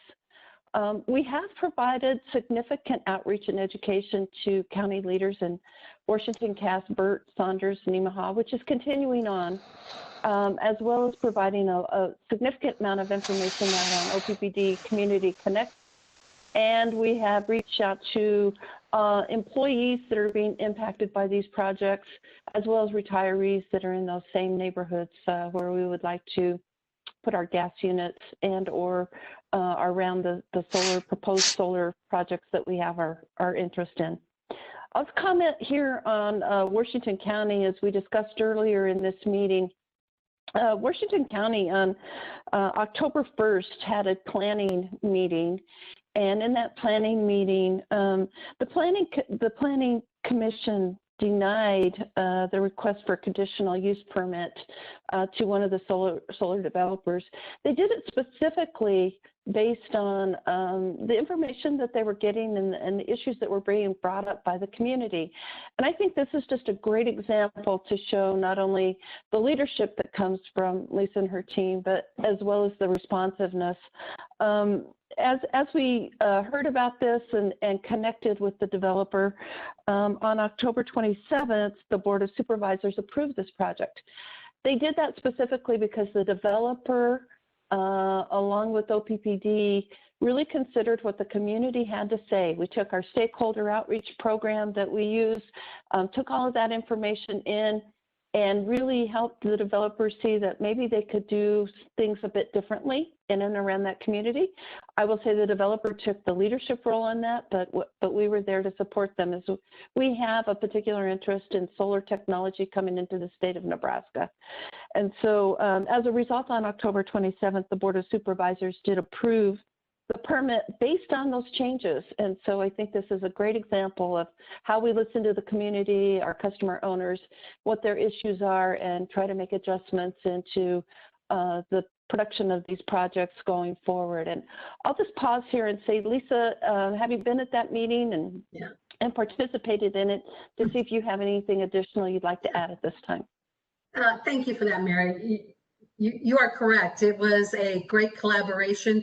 We are in unusual territory because we are still negotiating with the solar developers. So as we were going through this, we coached them through that as they were listening, and Director Molhoff was there as well. So I'll open it to her comments as well. But I will say the Planning Commission did a really nice job of listening, and we sat down with them and heard their concerns as well, and then was able to work with the developer through the process. So thank you to Tim O'Brien and the team on that. So Director Molhoff, anything you'd like to add?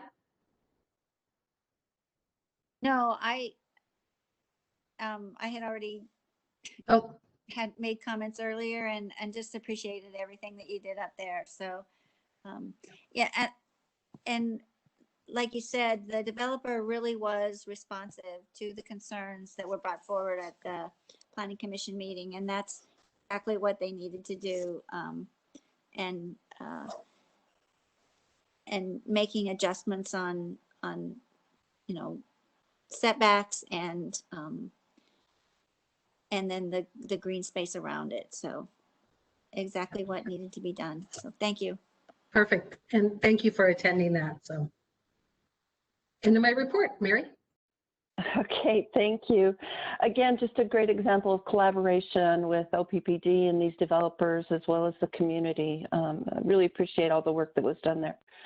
Next slide, please, Ms. Henners. And one more. Thank you. Just a short report on the gas generation project and where we are. We've made considerable progress over the month. We did submit an application to the Power Review Board on September 16th. We received 16 letters from major customers and community and state organizations in support of the gas projects that we intend to install. And they had a hearing on October 19th. The Power Review Board gave their unanimous approval 4-0 of both projects moving forward. Again, great collaboration by the team, really across the entire OPPD family. Steve Bruckner did just a wonderful job leading us through that as it's a legal process. But Joe Lang and Luke Hainer out of Lisa's group in particular helped really lead the strategy around how we were going to tell our story, what story we were going to tell, what was important to share with the Power Review Board to give them confidence that this was the right thing to do for the state of Nebraska and for OPPD customers. Additionally, in the month, we voluntarily submitted the documentation to the City of Papillion. As we've said, we've been working with the City of Papillion in collaboration on our Sarpy County South site. That Planning Commission gave us a 7-0 vote, so approval for the submitted items, and we will be moving to gain approval from the City Council, the Papillion City Council, on November 17th. So we're hopeful that we'll get through that as well. And then just some other things that are going on. We continue to do our detailed technical assessments for these projects, also surveys, which is basically a boundary survey, geotechnical investigations that we're doing, noise measurements, and just looking at the environmental aspects of these projects. And then we are continuing fuel supply vendors meetings along throughout this month. Next slide, please.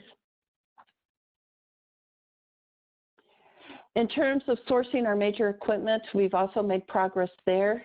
As you can see in the boxes on the right-hand side, we issued our RFP for our reciprocating engines. Pre-bid WebEx occurred in September. And then in October, we received the proposals that came in from that. And we are evaluating those proposals as we speak, and we expect to make recommendations to the SAMT later in November and award a contract sometime in the month of December. So great progress there on our reciprocating engines.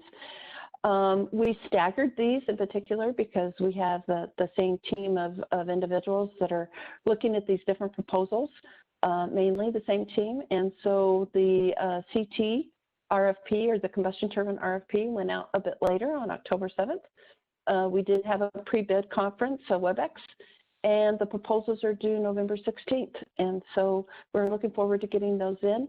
We'll start to evaluate those and begin negotiations with the plan to award a contract sometime in the month of February. I believe, if you go to the next slide, is where I need to turn it over to Lisa Olson to talk about our stakeholder outreach. I see Janice has her hand raised. I was just going to pause to see if there were any questions for Miss Mary. I do. Thanks, Mary. I appreciate that. I just wanted to reiterate, and I confirmed this with Tim Burke yesterday, that the RFP will include multi-fuel generators, not just natural gas. And I think that was part of Sierra's concern when they were pushing back against the process. So just wanted to clarify that these RFPs will be multi-fuel and not simply natural gas. So I've asked specifically in these RFPs for the suppliers to provide to us the information about what it would take to look at alternative fuels to be utilized in these, probably in the future. So we're looking at things like biodiesel fuel, hydrogen. There's a whole series of other items that we've put in the RFP.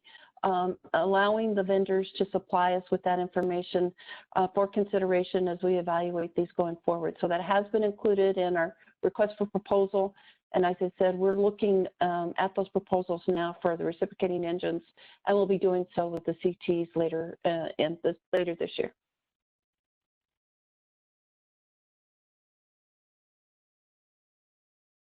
Any other questions? Okay. Okay, onward to stakeholder. Thank you. Mo, next slide, please. I'm not going to go over this slide. You've seen it every month for the last several months. So hopefully you're at the point of, okay, I get it, but that's okay. Virtual meetings went extremely well, and we touched on that at our last month's board meeting.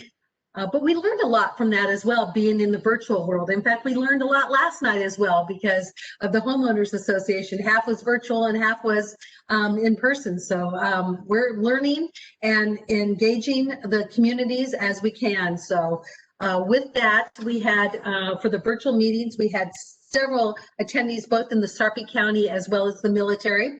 And then we continued conversations. If you want to go to the next one, please. Out of the virtual meetings, people said, you know what, we want to see it. And so the team did a quick planning of walking tours, especially on the military site, and invited the residents, since we're in that phase 3 of the impacted right around the plant, invited the residents that back up and surround the site to come walk the plant with us in a safe and social distancing way. And what we learned from that as well is they said, wow, didn't know that the property was so deep and so forth. So out of that, then we conducted, with the help of Troy Vice Group, we did drone footage, and that now is on OPPD Community Connect. So we launched that last night. So go take a look at it. It's fabulous. So that's another, we're just continuing to add to our portfolio. Next slide, please. Last night was the Ramble Ridge Annual Homeowners Association meeting. We had approximately about 30 people virtual and then about 18 people in person, social distancing as well. And Mary and I and Jamie Wagner donned our masks. And so it was good that we were there to answer any questions. But the team, Jamie and Lori and the team did a great job with the subject matter experts, and Director Bogner was part of that as well. So Director Bogner, if there's anything you'd like to add.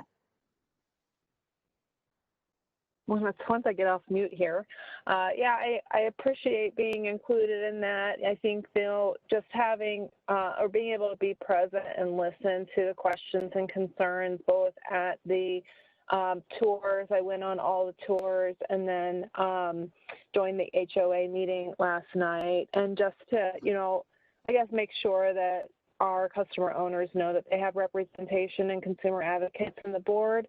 I feel like it went well. There's certainly, a few people that are really upset by it. And certainly we don't know, everything that is going on in their personal lives, but I think at the moment, at least, their concerns about this particular property and project are addressed. And I've given them my contact information so that they can reach out if they have any further questions or concerns.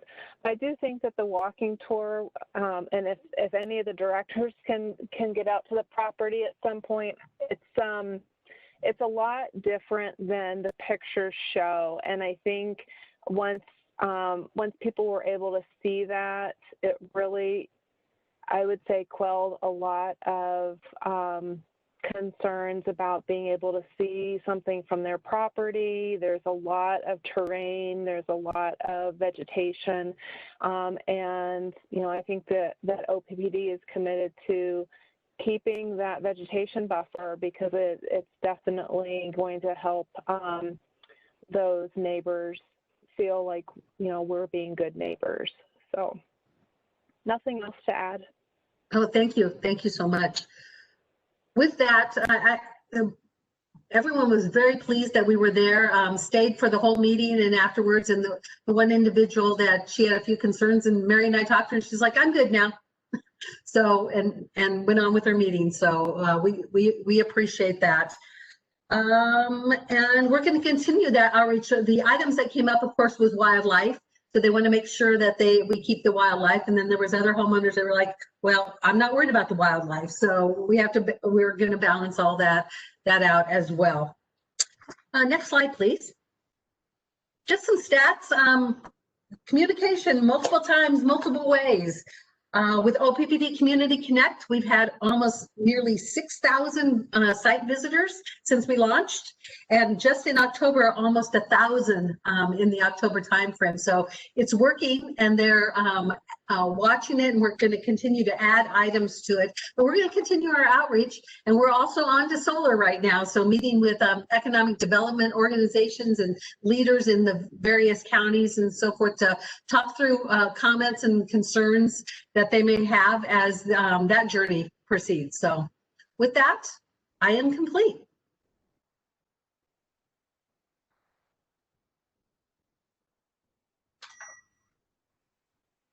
Okay. Any questions from board members for the Power with Purpose team?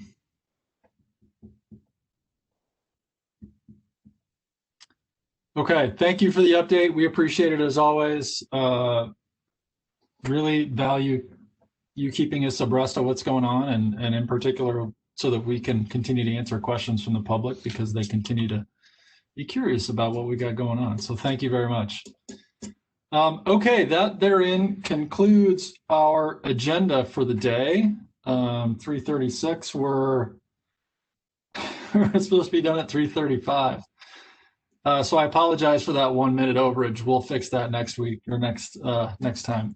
So remember, board meeting is on Friday. If there are any members of the public that are still on today, board meeting is at 4 o'clock on Friday.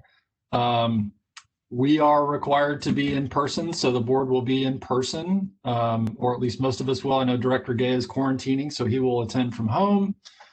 But if you're in the public and you're wondering whether or not we want you to be physically present, I'll just speak for myself. I do not want you there. I want you to stay home. I want you to be safe. We have all the technology we need in order for you to attend and participate in our meeting virtually. So I would encourage everyone to do that.